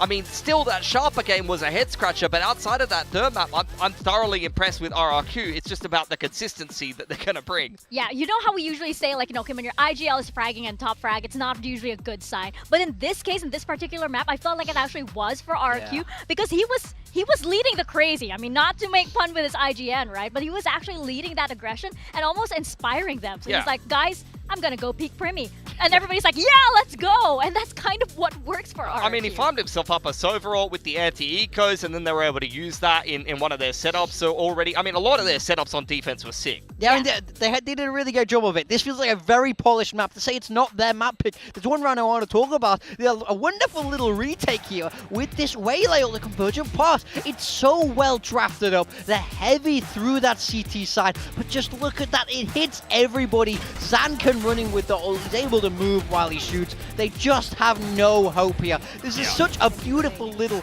well-planned ult round. This just screams to me a well-worked map, where for Full Sense, it looked like the exact opposite on this attacker side, and this is how they just snowballed away with it. They were so much cleaner here. Yeah, they had so many sick setups. I mean, that was a nice combo of the 2 ults on the retake that we saw onside attempt earlier. Didn't go as cleanly as that, but even there was plenty of setups where Crazy Guy was ripping the Hunter's Fury from across the map. You saw it in the first gun round. You saw Zan aggressing into one of the mains with Crazy Guy's ultimate. They have so much depth on this defensive side. They look so well prepped for Summit, and unfortunately this map pick does not look like it was the right call in this veto for Full Sense. Yeah, you just tell when everybody's on the same page. And earlier on, we were talking about how Zan fit into this roster, and it looks as though he's finally found like his footing here with RRQ. He looked immaculate. I'm loving this from him. I feel like he's balancing that aggression so well on this Neon. We know he's been good at this agent. He struggled to kind of warm up to it here on the tier 1 level, but I think he's found his footing now. This is such a strong performance from him.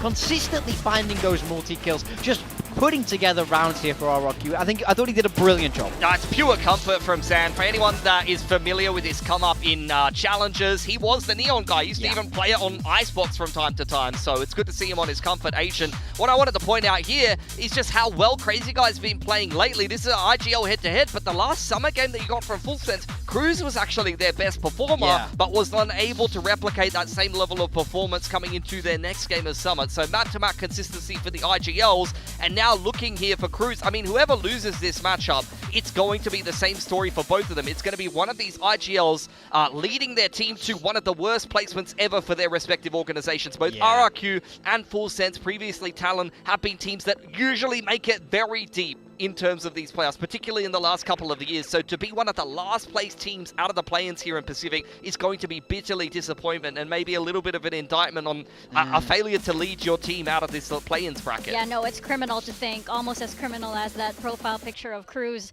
I feel like we need to have a word here, brother. Yeah, I mean, Crazy Guy's kind of mocking him a little bit. Like, that's a favorable. That's what happens when you take the glasses off, right? You know, I feel like we need to have words here.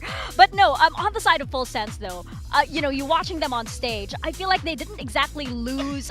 They weren't despondent. You know, they won a few rounds and they were still hyping each other up, smiling at each other, which is good. But is it enough as we step into Sunset? I mean, look, since London and then into the split, we've seen them lose a lot, and I've also seen them be smiling a lot. So I don't know how much it actually translates at this point. I was very confused when they got eliminated from London and they had that interview, which was like, well, we had fun, and that's the main thing. The main thing is we had fun, and I don't know. I'm confused by it overall. Regardless, though, they need to keep the vibes up here. They need a reverse sweep to keep themselves alive in this stage of the play-ins, despite being one of the favorites to attend from Pacific over the champs. On Sunset, their last game was actually very promising. They did beat Gen G at the end of the group stage in a bit of a dead rubber game, but Gen G is a very good Summit team here in Pacific, so that does show you some strength recently for Full Sense. For RRQ, this hasn't been a bad map either. I like their last comp with the Sage Chamber. I think if I'm RRQ, especially after such a strong game of Summit that you just had, given the fact that you have Sunset to potentially close the series, I'd be feeling very confident. Yeah, I don't think RRQ needs to change anything. I like that comp. You guys know how I feel about the Sage. I love the Sage. It's fantastic. I think they need to stick with it. I don't think I do. Do you like Sage? It's fantastic. It's the greatest Sage in the game. But on the flip side for Full Sense, we saw them, they played that Waylay as well, which is, a nice answer. You do have that verticality. It was Primi on that. Really Primi, someone we want to see bounce back. I mean, he warmed himself up into the game towards the end there on the attacker side, but he sat there at 1 and 11 at the half, something like that. It's crazy, really. He's such a brilliant player. We talk about him all the time. Everybody knows how brilliant he can be, so he does have to bounce back if Full Sense is going to be able to take this. Yeah, he needs to go back to peak Primi, because we've been seeing, we've been seeing Primi step back a little bit, I guess, and there are other players on the side of Full Sense taking the spotlight, but I don't mean that in a very good way with regards to Primi's recent performances. I mean, for example, for the first time ever, I didn't put him on my build div, and I kind of second guessed myself also, because it's like, wait a minute, Primi's past performances haven't been that spectacular, and this is a guy who's been setting records here in Pacific. Yeah, we'll have to see if he's going to be able to turn it around. This is usually like a tantalizing matchup in the duelist head-to-head. To be honest, Jemka didn't even really need to do much on that last map either. He was firmly in the backpack because the rest of RRQ were picking up the slack.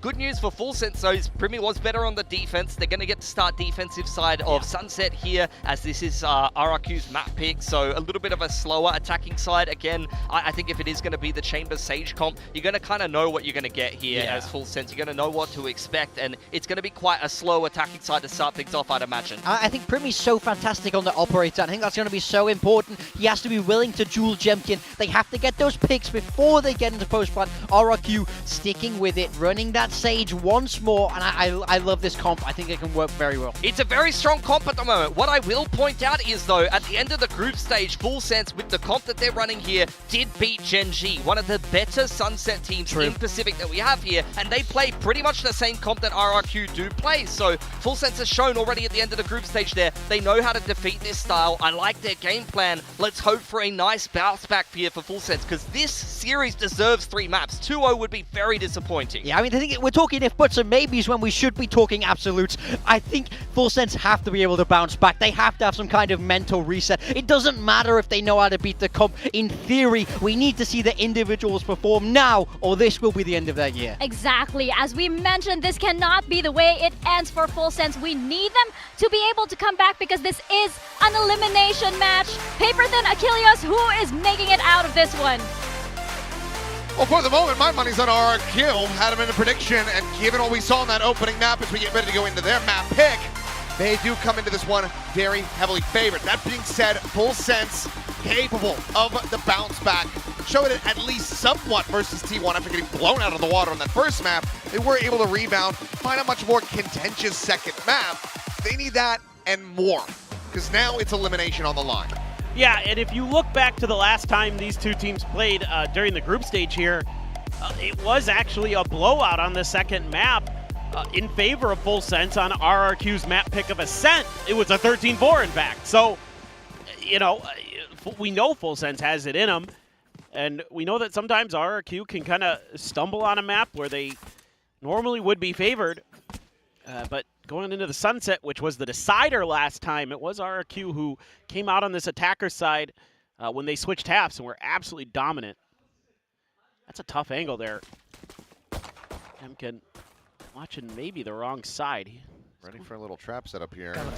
Camera will be cleared. Big rotates around the side here, though. Plenty of noise going to be made, and Crazy Guy is going to be struck down first and foremost, and then right into the saturate goes Zan. The Premium out with 2, coming alive as he gets himself a third. Jim will cool him off, but it's just 1 headhunter round remaining. Smoke going to be cycle 4, the swing coming in. Cruz trying to take the fight, running out of bullets himself, but we'll be able to get it in the end. The pistol goes over to Full Sense. Yeah, that's exactly what they needed.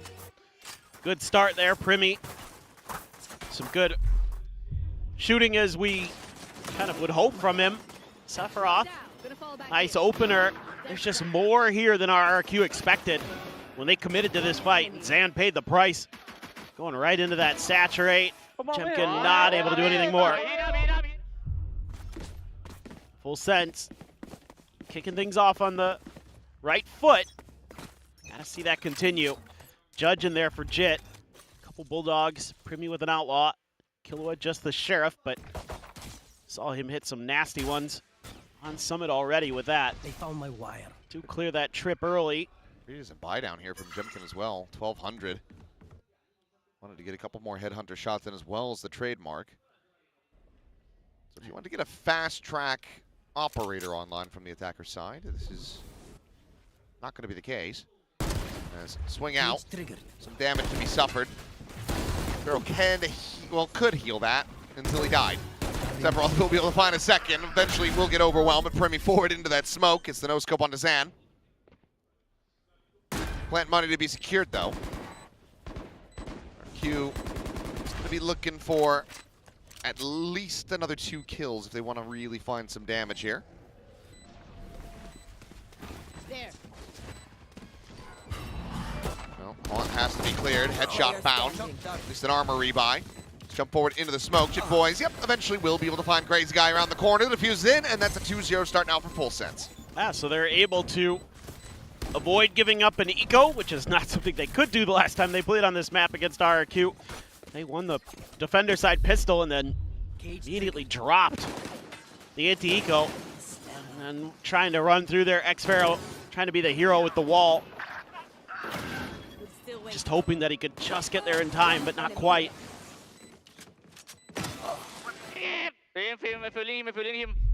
And it's all smiles for Full Sense, even though things have gone kind of bad. They've been able to keep their spirits up, I'll say that.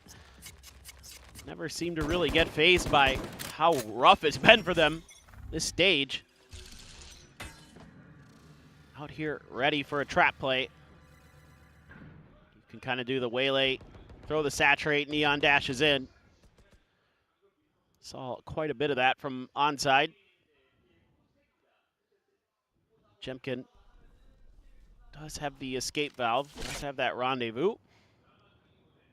Cruz content that nobody's even tapped an orb. That could just be what is the go signal for this play. Not much that you can do about it as If Crazy Guy goes for the drone here, that's what I was just thinking. that might just be them sprinting in, but they're going to drive peek into this, and well, I mean, Jimkin does well to even find the one there. Meanwhile, double dive forward into the refract, clear the Prowler, and I mean, they really want to spring this trap. Illinois just gets sent out. But it is still numbers here for Full Sense on this side of the map. Cruz boosted up over top of the wall. Crazy Guy will find one, but Primi in with another 2. Kahlua gets a piece of the action. Will find the third to close it. There's a bonus converted. Full Sense rallying back. It's just a matter of time, it feels like, with Primi. Oh, man. Just unlucky there, Jit. Like, one of you was getting that headshot, I guess. It's okay. Oh, man. Killua sharp. Oh, looking fantastic. Well, now looking to just play through another anti-eco.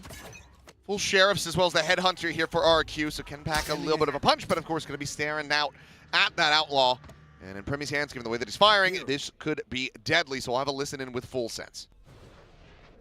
แล้วกลับไปมันกลับปะวะกล้องขอบพาเลยลูกกล้องตามกล้องมึงเห็นป่ะบีเบนเห็นแต่ไม่เห็นแค่ซ้ายมันยิงประตูมาแค่แตกแล้วโบบายได้นะกล้องเห็นแค่แง่ขวาว่ะพอปะ1 2 3 2ตัวนะนีออนโอ้ย3ตัวเดี๋ยวเก่งก็ปล่อยบีไปเอากลางเดี๋ยวไม่วันเวฟเฟลอีกเฮ้ยขยับตัวมากลางได้ป่ะทีมขยับมาแล้วมันจะมาเดินเอต่อมาเปิดทิ้งไว้คนหนึ่งก็ได้แล้วมากลาง3ก็ได้ไปรอตัวไม่ติดเก่งเดินล็อกท้ายอยู่พอมากัน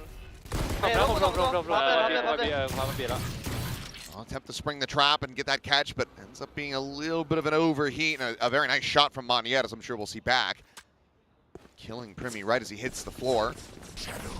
Now the attack onto the A side of the map, which otherwise is the weakest. Cruz again boosted up over the top here. This has to be a consideration. For now, it is not. Sparrow trying to silently creep his way back, but just tucks in, avoids that haunt. Cruz will be able to strike. And eliminated. Jit Boys held at bay. The Paranoia over towards backside, connecting on the 2. On yet. Posted up on top of the box here, ready to try to counter swing. Jemkin for the moment, though, going to be smoked off. There's a Shock Dart layered in case they start scaling forward a little bit faster than they had anticipated. Crazy Guy able to find one. Jit Boys dead. Moniette with a second as Cruz does get taken down. Now it's flew in. Sephiroth now, just the ladder! And he's able to mow down 2 kills, but cannot find anything else. It is a thrifty here in round 4. Continues to happen around the world as RRQ will go ahead and get themselves on the board on Sunset. Yeah, saw some interesting ideas from Full Sense where, yeah, you go for this dash in. Oh, man. Even the Paranoia hitting on him, Jemkin. But some decent ante on some of these stage walls. Oh, man, Cruz. Oh, no. He's had some oopsies with the TPs. Nice. That's what, bro. Some Paranoia here early. Going fishing with the Hunter's Fury, not really finding anything. Mania found with that, but look at all the attention that this is drawn towards A. Granted, there's still a good amount of time, given the slow creep towards B, for Full Sense to get forces back into that site. Well, Zan used all of his util over here. All of that in a Hunter's Fury just to try to draw the attention. Now the exec onto B, slowly continuing forward. Zan with a late lurk, but they have shut the market door behind them, so he might have to re-wrap up through towards Boba, but there's still a cam at top mid. Would have been a hell of a shot. Virgin Path's given consideration, and Jemkin's just kind of eating this one. Can still try to scope it on the angle. Sends out a shot, now has to try to backpedal away, makes his way around the corner. Meanwhile, Cruz going to be taken down. Moniette with that kill. Jit Boys in deep here. Gets himself into the cubby, and now will just fall to the wayside as RRQ. Mow them all down. Second round in a row, just the one casualty. Op carried over as well. Yeah, this is why it's so difficult on this map. If you don't have some kind of control over market, or an extra angle to be created on a flank to try to put pressure onto the post plants of your opponent. And as Full Sense, they're just walking into the meat grinder there. Really nicely played by Jemkin. Even though he's not finding a ton of damage, he's able to buy a lot of time and space and basically tee up the rest of his team. Full Sense now looking for a thrifty of their own. Push the tiles. Zan sends the relay bolt. Kahlua will be able to find the one before getting struck out, but Zan swings the corner, finds the second. Sephiroth dead, and they're just going to swing into B. Jemkin can just back away. Don't want to give them the operator for free here, so join in over towards the rest of the team. It was a weapon gun. Does get grabbed. Yeah. Ooh, didn't see him though. Double layer the start door. breaking the door. Yeah, yeah.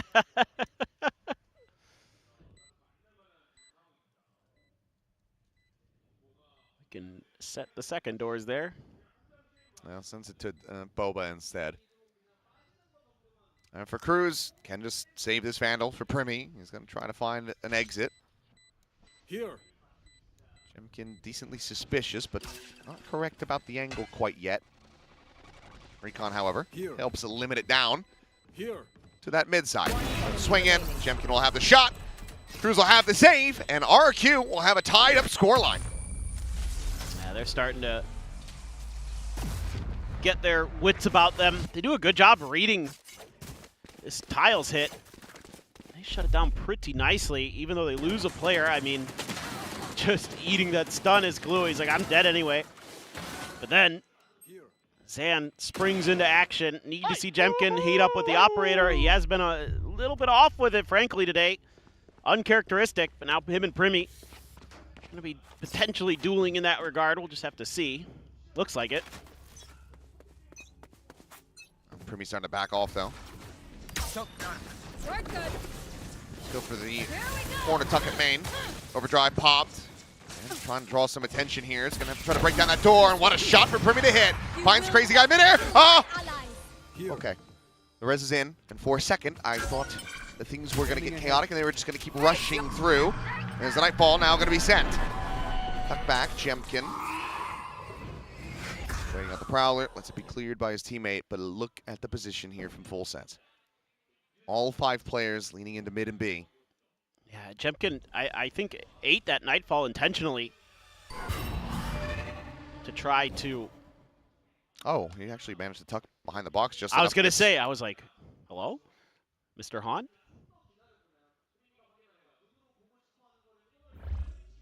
Once again, narrowing down the angles here. He's out of his rendezvous as well, and Primi will just have the shot. Well, he did sell this enough. Again, I'll say this for Jemkin. May not be the sharpest we've seen with the shooting, but 30 seconds left. Great salesman. He is a great salesman. I would buy a car from that man. Okay. Ah. PRX boost. Yep. And we'll drop down. That's, oh, he took ankle damage. Planted. TP's backing over the top. Smoke situated. Consideration on that recon. Saturate connecting. Paranoia is going to be chucked up at Shit Boys. Able to find them both. Check up and over the top, and Crazy Guy not able to find the punish. Oh, eventually we'll find the punish. They nearly line up for him. It'll be a smattering of additional damage, but Full Sense, this round is theirs. Paranoia hit Monyet. That Cruz throughout. Nicely done. Nicely done by Full Sense. That's a great read on that round for the most part. I mean, yeah, you got a little bit sold on the fake. The fake pause, I guess I'll call it. Oh, man, Primi. That one's all too easy. One enemy Look at that. remaining. Got the res out of him as well. Really good round here for Full Sense. They're starting to feel it now. Jemkin does have the tour de force, though. So, still going to have enough money for another operator behind this if he wants. For the next round, I mean. Clear the trip. Jit just tucked into the corner. Oh, you have found the chamber. And they're not going to make any moves off the back of that. Well, maybe Cruz is going to reposition mid. He has to just check it. Whoa! Got a little too close for comfort. Just trying to sell it as somebody else, make them think that maybe the chamber's gone elsewhere. Right. Smoke to market, one atop mid. A lot of trickery trying to be employed by RRQ, but honestly, Full Sense doing a good job with it. That shock clears out the trip. There's a cam there, though. Camera will be able to spot this, but a lot of players going to be pretty late to try to join in. Shit Boys, however, tucked into this position. Unscouted for now. Swinging in, and oh, he just gets aim punch from the side. Zan able to spot him at the perfect moment. Saves Crazy Guy's life. Wow. And in the end, I mean, it's a very patiently played round here from RRQ. Once they decide to strike, it is very concise. They know Primi's got the op. They know he's not going to come knocking here to try to close this one out. So 4-4. What's more impressive about this is Full Sense knew they were there. They had a pretty good little setup. That one way actually giving some opportunities to Jit Boys, but the smokes, the fast lane covers them long enough. Micro adjusted from Premi, able to find the kill. How badly do they want to throw bodies at him? He does already have the ultimate, so might as well. If he can get this into the hands of Crazy Guy, that'll give him that Hunter's Fury, but at this point, you'll take anything you can get. And that recon, ooh, tucked into the window. It's just enough to not be able to clear him out, but it will be Jemkin to take it in the end. Still, this is just incredible Let us see what's sort of awareness from RRQ to clean out all these positions. You're pressing into a bunch of different spots. Oh, Crazy Guy should have been dead. Oh, nice shot from Xfero. Zan sliding in. Monette was pushing up the market stairs. Finds Kilo as he's trying to swing in. This is beautiful work from RRQ. Again, that's a pretty decently read round by Full Sense. They just can't convert on it. Now no more operator for Primi. Only able to buy into a Phantom. And only a Bulldog for Cruz. So now you got to play a lot of respect. They're looking for a tiles crunch. Nobody's home, at least not for the moment. They're looking for somebody to step out of place in mid. Cover going. And at the moment, that would be Jemkin, but he does. Well, he's about to drift out of that rendezvous. Now he's tucked back into it. Uh-oh. They're ready to swing into this. This could get very messy very quickly. Just playing off this contact from Market. It's a crazy read. Jit Boys trying to get the spot out. Now the angle has changed, though. They're out of tiles safely. See that slow warp, the swing in the corner. Jit Boys able to find the fadeaway shots and going to be taken down. Fastly trying to hold the man. Cruz, I mean, rather, Premi, he's just diving forward. And Sephiroth now. They're trying to hold his own as Monette! Whoa! Whoa! I'm going with 4, but it's a 4K over the top! Oh, set over set for Kahlua. As Full Sense scraped by with a round win, and I need to see that one back. What the hell? The convergent path's completely whiffed.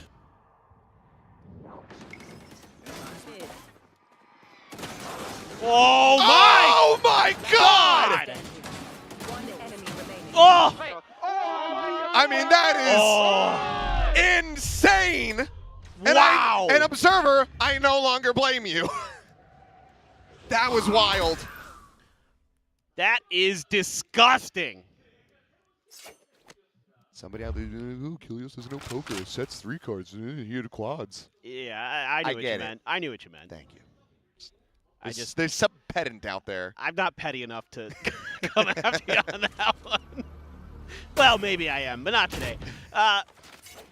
Wow. That is some of the best displays of shooting in a round you'll ever see. On both sides, like that made my week. Teleport's ready. That was absolutely filthy. Oh, that trip. Jit Boys on the swing. Eventually we'll be able to find that second. Monette now having to cancel the TP. Needs to work some more magic. Finds the first, but cannot find the follow-up. Sephiroth clean on the repeat.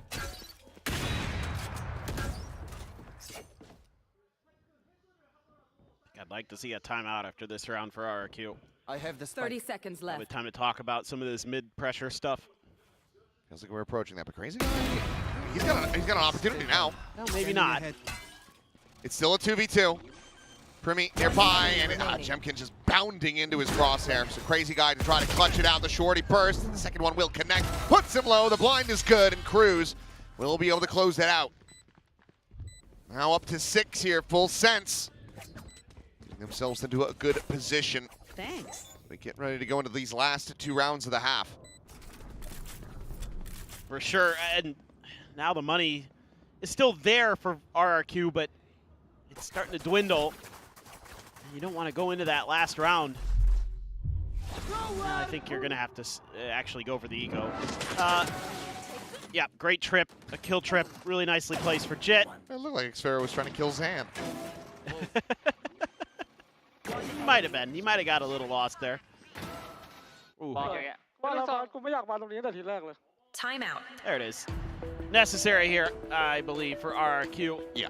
I think some of this mid-pressure, not really able to find the value you'd want. It's just sort of walking into what Full Sense wants you to do. I've seen this the last couple of rounds where they're happy to give up that space seemingly for free, and then when you least expect it. Came from LA, let's go. No, it says lame from LA. Oh, also that. Yeah, came from LA. Welcome to the promised land. It's so much nicer over here. Oh God, yes. I am very happy living in Korea. Just say that. I've lived in Los Angeles twice. I'm sorry. It's I fortunately never, ever had to. It's slightly better than New Jersey. Is it? Slightly better than New Jersey. I mean, I only lived in the Midwest. And so. it's mostly because there's just more food options. Oh, I see. That makes sense. I mean, the food, yes, there is great food in LA. I will say that. Those tacos. Some great tiramisu in LA. I will not say that. The gift that keeps on giving. This joke as, okay, push forward, trip gonna be triggered, slide in though, and Sephiroth unable to find that kill before you take down, but Kahlua is here yet again! 5 HP, looking for the 5th kill. Kahlua has awoken. There's a spot out. Play him in. Maybe now Crazy Guy Insane 4K to match? Probably not. Definitely not. He gets the Predator Ace. Monstrous performance from Kahlua here on this map. Still yet one more round to be played in this half. He has a Nightfall. He's 15-5. And RRQ not find the round conversion after the timeout call.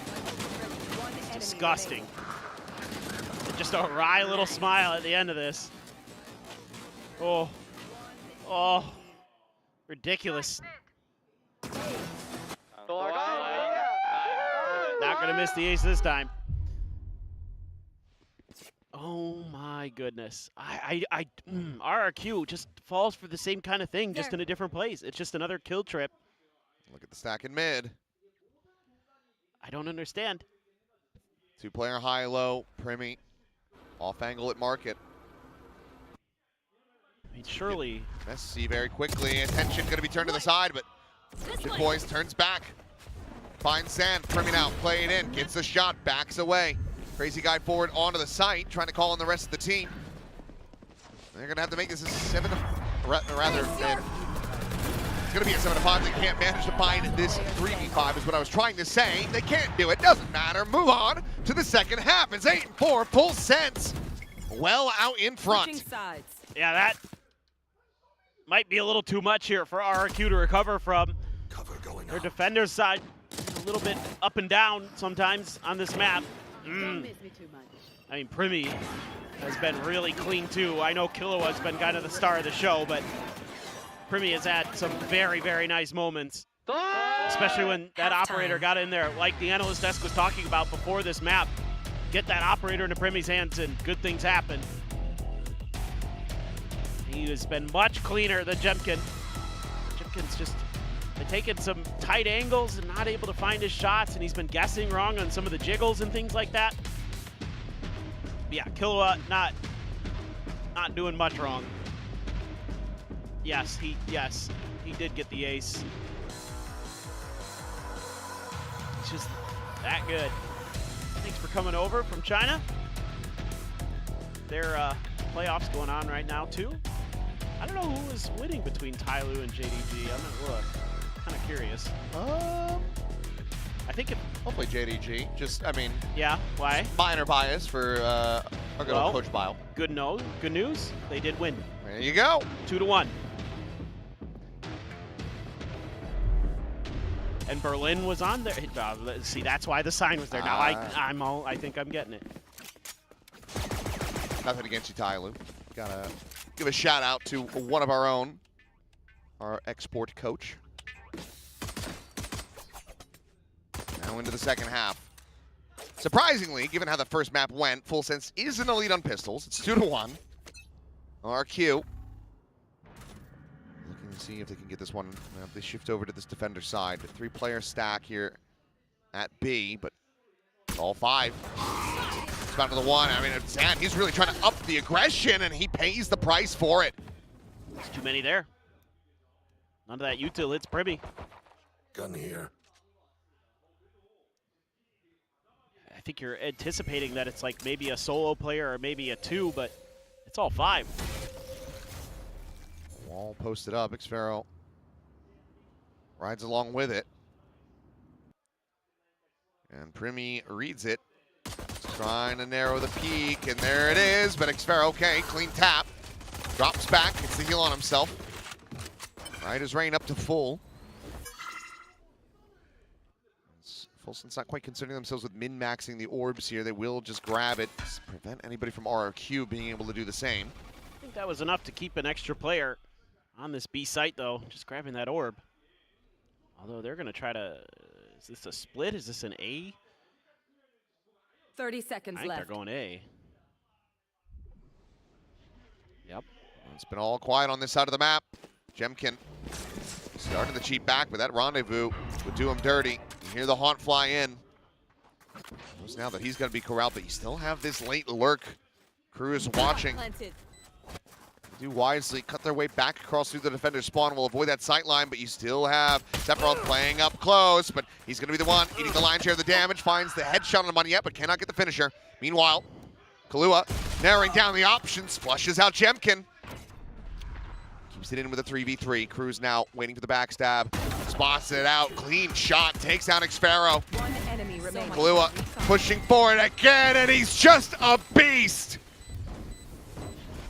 Gets the 3K. It's another pistol into the hands of Full Sense.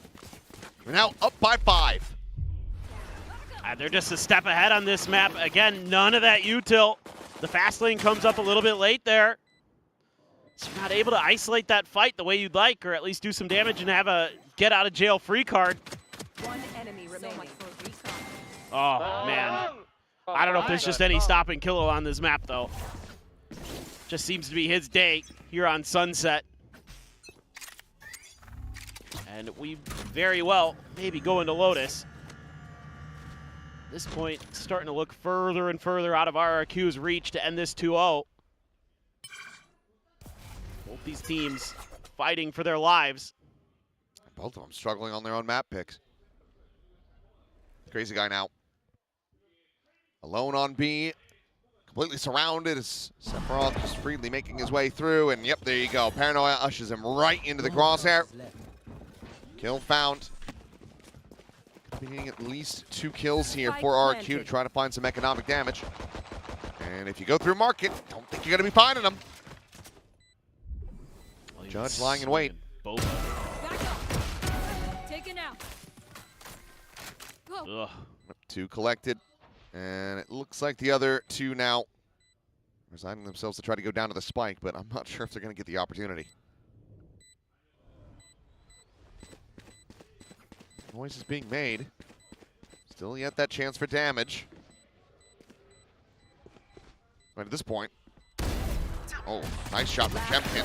And Xfero will be able to find it. So, okay, in the end, a little bit of damage going to be dealt. Jit Boys wants to go on the hunt.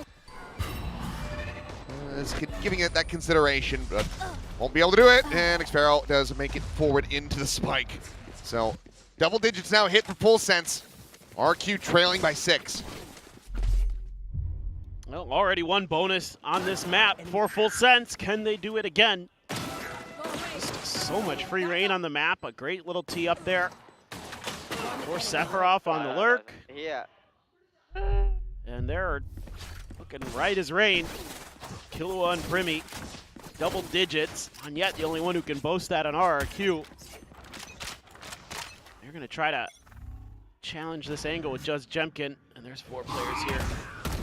Yeah. Cannot overstay. Makes the exit, but pace looking to be up here. Is Paranoia not going to connect on the Jemkin, but he's going to peel back, trying to go for the reload, and that's enough time for Primi to collect the kill. Yet now going to be struck down as Crazy Guy is only able to find Jit Boys. ever so slightly held them back, but Zan desperately trying to find this kill. Eventually will be able to do so. Right here. Spike planted. Go back to full. It's Prowler. Check around. TP in though! And Crazy Guy, he's got them both. Primi now isolating it down to the 1v1, but Xfero narrowly comes out on top. Quite the damage dealt though by Full Sense here. Only one player surviving. And at the end of round 15, RRQ. They'll get one back into their favor, and honestly, I kind of would have liked to just see the res use there for the economy. Oh yeah, for sure. Oh man. Right before Sephiroth was gonna walk into that trademark, Jemkin died. So they had no idea he was gonna be up there. They didn't have that warning system. Whoa, Crazy Guy.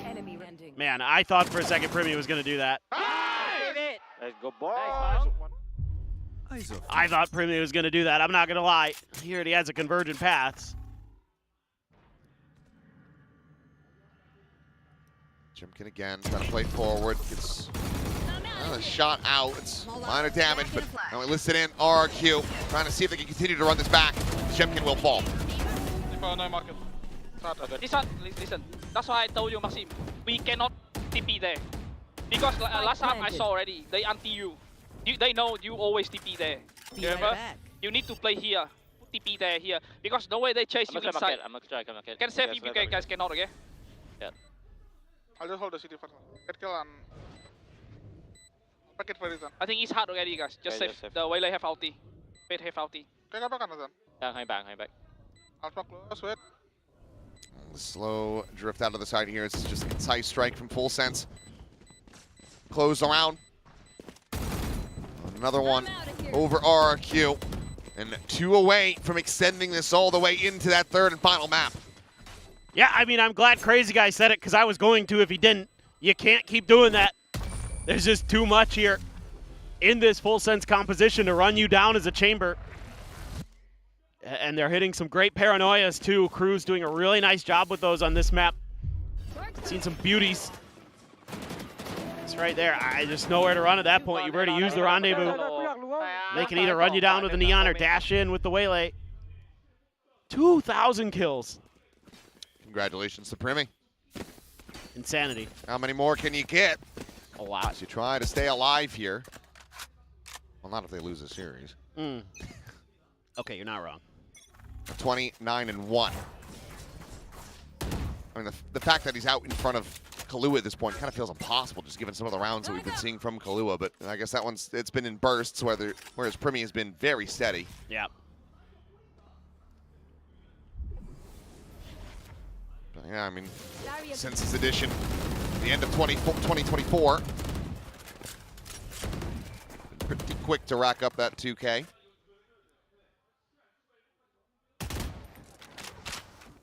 I like this though.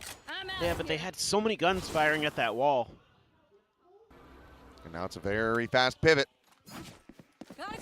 Once again, it's going to be Jemkin and Crazy Guy to try to hold the line. Sephiroth, can he get more than one from this position? Can't get either, actually.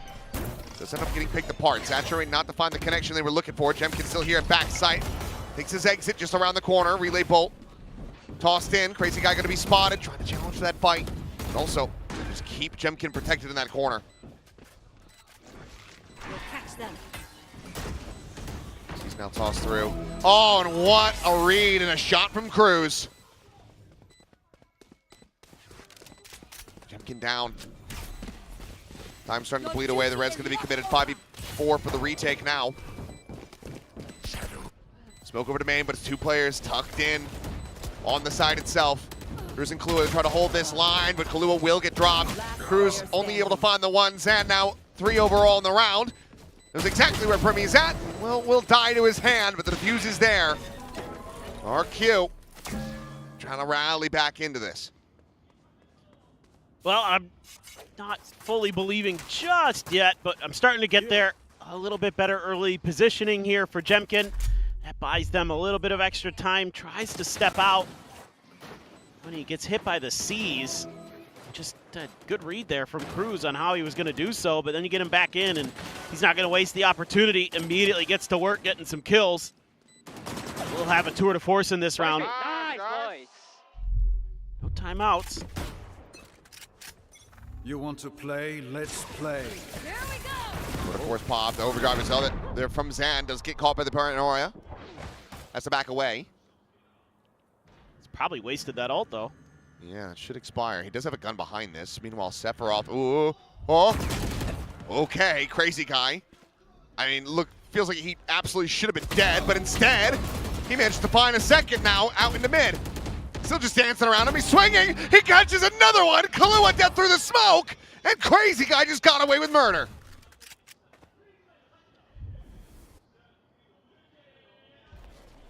Here. That was pretty pretty good. Almost wasn't. And then it was. Surely he doesn't get two He's here. so dead and he's so back. One enemy remaining. And smoke falls, and now there's a third player on the angle. Not much more that Cruz can do. RQ, 2 in a row for the first time in the second half. 4 away. Trying to tie this up. Well, they're starting to get their feet underneath them. He's looking at the wall there. I thought he was dead.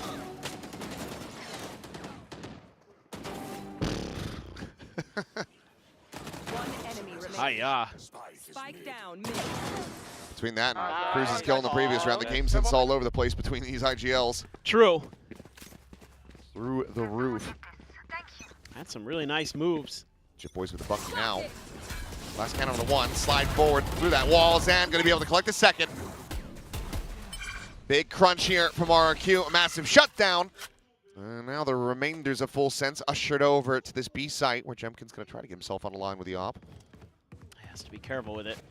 I'm surprised that RRQ's being so delayed on this rotation though. They're giving up this space, the plan can come in. And 3v5 certainly is doable, especially if Sephiroth can get the neural depth through. Tap though, they're trying to bait the Hunter's Fury out, but instead Kahlua will just get decapitated. Oh. And yeah, crazy guy's got Brimmy. So, well, what hope there was in the round, it's being dispelled. As Zan, clean with the footwork, slides to the corner, finds that one, and now just 3 rounds separating. Curious, do we see a timeout call from Full Sense? I would kind of think there's a good opportunity to do so. They haven't used one yet this map, so you got 2 to toy with. Great little setup. Recon dart there in the back, behind the push out from Zan. One enemy remaining.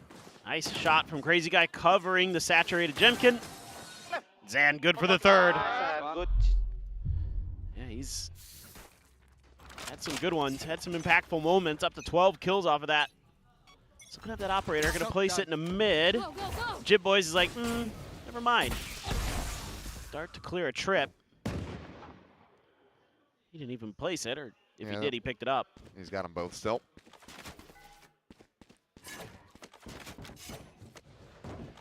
Here's the Prowler. Should know that they're going to be playing together here, given the economic situation. Spam out, reveal onto 1, dive forward, and Trimmy will get forced away. Minor damage suffered though. Overall, not too terrible for him. He and Jit both down to 89. Now you can't get that other orb though for Jit to get his ult. It was just taken by Xpharaoh. He's got that walled off, so looks like this might be a pivot into a market hit.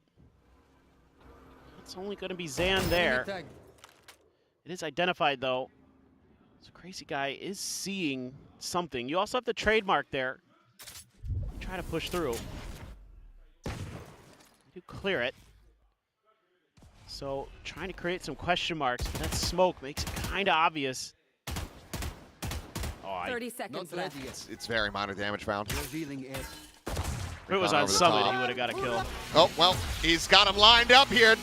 A narrow street. Will be able to find some damage. Pelter a shot from Cruz, but cannot find a follow-up. Sephiroth down to 14. Kahlua at 45. Moniette tucked away here at Alley. Trying to clear him out. Some more damage to be found. Paranoia tossed in response. Clean tap on a Primmy. Looking for that third, and he will get it.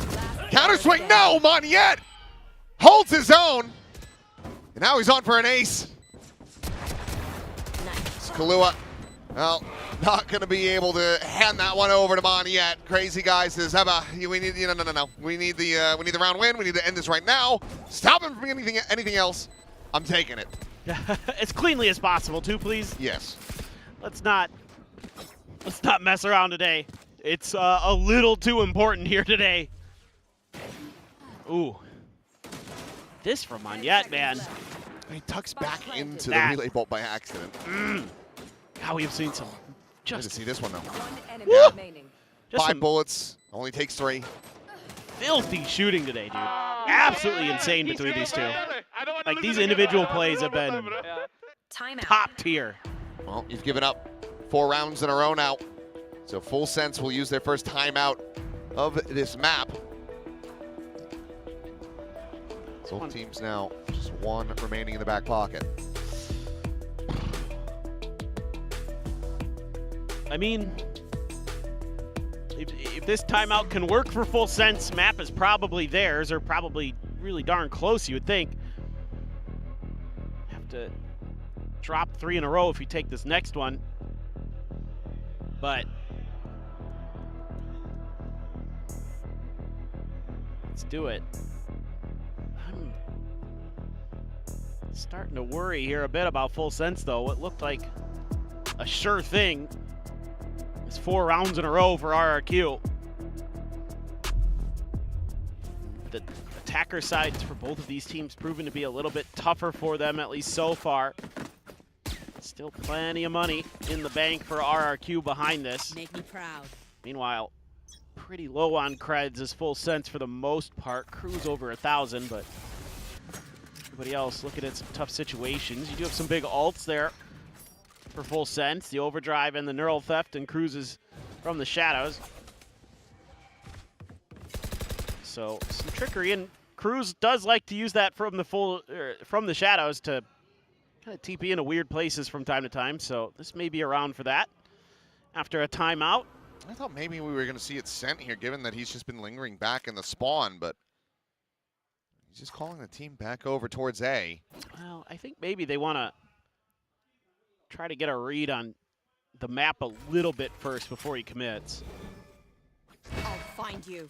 I mean, spawn could be wide open, but that haunt there sent Crazy Guy moving back just a bit. Smoke right up top mid.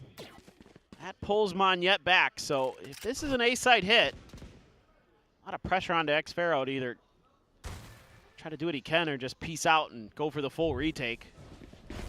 Ball now broken. Prowler going to be heard. Slow Orb is going to be tossed out. Meanwhile, TP, he was right on top of him. Yep. Goes for the cancel. Meanwhile, the scale up. Sephiroth now going to be contained by this trademark. Entry onto the site. Cage triggered. Taken here for Full Sense. 13 seconds remaining. Crazy Guy able to find one. Chip Boy's going to be taken down. 10 seconds. Premi up and over the top. Is able to find the covers and will fall. Keeping that player advantage. The spam takes him low. Hasn't taken him down though. Tucks a bit deeper into the corner. Swing through. Monyet he finds even more damage, but Kahlua still holding on by a thread. And now it is just Jemkin trying to recover the weapon and will be able to do so. Kahlua gets a third, and Full Sense get up to map point. Match point. I kind of like the idea here from RRQ. Play for the flood. The time is running low. If you could disrupt the plant, there's a chance you can win this on time.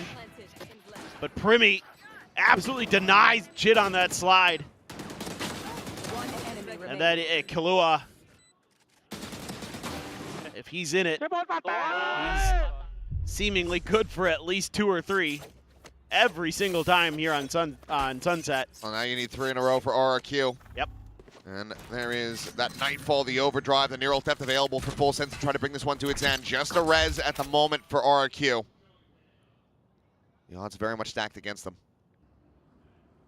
And this camera is giving so much space in mid here. It sets up nicely for a B split.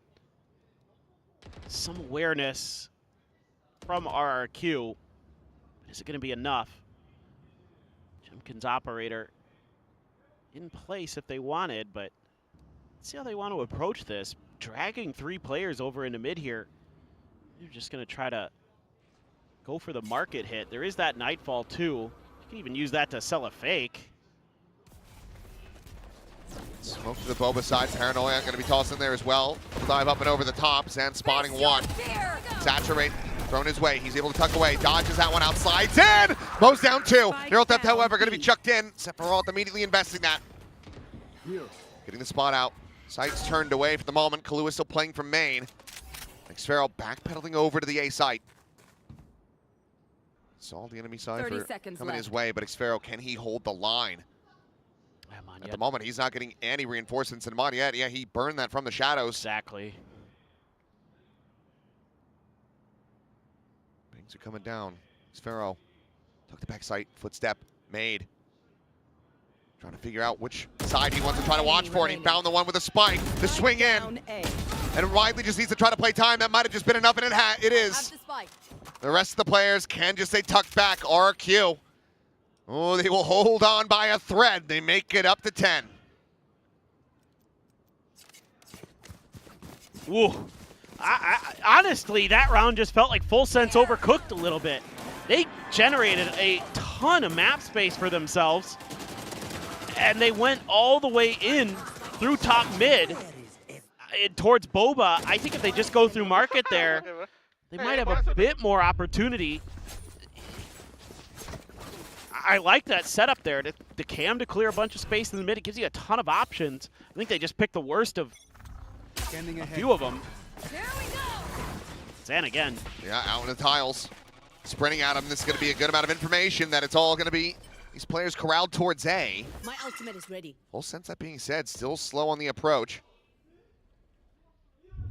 Jemkin rewrapping around Kahlua on this check. Not dead. And he can thank his lucky stars. Jemkin's not quite connecting. Bring them down. I just don't know what's going on. He's looked off. It's been really, really rough from him. Needs to find that stability now. Smoke to the side. Checking the corner. Paranoia going to be tossed out. Monyet locked in position. As xFaro will be able to find one side to the backside though, and Shit Boys feasting, looking for that final, can't get it. The res now called in. Sephiroth now finds himself in a 1v3 and trying to bring this map to its end. Manages to isolate one, but cannot find the other. RRQ, they hold on. And they are now one away from taking us into overtime, which is very familiar territory for this team. No doubt. It wouldn't be an RRQ match without a little overtime sprinkled in. Nice playing for the position there off of that convergent paths. xFaro hero in this round. Gets that res in there too. I mean, I thought Jit was gonna end it right there on that slide. Whoa, man. Fantastic from him. What is going on today? Some of these sprays have been just unreal. Hunter's Fury for Crazy Guy. Can they seal the deal? And Monyet is taking a very aggressive position, as is xFaro. The Hunter's Fury now going to be called in. Zan on the crunch, but Sephiroth on the cover. Finds the kill. Monyet going to be good for one. Sephiroth down. A 1-for-1 exchange so far. Tons of damage across onto the Full Sense players. So Cruz and Kahlua, 45 on them. Take flight. She bought time. The overdrive expired. Exactly. A Phantom collected though for Jit. Jemkin on that deep angle. Smoke to top mid. Know what util here for Crazy Guy. I think you're happy to give up this mid space. If they want to go market, then so be it. At least you have the trademark there. Smoke dissipating. Spot on the one. On to plenty. More damage found. Cruz to 10. The push coming in, and xFaro tucked away. Does this go red at all? The drop down so far. No credence being lent to this position as xFaro finds two. But Kahlua and Cruz, they answer back in kind, and now suddenly it's just Jemkin fast on the approach, wrapping through a main to try to strike them down. 55 health between the two of them. He would love to swap the weapons he has. He's got a Bulldog. Can't afford to give up the element of surprise. He doesn't want to make a single bit of noise. Kahlua, the Phantom, dialed in on this angle. The slow creep in. Jemkin finds it in the end. The Paranoia sent through. A moderate understanding of Cruz's position. The rush forward, the shorty in hand, the ring around the Rosie. Cruz just looking to play time, and he's playing it gorgeously. Jemkin to try to go for it. So close. It's not close at all. Oh, not at all. Jemkin will erupt, and Full Sense will be victorious on Sunset. Overtime denied, and map 3 to be played. Oh boy. I mean, that's kind of more of what we were expecting here. That Summit seems to be a bit of an aberration. This is much more in line with what these two teams have done throughout their histories. So Full Sense keeping themselves in the mix. RRQ not able to close out their map pick. And we go to Lotus. Ooh. But both pistols being lost there by RRQ. Definitely painful, but just like it always is. I mean, what else can you say? I mean, I think Lotus is a bit of a crapshoot here between these two teams. I don't really know what we're going to be able to expect. I mean, obviously, this was the better of the two maps that Full Sense played versus T1. They were able to make that, 8-round wins versus T1, who was firing on all cylinders. But RRQ also had a bit of time to study that, see how they were playing it, and then try to counteract it. Either way, it's all to play for. One more map to decide who is sticking around to the play-ins and who is having their year in VCT come to a very early end.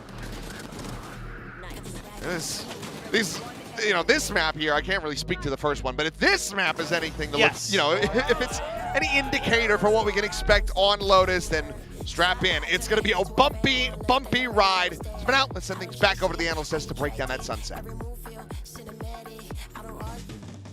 And it all comes down to a few seconds and a little ring around the Rosie. I think the casters hit the nail on the head. This is exactly what we expected from this matchup. Forget the first map. This has all of the action that we expected from both of these teams, down to the firepower and all of the antics. Thank goodness Full Sense decided to wake up and come to play. They've given him a series, people. This is so much better. Exactly what we wanted to see. This is what we expect when these two teams are going to clash. Full Sense steal away RRQ's map pick, and they forced that map 3 now. I'm so happy to see these individuals really start to pop now. Yeah, 100%. Full Sense, I mean, that's the second time that they've been able to beat that Chamber Sage comp. They had a good game plan for the game against Gen G. Again, they had a really good game plan in this game. It got a lot closer than maybe they would have liked, particularly in that second half. Like, credit to RRQ, really making them sweat to win this game. Nice clutch at the end there from Cruz to seal the deal. Now that we head on to Lotus, I mean, things are going to get a little bit muddy. RRQ have not played this map in ages, and for Full Sense, they played it twice this stage.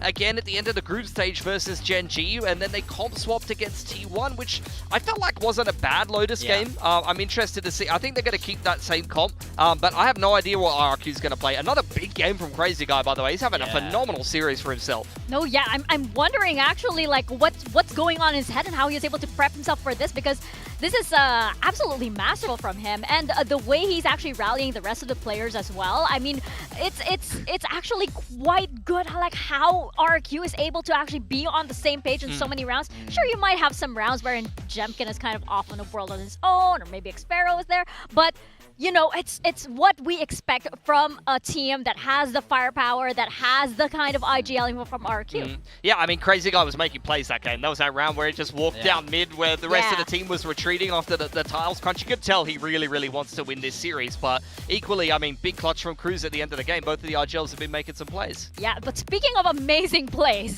we would be remiss not to talk about Monyet and Killua here, who were absolutely frying. This is one of the most insane rounds I've seen in my life. Look at this! Look at this! God. And then Killua comes straight back with it. It's insane how short the individuals were. The pulsar flicker, the weak guy, is giggling and kicking his feet after this map. It's fantastic, but both of these guys really stepped up in a major way. I feel like Monyet, this whole stage, he's been putting RRQ on their back. This map was no different. He came in swinging. Yeah, he was making plays, honestly. You see him walking past the stage wall into market in that previous previous round, this round, the whole team's running at him in elbow, and he's still able to hold his own. Killua on both maps was fantastic. He was the only one doing anything for Full Sense over on Summit, and he kept that same level of form coming into the second map. It's why I picked him in my build diff team today. In the last series between these two teams, Killua was phenomenal as well. It seems like he's just great against RRQ, it seems. He's stepping up so much because he also had a little bit of a rocky start to this stage. He was slow, but now as it's developed, he's slowly becoming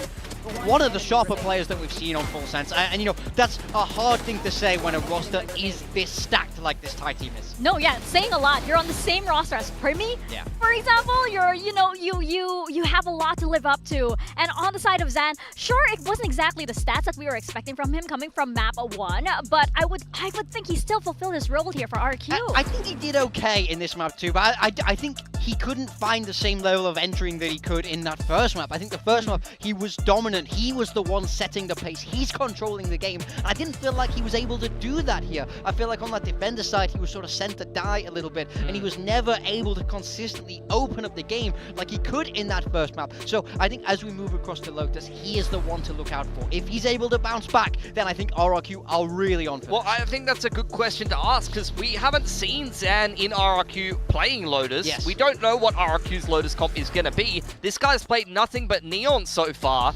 So I'm kind of wondering how they're going to formulate it. I think they are a little bit pigeonholed. You know, you have some kind of I guess, advantage or surprise against Full Sense, who may not know what you're going to prep here on Lotus, but I think you are actually a little bit pigeonholed into Zan, Neon, and probably Jemkin Chamber, to be honest, which eliminates a little bit of that element of surprise. Yeah, I am curious if they feel like that themselves from inside the team, but that's how it looks like from the outside, where I wouldn't want to see them get crazy in this composition. I want to see Zan on the Neon. I want to see Jemkin on the Chamber. I want to see people lean into their own strengths. I think it's also worth noting that RRQ got the side choice here, and I think they elected to defend to start out with, and we've seen in both of these maps now how the teams have kind of ran away with this on the defender side very much. Full Sense got that 8-4, and they're staving off the comeback. RRQ, obviously that map 1, insanely dominant, so we'll see if that trend does play out in this map 3. Yeah, I was actually thinking, like, okay, if Sunset goes the opposite way of the first map, it was almost like that, but like on the side of Full Sense as well, this was much better from them, definitely much more what we expected, but we still need like that kind of same dominance that we saw from RRQ. They can't exactly, you know, get that kind of same momentum. It always feels like they're always winning these rounds by just a little bit more. Yeah, so, I mean, I wouldn't be surprised to see something similar like this from RRQ coming into this game. This is the comp that I would kind of expect them to play, but it's been a long time since they played the Lotus. For Full Sense, you can see them playing that same Jet Raze burst comp in that last game against T1. They did lose that game, but I felt like they lost it on the defensive side when they had multiple man advantage situations. I felt like they could have won that game in Lotus if they executed a little bit better. So I wouldn't be surprised to see Full Sense stick with this same comp and just play it a little bit better. And they're a little bit more match fit here on Lotus. So honestly, if Full Sense wins this series, being a little bit more prepped and repped here on Lotus, I really wouldn't be surprised. I mean, I'm not sure I agree with you, to be honest. I feel like RRQ have the benefit of surprise here. Full Sense played this map, 3 days ago? I don't think they've had time to swap comp, even if they wanted to. I don't think they should. I mean, I do agree with you, but I think then when that series goes close, or well, that map goes close, at least against T1, they've had to show a lot of their stuff already. I worry that the prep disadvantage is too big, because this is the map that, if you remember, Full Sense had this as their trap card. They'd banned this in their opening series to be able to pick it into T1 and couldn't get the job done there. No, I mean, I agree with you, but I disagree with you, because they played it last stage. They played it at London. They have repped this comp. They had, in a very short turnaround time, I really do think that they could change their setups a lot and change how they play a lot. And it's not a super crazy execution comp. This is Jet Raze at the end of the day. They can just kind of play a little bit more aggressively on their defensive setups. Maybe they fight for front B a little bit more than they were, or they play like C mount a little bit more rather than just the retake A that they were doing on defense. But I also wonder, because like, I wonder what Jovi has prepped for Full Sense, because this is a man who was on that roster before. He was right next to Frost, and he knows these players very, very well. Also, because he was the assistant coach. I mean, he's going to know what he's looking at. He's going to know how to counter against this. I feel like that, you said it yourself, that A site was soft. in my mind for Full Sense. But So they play retake every time with a Cypher. Like, I think that they could fight for Rubble instead to start off the game on the defense. I mean, it's RRQ defense first, though. True. I'm expecting them to play a slower comp here, to be honest. And I'm questioning what they're going to put Zan on. You know, like if they play double duelist, like what combination of double duelists are you going to put Jemkin with Zan? Because Zan probably has to play Neon in my mind. I agree. I think if he's not on Neon, they could be in a world of hurt here. As we take a look at the compositions, Oh, he's okay. he's on that Raze. It's a Raze Waylay comp here. This is definitely interesting, and Full Sense, they're sticking with it. Yeah, they're going to play the same comp. I think that this makes a lot of sense for Full Sense. This is a very strong comp for them. This is something they've repped a lot. For RRQ, I feel like they're going away from what's been working for them. Zan has been fantastic so far on that Neon. Jemkin has mostly been pretty good on the chamber, but he's been a little bit off. Maybe on the Waylay, things are going to click a little bit better for him. I mean, I still think overall, I think that comp is really quite well-rounded. I love the Viper here, so I think it makes a lot of sense. And it's worth noting once again, this is an elimination game. This is one map to decide who progresses and whose year ends here on Lotus. Exactly. We are saying goodbye to one of these teams.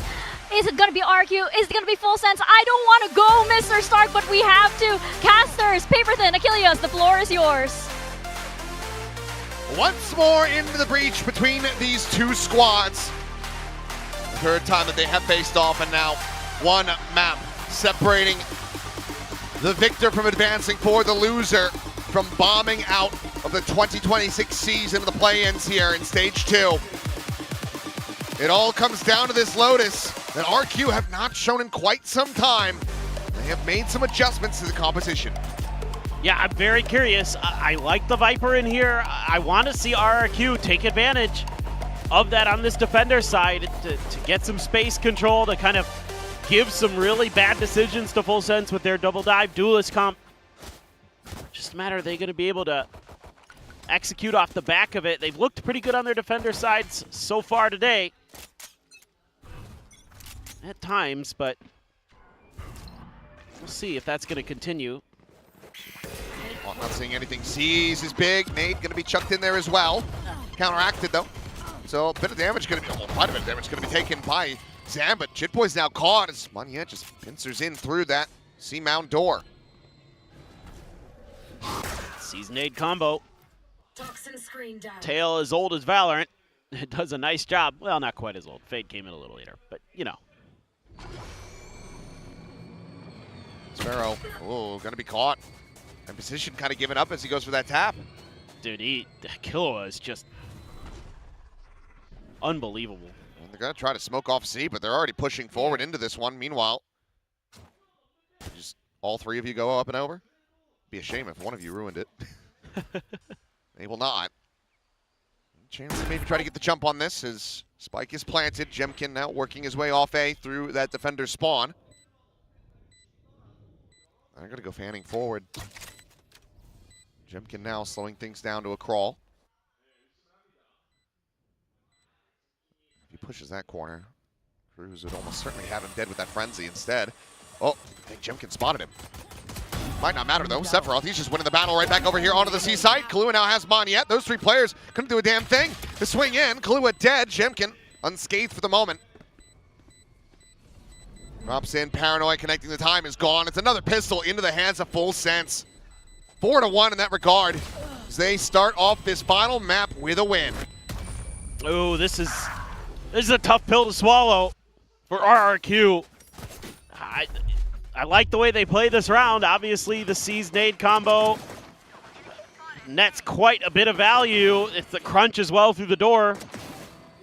But Killua is an absolute monster. Sephiroth holds the corner. It's never even considered until it's too late. And Jemkin just has to clear so much back there to try to get over to C. That takes him a little bit longer than the rest of the team. The sync just not there. And RRQ, the seams are starting to come apart. What looked so good on Summit. We'll see. Full Sense just checking through. Right around the corner of this door is Monyet. It does have the toxic screen though, so. Relative safety, but. Yeah. Scale forward into B. They're just going to try to multi-man face forward here towards Sephiroth, trying to overwhelm him, but he's just got too much coverage to escape. Makes his way out of there. Meanwhile, run forward into B. Bound across. Monyet will be able to find Primi. Can collect that Bulldog. Takes it in hand. Drop down from Jit Boys. As push forward into the smoke. Crazy Guy absolutely outdone as Cruz in a nice little 3K. And that is overall going to be a very clean anti-eco. That's what the doctor ordered now. Go into the anti-bonus for RRQ to see if they can get themselves on the board nice and early. Oh. What timing there for Jit. Oh, that's pretty good. Pretty nice. Holding on. I thought for a moment maybe RRQ was going to be able to do a little bit more damage in that, scooping up that Bulldog, but Cruz was just too sharp. He's actually even going to pass that Vandal over. I assume into Primi's hands or Sephiroth's, one of the two, but whoa. Risky business. Tailwind forward, Jemkin firing off a couple shots, and Primi has the turn, has the kill. Shell over to blue rooms, and able to find the one, but Primi trades it back. Keeps him into a 3v3. And already it's halfway decent damage found for full sense, and they're looking for more, and Primi will get it. Third kill found, another tailwind built up, and he is out. He has escaped. They haven't boxed in, but this is taking a lot of time just to try to clear him, and then Sephiroth gets a backstab! And it is a bonus converted for full sense. Man, there's the Primi we've been looking for. That is an insane round from him. Look at the speed on this. Chemkin pulled the trigger a little too early and paid the price. Had the covering fire there for the trade, sees the gun. That's the third. Nice timing from Sephiroth. Oh. That dash out around the corner using that cloudburst too so he could get away safely in the defender spawn. Brilliant. Absolutely brilliant. I must wait a moment. That's two sheriffs, two bandits. Monyet just a classic. And you're able to find a Thrifty on Sunset to get the first round win. RRQ, can they do it again? Got a triple stack, so take a listen in with full sense as they look to just go ahead and move up 4-0. อาจจะดันได้นะใช่เหรอเฟดอยู่เอได้ดีเคป่ะได้สูงเดี๋ยวรอไม่รอความหมดแล้วกล้องหมากใช่ป่ะ1 นาทีโอซีให้มาขอคนเยอะๆหน่อยขอคนเอามาไปแบ่งกันมาให้เราแป๊บมาเลยกล้องมาเลยขึ้นซีแดดมาไม่เจอเรียกกันต้องเล่นก็เฟดไม่มีเน็ตเราเปิดประตูเข้าต้นไม้กันนะเข้าต้นไม้เดี๋ยวแฟดเข้าต้นไม้ไปเลยเต็ดแดดล้อหลังบอมอยู่ Very nice. 30 seconds left. I think that's a first. Yeah, I think that might be the first just belch that we've had. Yeah. Alrighty. Oh, saturate to the face, and well, Jemkin able to find one there with the bandit. Needs a hell of a lot more though. Is going to be contained over towards drop. Remy, quick scope attempt. Some damage found. Tap from Kahlua. Monyet down. Flash into the drop. Kahlua gets a third, and now it's just Crazy Guy has the Vandal in hand, but no armor with which to try to utilize it, so Primi will be able to take him down. So just a couple kills found. No Thrifty this time around. 4-0 now for full sense. Yeah, I think I'd like to see this a little bit more proactive on the map now for RRQ. You lose this one, okay, it's the eco, so what? Man, Kahlua. Dude just cannot miss heads today. That one right there, whatever. He's trying to get around the corner. Timeout. And an earlier timeout this time from Joby. Weren't able to get that Thrifty to go, so I gotta start talking about some of what's going on the map here. Kind of tough. I mean, Full Sense has been all over the place. They're pushing and pulling the map a little bit, or they're going for a fast hit. A lot of the stuff that you've tried to do to shut it down has been thwarted on the individual, on the micro level. So maybe, if anything, you're just hoping that this timeout slows them down without... They've just come roaring back into this series after that absolute battering they took on Summit. Full Sense is seemingly just fine. Gotta give them credit there. And now they've got a bunch of ults here too. Got the Seekers, you got Primmy's Blade Storm, Cruz has his ult, Zan does have the Showstopper. You're one away from a couple others. Crazy Guy's Nightfall, Monyet's from the Shadows. So let's see what they want to do. Cruz does love to TP right behind C site sometimes. Coming off of a timeout. Something they could have talked about. Jit's trying to get closer to his Showstopper. Looking for the C's right at the door. No set to go with it. Don't have the nade, but waiting for any kind of noise there, but none to be found. For Full Sense, I mean, this could just boil down to the Seekers getting popped. Ooh. This Crazy Guy, yeah. He's having to back away now. Out of charges. Water. So far, still able to hold on to the utility here. It's good restraint here for Crazy Guy. And also, Xparrow didn't throw the snake bite either, so still hanging on to that critical piece of delay. The haunt's cleared. It's right back over. Ready 30 with that seconds C. left. Seekers now going to be coming through. Entry up Oh, and over. What a paranoia. Yeah, blind connecting in a big way. Rocket is going to be drawn out. Crazy Guy able to find Primmy, shutting him down. Showstopper still held. Zan now setting it loose, but Xparrow will claim the kill on Jit Boys just a moment before. TP out. It's going to have to be that A-side plan as Sephiroth trying to hold the line, slow them down. Kahlua now joining in as well. And this could be a bloodbath as Kahlua finds two. Sephiroth an upper! Gets the remainders! And it is another crucial, critical loss as RRQ have not been able to find a round win yet. This is absolutely brilliant stuff from the side of Full Sense. They're buying so much time, and slowly but surely, Sephiroth is pushing out on the map. Killua's watching the front of A for such a long time. They're able to maintain so much control, and when the C site hit fails, that's when Cruz hits the bailout button on the TP over to the other side, and they've got layers behind it. That was phenomenal. And just look at the reads here from RRQ, not really able to figure out where Full Sense is trying to play. Firm rebel control established. Meanwhile, Xparrow still alone on this side of the map. Just a couple shots there with the Sheriff, has to backpedal out. Not even a snake bite, and as he repeats the angle, he's just dead. Not much more to be done. Where is everyone hiding? Snake tossed in, but they plant forward. They don't go for default. Meanwhile, Jit Boys, hey, you know, a little bit wanting with that one. Just feeling confident the rest of the team to be able to clean up, and they shall. 6-0, and suddenly you're just getting deja vu for Summit, but inverted. Right. Full Sense are absolutely dominating.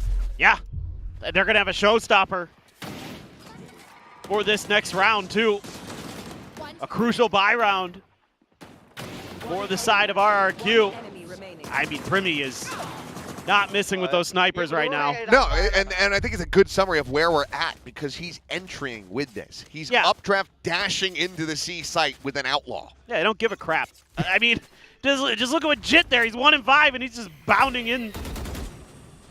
It's just denied win.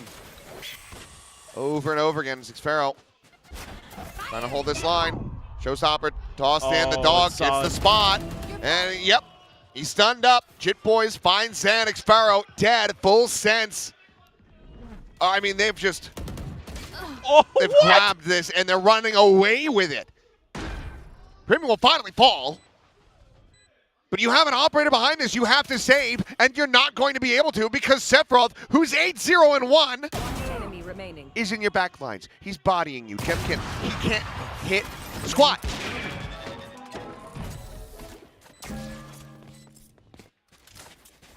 This is insanity. It is. This is just unbelievable. These entries are fearless. They're clean. Again, some beautiful paranoias from Cruz. Oh my God, Primi just does not care. He's so in the zone right now. He's just going to keep challenging. And while all that's going on, Sephiroth has so much of the map to work with. There's no Sentinel util. Yes, there's no Sentinel util to stop him. Now you've had Xpharaoh glass cannon. As RRQ desperately try to find anything that they can get, but they need something. They need Cage trigger. a round win, a big play to give them some momentum, to give them some adrenaline, some belief, something to cling on to. Look at how patient Full Sense is now. And RRQ knows they have to take some map control, and Full Sense is fine. Like, yeah, sure, go ahead. Maybe find you out of place, but they're going to be backed off. Dog enough to send Jemkin back towards B, but it's a heavy BC lean, so Run to the hills. Yeah, Xpharaoh just cannot. I mean, even Spike planted. you know, the Syncmite's still here in the back pocket, not using it to try to delay the approach coming in. I mean, I think you want this with the convergent paths in a way. You don't mind them going to A. Oh boy. Monyet caught at stairs. Virgin path sent, but Zan dead. Jit Boys has dodged it all, and he's tearing them limb from limb. He's looking for another one. Xpharaoh will be able to hold his own, but the call to retreat has been sounded. They have to just run away.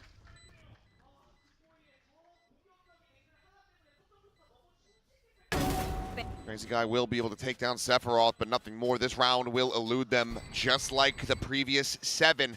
8-0 now for Full Sense. The only upside, the only silver lining you can maybe try to scrape off this round is that Sephiroth finally died. That's about it, because you lost the convergent paths here. Look at this. And he can tell on that angle where they're at.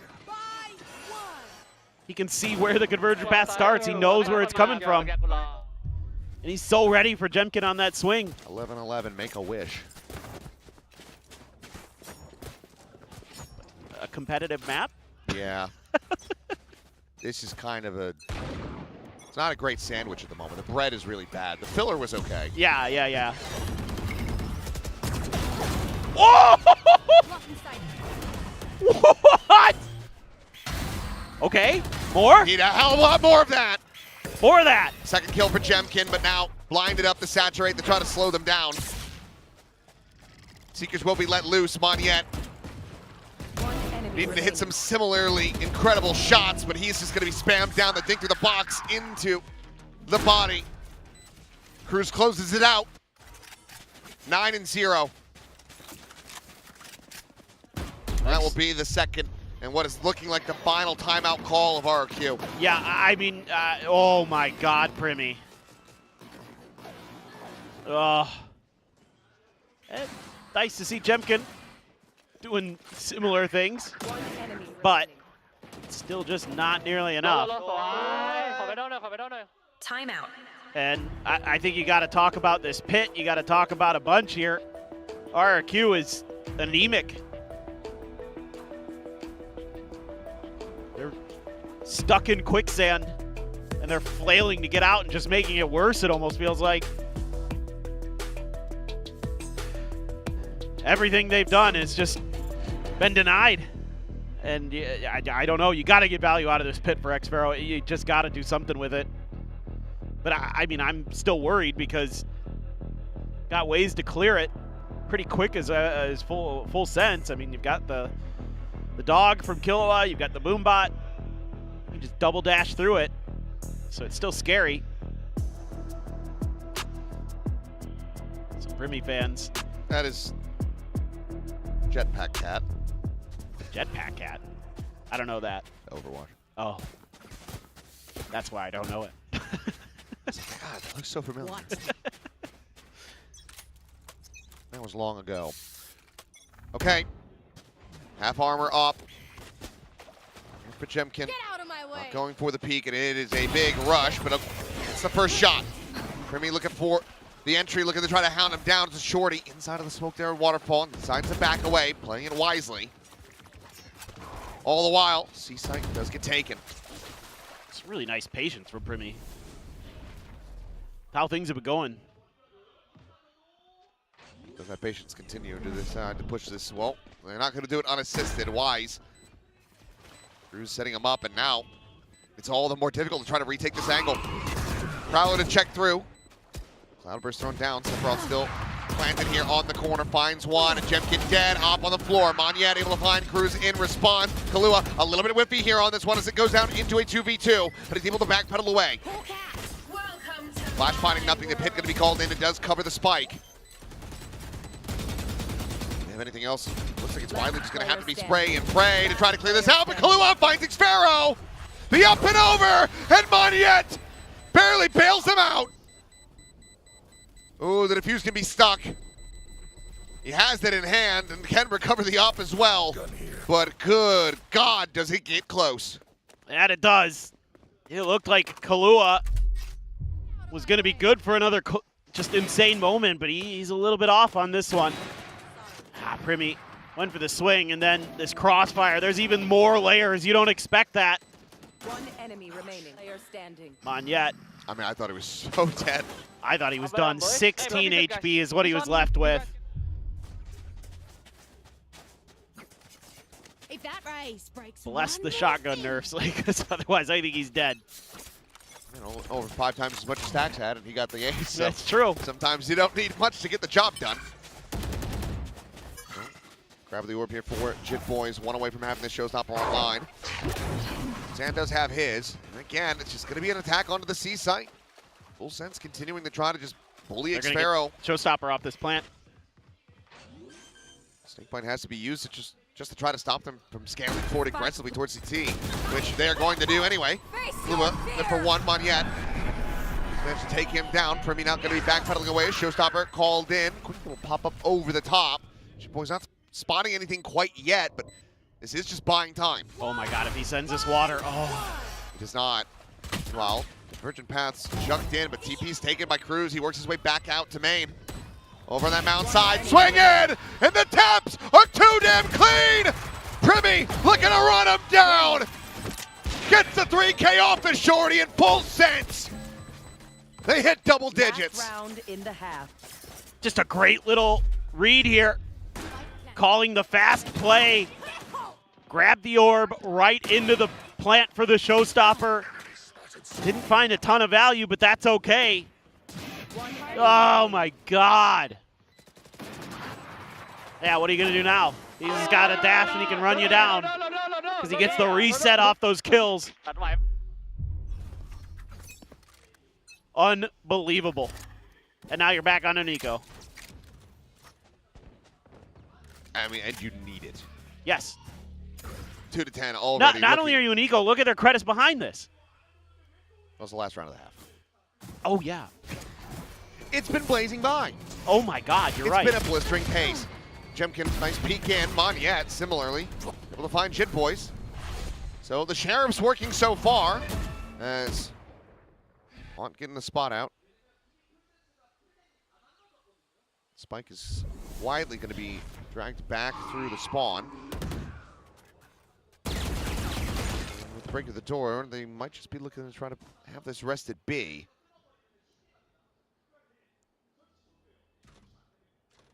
RRQ, this should be impossible for them to let go. Crazy guy tagged to 41, takes us back in, doesn't find any damage. Meanwhile, Sephiroth watching the rear, finds the first, gets the second, Monyet done, and suddenly, they're right back into it! 30 seconds left. Spike down. Zan has to do it all. I have retrieved the spike. They could just pivot if they want. Instead, he just rushes out of the smoke to his demise. 11-1, Full Sense. Switching sides. They are looking like they're back. Oh, yeah.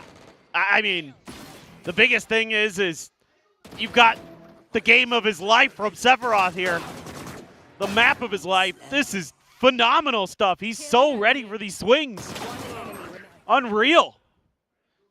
Just the way that every time RRQ tries to go for the trade, they are just denied. Beautiful. Absolutely beautiful. It's just them getting frazzled. I mean, the first one, sure, you can maybe excuse it. But then you know his position, and yet pacing him one by one. Swinging that corner, falling to the wayside. That's something they weren't doing on Summit. RRQ, like we saw this all the time where one player would wide swing and the other would follow up quickly behind it. Stuff like that is not happening recently. And the team play on that map was fantastic, but yeah. Summit now, I mean, it feels like it was last week. Oh no. Game's been quick, but it's just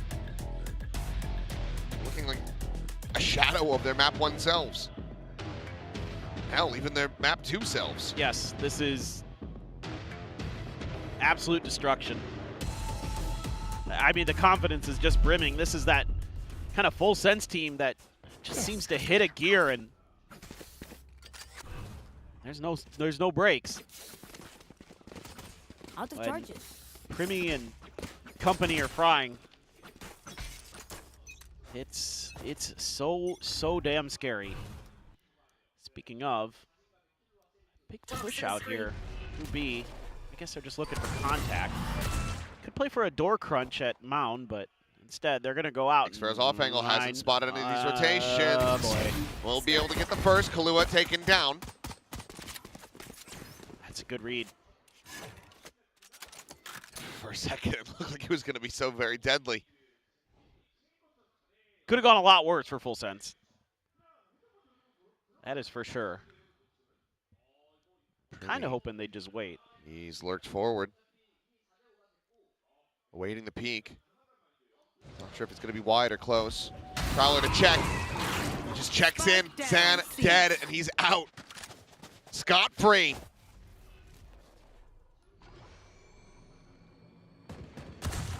Tap of the door, the fake of the pivot, but you've got so many players. As, oh my God! He's just done him dirty. That's brutal. 30 seconds left. Should have the paint shells he does. I mean, it just feels like the opening pistol of this map yet again, where RRQ, they get themselves into a decent position, and then all of a sudden, it slips away. Jemkin, dead. Sephiroth is a god among men! Another 2 kills for him, 3 for Primi in the round, and now it is match point!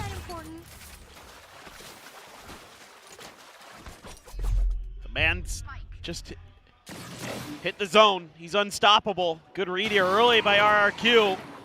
Primi, what an angle there to take. Knows that the Prowler's going to hit him anyway. Still has the dash, so he can go for the 1. That is unbelievable from Sephiroth. What is the Thai word for mercy? Because RRQ should be begging for it right now. Yes. None being shown. I mean, oh, just felt like those were going to go. He's intentionally missing at this point. He's just trying to put the fear into them. Psychological warfare. The force buy, of course, for RRQ. Should be noted. Mostly stingers. Crazy guy down, spike on the floor. Monyet eliminated. Primi's found another one. There's blood in the water, and Full Sense are looking to feast. They calm it down. They pump the brakes. They're going to be re-swinging the Zan, who just has a stinger, but he's still able to find 2. He gives them a chance. He gives them a world, a possibility, a reality, and then Sephiroth drags them right back to hell. Jemkin, however, fighting against it. Damage on a cruise, and he will manage to escape Hades' grasp here. His Red Bull clutch will be delivered. RRQ finding another round win. But they need 10 in a row. Yeah, it's a long road. Stranger things, but this corner just not checked. That lack of awareness of negative space. I think they assumed with Sephiroth just around the corner on the other side towards Waterfall that maybe it would be safe. Well, they're still laughing. They're still having fun despite the scenario here for RRQ. Let's see if they can keep the momentum up. But Janelle, oh god, he has his Blade Storm. Oh boy, well. Going through, crazy guy finding one. That'll be enough to back him away. Okay. Making so much noise. I mean, they're willing to play so incredibly loosely at this point because they know the advantage that they have. Xpero trying to fight back. He dies. Crazy guy is gone. It's the classic. It's not even the knives. Primi has now got them into a player advantageous position by all of 2 held. Weapons critically cannot be recovered. So still a decent position for RRQ, but they cannot afford more mistakes. And they themselves already so very low on money. They need every weapon that they can get if they want to have any shout of running this back. For sure. It's madness, those classics at that range. Left. Cover going out. Okay. Monyet's going to play sight. The other 2 fanned out. Full sense, just going to have to overwhelm here. It would be decently crushing. Monyet, a reposition towards upper. Sephiroth going to be there on his shoulder. Jemkin finding one. Saturate, connecting. Sephiroth does still manage to find one. Cruz gets another, and oh boy, suddenly there's a world. It's an unlikely one, but it's a world all the same as Cruz blast packed away, has to try to go for the reload, and Zan will be able to find the kill. The third one now for RRQ. God, it's a lot of damage, though. Yes, that is a lot of damage. So much. Look at this. Just the instant headshot. The instant headshot. Nice work from Jemkin. But we'll see. Cruz there. Just can never really get a read on that timing. I'll find you. So far ahead on Mound already. Do have a Raise and an Omen, so even if there's a response from RRQ, you have escapes. And then you're just playing a little bit more defensively. Cypher trip at the front of B, one at A across the box past the orb. So you're just hoping that that C Mound hold can work out. Well, they're backing off now, but now they're expecting that util and they want to get out of the way of it. This is a tough one for RRQ to really get a decent read on, and this trip is probably just going to make them either rethink. Let's see if they have the guts to just send it. I think Sephiroth not in a position to really punish it, though. Ooh, Prowler goes over top of that one, but so too will the duelists. Clear the camera, Zan forward. He's able to find Primi over at the connector. Klua going to be rerouted. It's back over towards main rather quickly here. There's Monyet needing to be somewhat cautious, just lurking within the smoke, trying to find a timing. Will only be good for the one. Jit Boys able to take him down, but Zan turns back to main, finds that kill. The showstopper is going to be committed into this. Ooh. That feels like a bit of a fat finger. Not able to find anything with that one, so maybe wanted to keep that. I think so. It's a 3v1, and it is Kahlua, but still. Yeah, I think that's not the optimal scenario there. But the good news is you're going to win the round. You're going to be getting into some nice ult cycles. Full Sense is very broke. They do keep the one gun, which I don't care who has it, it's going to be scary. Oh, oops. Oopsies on the dash. Oh, Jit. I thought Jit for a second was going to win this round, just on his own, because he saw that player up there. That top mid. But Zan actually just like simple trip and then they... holds it down. Okay. He's a Guardian. They will give that rifle to Primy, which, you know, makes a lot of sense. Now you know where it's at. There's a Guardian as well. So if they do decide to back away and maybe try to push into A, they do have that rifle covering as well. I almost feel like he has an op in his hands with the respect he's given. Oh, for sure. Yep, still here. Odd person trying to cover the retreat will be able to back away. He's going to go repinking, and he nearly has him lined up. This guy tagged to 70. Smoke now blooming back of sight. Swing in. Kahlua going to be spotted. Sending out the flash. RQ still able to occupy some space forward. Paint Shell not going to be able to clear out the plant position. Come on, yet. I need to see that back. He is just running at them despite being completely blinded up. Cruz, however, tagging him low, taking him down. Player advantage now into the hands of Full Sense. Is this how it comes to an end? Sparrow wanting to say otherwise. Catches Sephiroth. Jit Boys will fall, and now it is all on to Cruz. Swing in, and Sparrow gets it done. RQ continue to hang in there. 4 rounds in a row, needing 7 more. I could see a timeout, but again, Frost happy to let Cruz sort of pilot this ship. Sure. Yeah, you know, there were some tracers, I guess. Onwards we go. Nice, guys! Not giving up yet. Primy does get the op now. 4 ults for RQ. That's what's concerning. You're coming into a weird timing here as Full Sense. Showstoppers one away. You have the neural theft as well. It's more just that op that I'm worried about. I don't know that you're going to get much value out of it here. Overall, seems like a better play here, not just trying to send that convergent pass blindly. Now we'll go ahead and invest it. Connects onto a few. The pit's going to be lobbed in as well. This is a big, hefty investment from RRQ. Saturate buys a little bit more time. Up on Primy, though. Now going to be spotted out. Now we're able to get the catch onto him. Trailblazer, I don't think it actually sees Crazy Guy in his position. And he's just going to go spamming. And manages to come away with a kill on a Cruz. Jit Boys now, yep. Rotating out, looking for the save. Won't be getting that showstopper online quite just yet.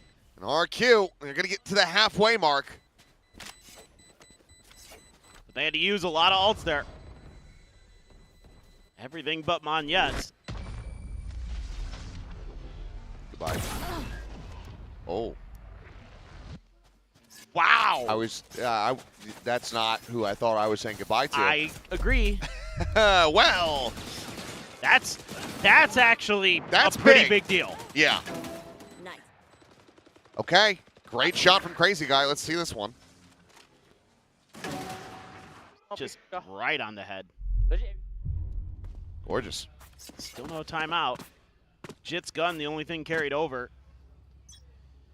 Maybe want to save up for another op there, because flirting around with some other guns. Where are you? I don't know, man. Oh, Crazy Guy. Oh, Crazy Guy. Bring them down. Run for cover. And does manage to go ahead and stave him off. And flying Sephiroth as well. And that has all of Full Sense scrambling a little bit more towards this C side of the map, but Spike is going to be planted on A. And I think that they're saying, well, it's A, but we have to kill this guy and try to get the gun. Crazy Guy will still find Primy as well. So it's going to be 2 rifles in hand for Full Sense. In a 3v4. Yeah, just throw Cruz in there at the problem. They're not going to... Ooh, did he find a gun? They're not going to try to play for this. Oh, they want to give Jit the showstopper. Okay. Yeah. This makes total sense. Okay, so they'll save these ones. Thought maybe they would just Try to send it, but nope. Okay, so carry these weapons over. Spike will go off. RRQ now up to 7. I mean, it very well could be that that pistol round could have been a difference maker if RRQ had won it. That's the only thing that concerns me. Because if RRQ had won the pistol and they had just streaked these rounds together like this, would have been 7 in a row and I'd be believing. Oh, yeah. This has to be it, you would think. Showstopper, Seekers, an Operator, one away from a Blade Storm. And if it's not, then I'm concerned. Crazy Guy one away from having that Nightfall. Going to apply some pressure again here to C. He's got the camera situated just over the top of the entrance. He's got the rotates here. All's at the ready. Backpedal from 2. Doesn't spawn anything over towards Waterfall side. Meanwhile, TP to upper on B from Monyet. Nobody's here. If he peeks out, he'll have Cruz dead. And he needs to. They're going to go pushing blind into this one. Cruz is fully flashed up. Now goes for it. He's able to find 2. Xana Jemkin dead. Monyet trying to come to the rescue, but instead, he has been absolutely destroyed. Oh, and RRQ. So close. Only to fall so very far. Full sets. Keep themselves alive here in the play-ins. They advance. And they send RRQ home. It's hard to believe, you know, after how well T1 played and after how Full Sense looked on Summit, thought it might just be the end, but RRQ could not hold on after such a strong start to this series. Their sunset was close but not good enough, and this Lotus was wanting the whole way. An unfortunate end here for RRQ in the play-ins. They fall to a very familiar opponent. This Full Sense finally came out on top. Considering how the stage had begun, I think for RRQ to find some stability, to make it to this point, still impressive. The return of Monyet, fantastic for them overall. But this is where their story comes to an end and where Full Senses gets to continue to carry on. Very curious if this is going to be the momentum for Full Sense, if this is going to propel them further, get them back to an international. Don't know. It doesn't feel great just yet. Some of these map losses they've been taking are rather concerning, but I will say this, the firepower is back. That is for sure. Killua and Primi. I mean, if you can bottle and distill that performance from them, from Sephiroth as well in this final map, I mean, good God. Then yeah, there's absolutely a very real hope for Full Sense. Because when they're on, they look incredible. The problem is just the gap between the highs and the lows is quite wide. Right. But we saw plenty of highs here from them those last 2 maps. They advance. And we'll now send it down. The Gem is going to be standing by for the interview. 네, 풀센스의 킬로아 선수 만나보도록 하겠습니다. 승리 축하드립니다. GG's 킬로아.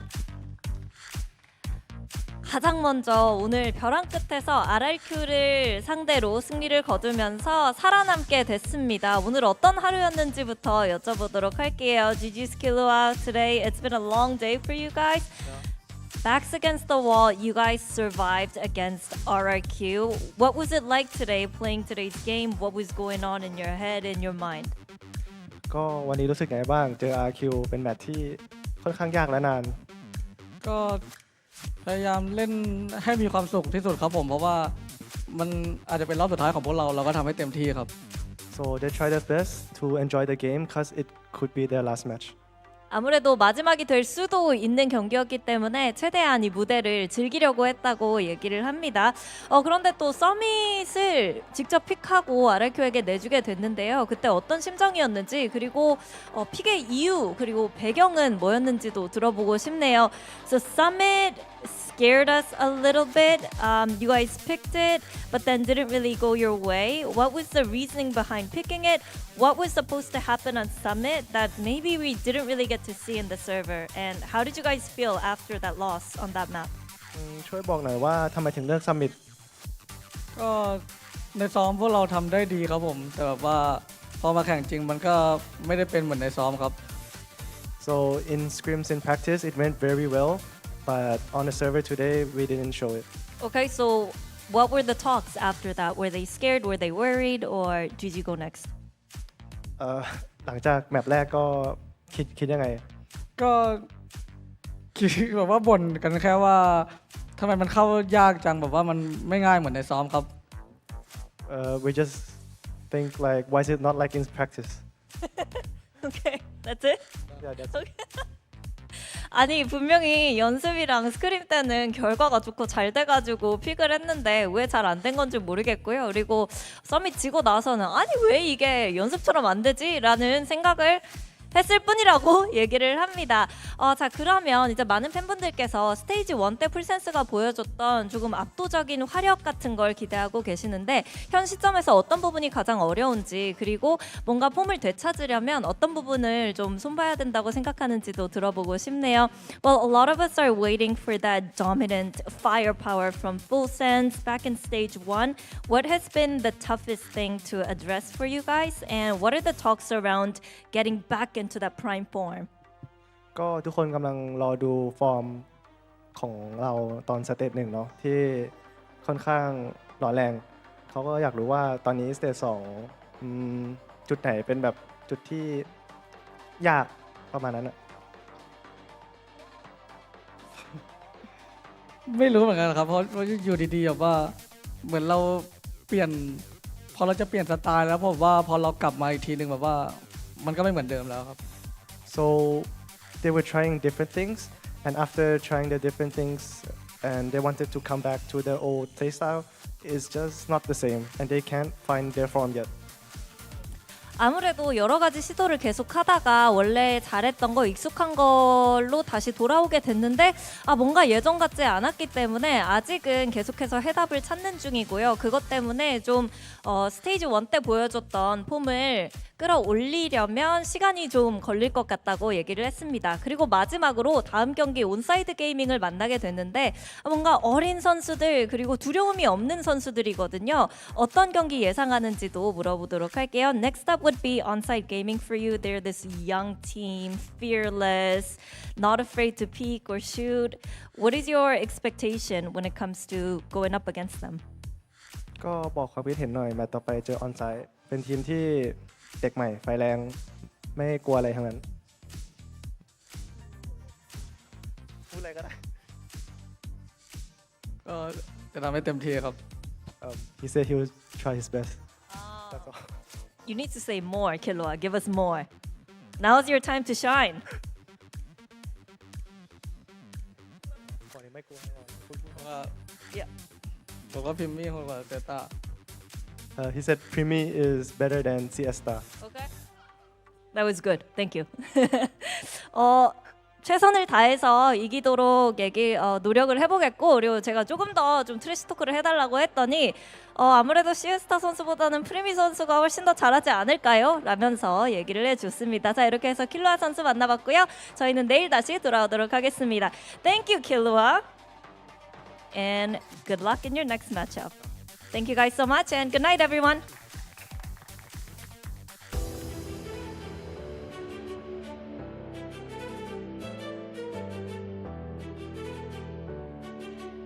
Jen did not give him any quarter at all. She's like, nope, you gotta say more, and I'm gonna wait here until you actually do. But you know what? Full Sense didn't give any quarter at all to RRQ on that Lotus map either. Yeah. I mean, this was so dominant. The score was at 1.12 to 1, and I was worried that RRQ wouldn't get anything on the board aside from that one round, but They managed to make a little tiny bit of a comeback, but it was just too little, way too late. I mean, the duality of this series was a madness. From Full Sense looking like they could have been a 13-0 on Summit to looking like really they could have 13-1 themselves later on. I mean, I feel like this series kind of had everything. This was a banger. I think this is really what we expect when these two teams play each other. They know each other so well, and it's full.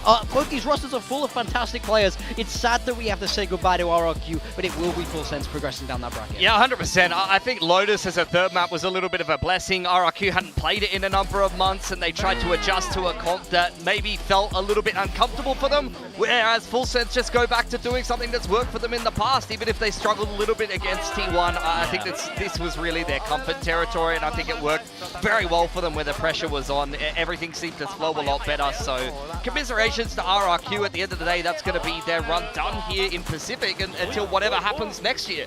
Yeah, it's going to be very, very telling, I guess, for the rest of the players going into next year, right? We don't know yet what's going to happen, but that's why you get these kinds of matches, you get these kind of performances, because these players keep saying, like, we don't know if it's going to be our last match, and that's a different kind of motivation altogether. So it's telling also that you have, you know, all of these great performances, because these players are playing like as if they have nothing to lose. Yeah, I mean, that's exactly how it is, and I think play-ins has been a great second chance for a lot of these teams as well, where, you know, a team like Full Sense, where normally a bad group stage could have meant elimination, but they had time to figure things out, they had time to try things, test things, look at these different approaches, and I think they've come into the play-ins a lot stronger for us. Yeah, I think still figuring out a few things, still some map-to-map inconsistency, as you saw in the QT series and this series for Full Sense, so still a few kinks to iron out, but when they're on their game, it's obvious why they're one of the best in the league and why they were Pacific Grand Finalists in just our last stage. Yeah, exactly. And again, you have players that can just pop off. You had so many great performances. We've got Primi back on the Jet, on Lotus. Yeah. You know, all of those who were picking Primi for the build dip were like, oh, sigh of relief. And then we had Killua with a masterful performance throughout this entire series. Sephiroth as well. And you have Jit Boys on the Raze. And of course, you have Cruz on the Omen. And he's also here with us on the desk.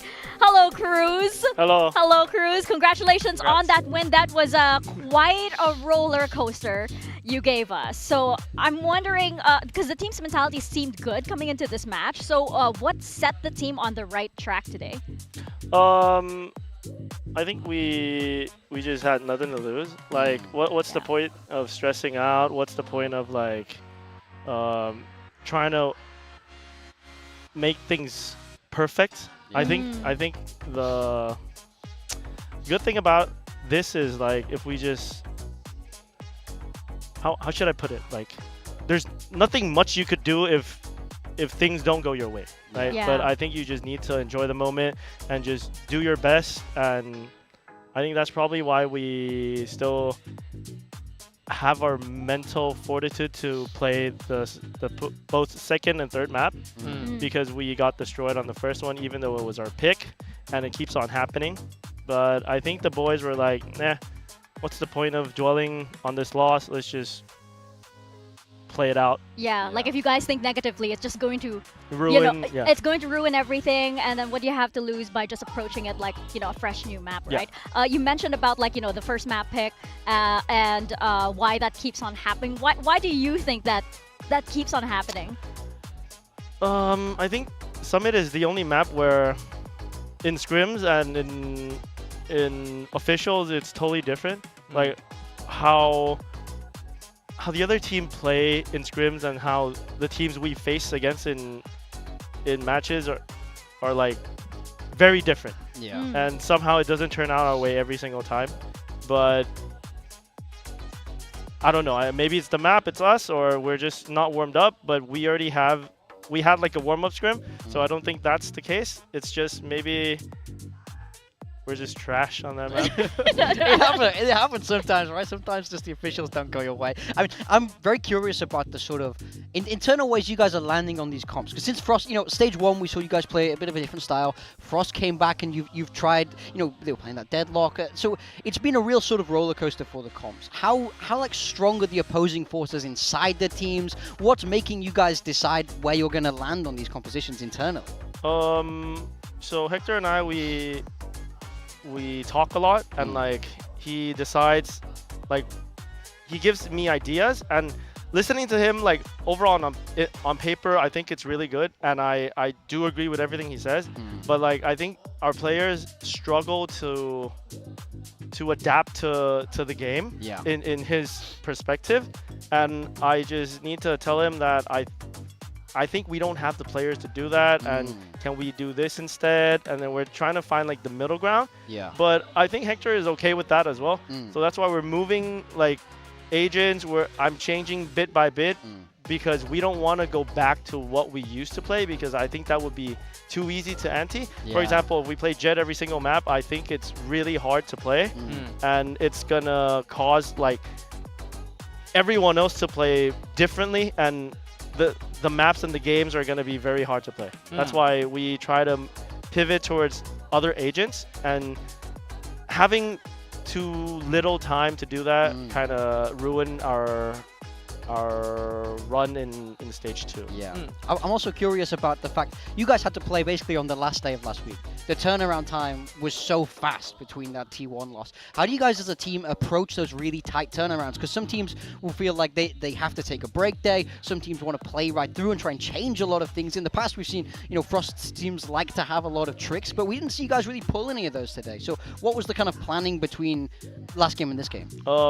I just said what we wanted to play, like what we feel comfortable, and we're just gonna do that and just play it out. Like, doesn't really matter. We've changed a ton of things, didn't work. Yeah. So let's just play it out. Let's play it like with no regrets, and let's just practice the way we used to, but not think too much. Like, let's not think about what happens next. Let's just play the game, play it the right way, or play it our way, and it doesn't matter what happens next. I had two questions for you, just to pick up on what you said. Like, series by series, I think you guys have to win, including that one against RRQ, 7 in a row to get back to a grand final like you did last stage. So is it really just game by game? Are you reading too much into your opponents? Like, did you have a look much into RRQ for this series? You got onside next, for example? No. Like, I didn't look much into RRQ. We were just focused on what we were going to do, and let's just do it well together. That was on Summit. We did not do it well. But we didn't even know they were going to pick Sunset. Like, we expected Breeze. They picked Sunset.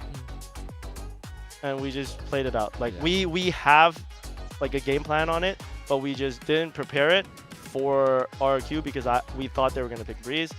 But I think if we just play our game, I think it could bring us back. Like, 6 games, I don't think it's hard. I think we could do it, but we're not too focused on like we need to qualify. I think it's just game by game, and let's just reset every single game and just enjoy doing the things you're supposed to do. And stage 2 last year, RRQ was a team that kind of knocked you guys out of champs contention. Now you've kind of repaid the favor. Is it sad because it's Jovi on the other side of it this time, or do you feel any like revenge against Crazy Guy and the boys because they kind of ended your run last time? Now you've done the same thing to them.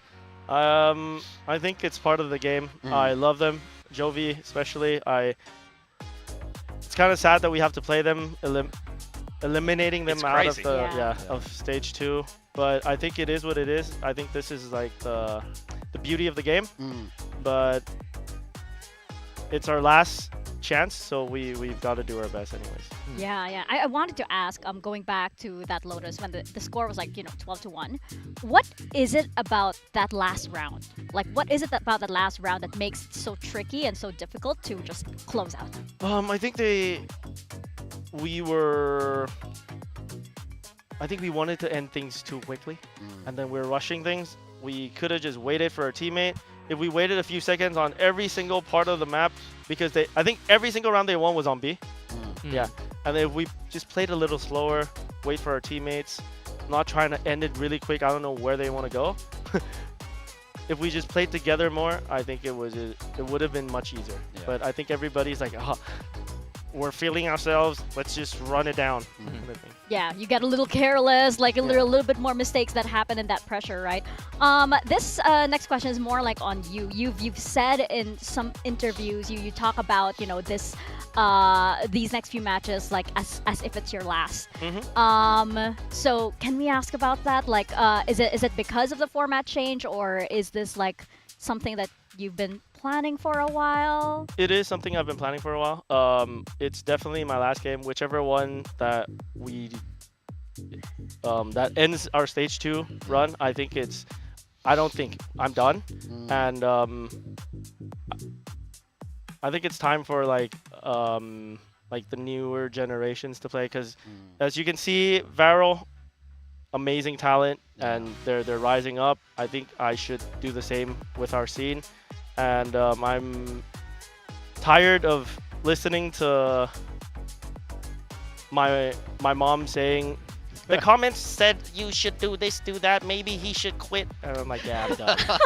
Oh, no. So I'm quitting, but not because of, I think it's more about the passion. It's really hard for me to like keep on going, and knowing that the amount of work I need to put in, I think it's just way too much. And like whatever I do, even though we win, we make London, we make whatever, like with one loss, it's like everything is completely gone. So I think that's a little bit too much for me to take at this point, this time in my life. So I think I'll move towards the next, where I could probably do more. Because maybe coach, maybe I don't know, but like I think it's time for me. Yeah, it's like all these years, I mean, you've been with the scene for so long. It's definitely changed you, and it's changed the way you look at the game. It's changed your passion for the game, right? But I don't want to say like you're quitting, because it's such a negative like feeling. Maybe it's like, it's more like, you know, that your time is you know, it's changing. It's changing, right? For sure. Yeah. But I mean, it's like, it's not very rewarding for me anymore. Like with the win, right now I don't.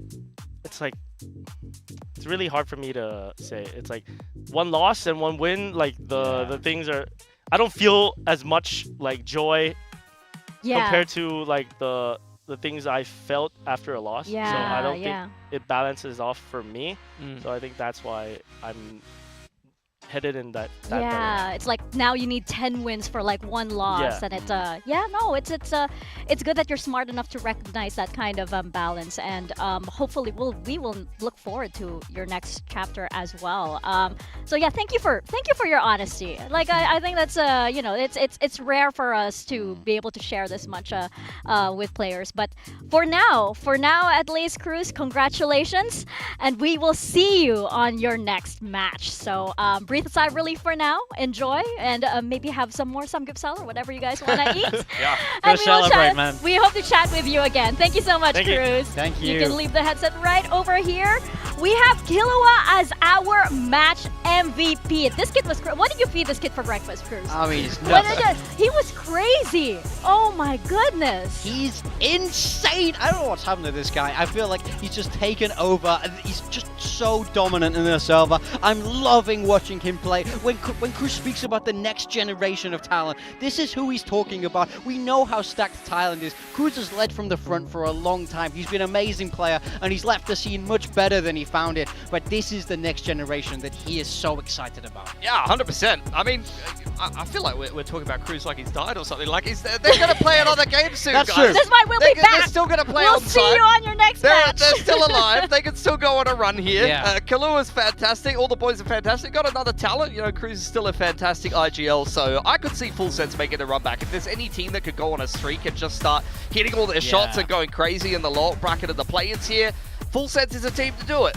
Especially when they're playing the way they did in that last series, right? You heard it from Cruz. They're playing more with abandon, but not too okay, maybe sometimes recklessly, but you know, not too recklessly to a point that it's like, you know, complete throwing. You have these skilled aimers on this team. You have these players that can turn around all these rounds, even if it's a 1v4 or 1v5, and that's what we need to see. But versus Onside Gaming also with this new energy that they have, I don't know. Primmy's, yes, this is going to be a crazy game, man. I feel like when Full Sense are in form, they're so hard to beat. I feel like we saw glimpses of that in this game. I hope they can find that form. That run would be amazing. Onside Gaming looking to stop that on their home turf. God, I love Pacific. Yeah, exactly. We have the most exciting region. And of course, we have Busan getting closer and closer. We have so many exciting things for you guys.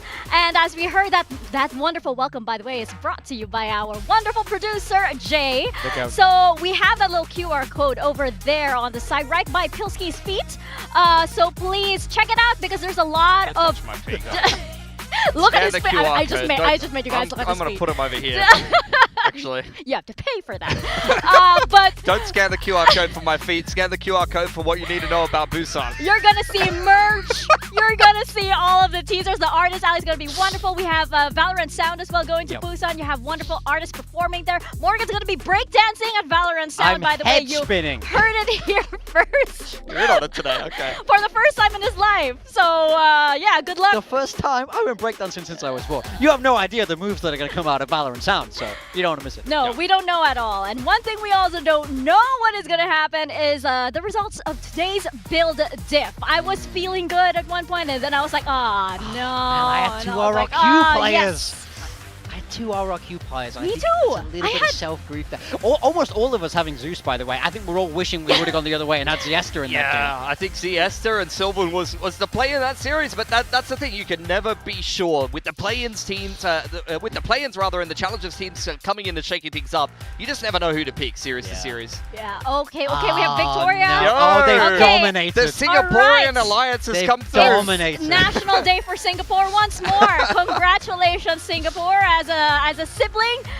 Congratulations to you guys. We're just happy that Achilles. Okay. He's falling off. He's falling off.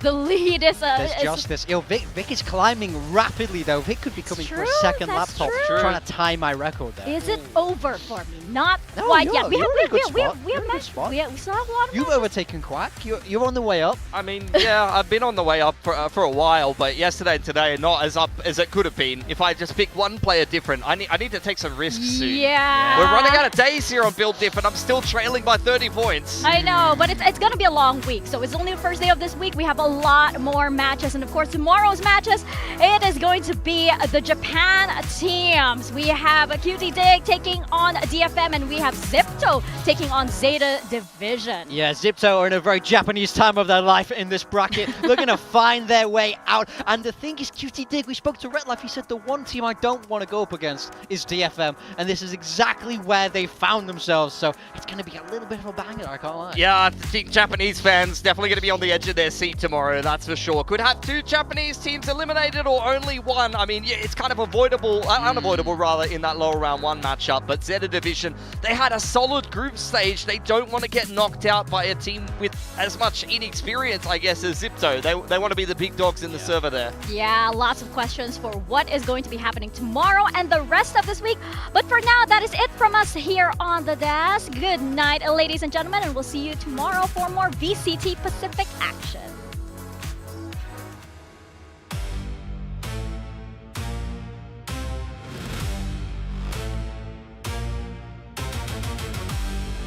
Back some of the pressure here for the players on the site.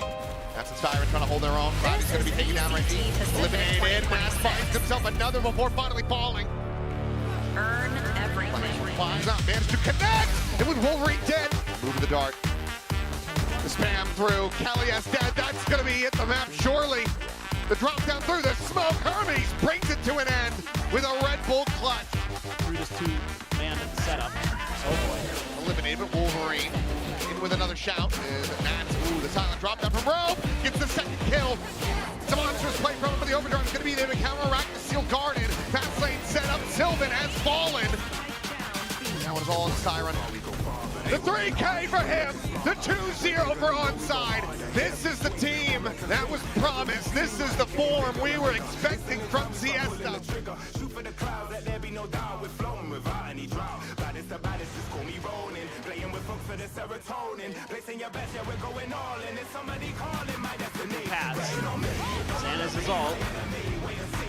Just wait forward, finds one to transfer over onto the second, the slide out. Jit Boys gets some damage, gets the kill.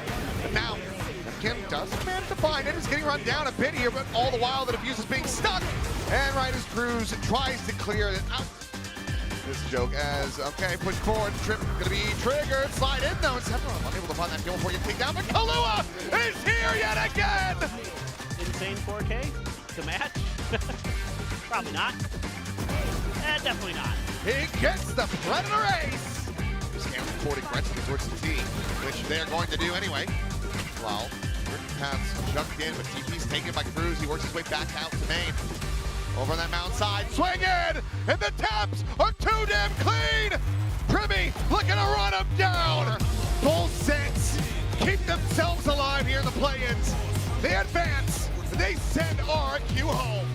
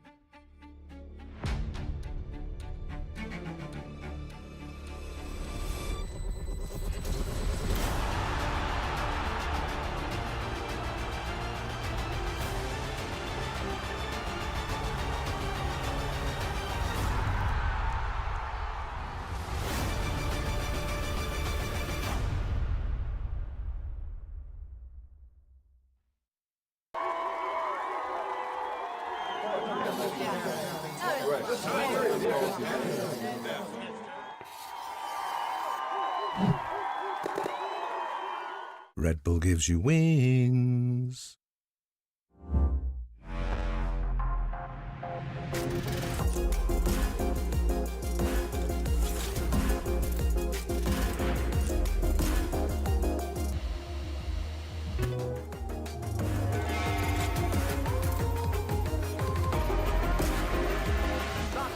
Push, push, push.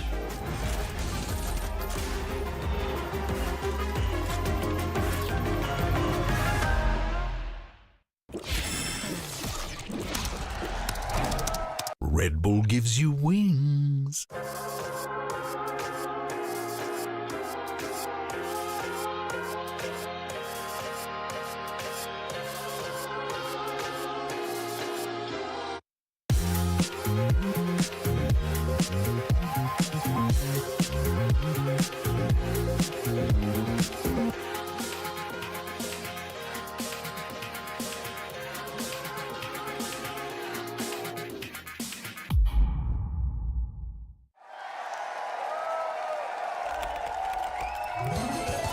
Red Bull gives you wings. This is VCT Pacific 2026.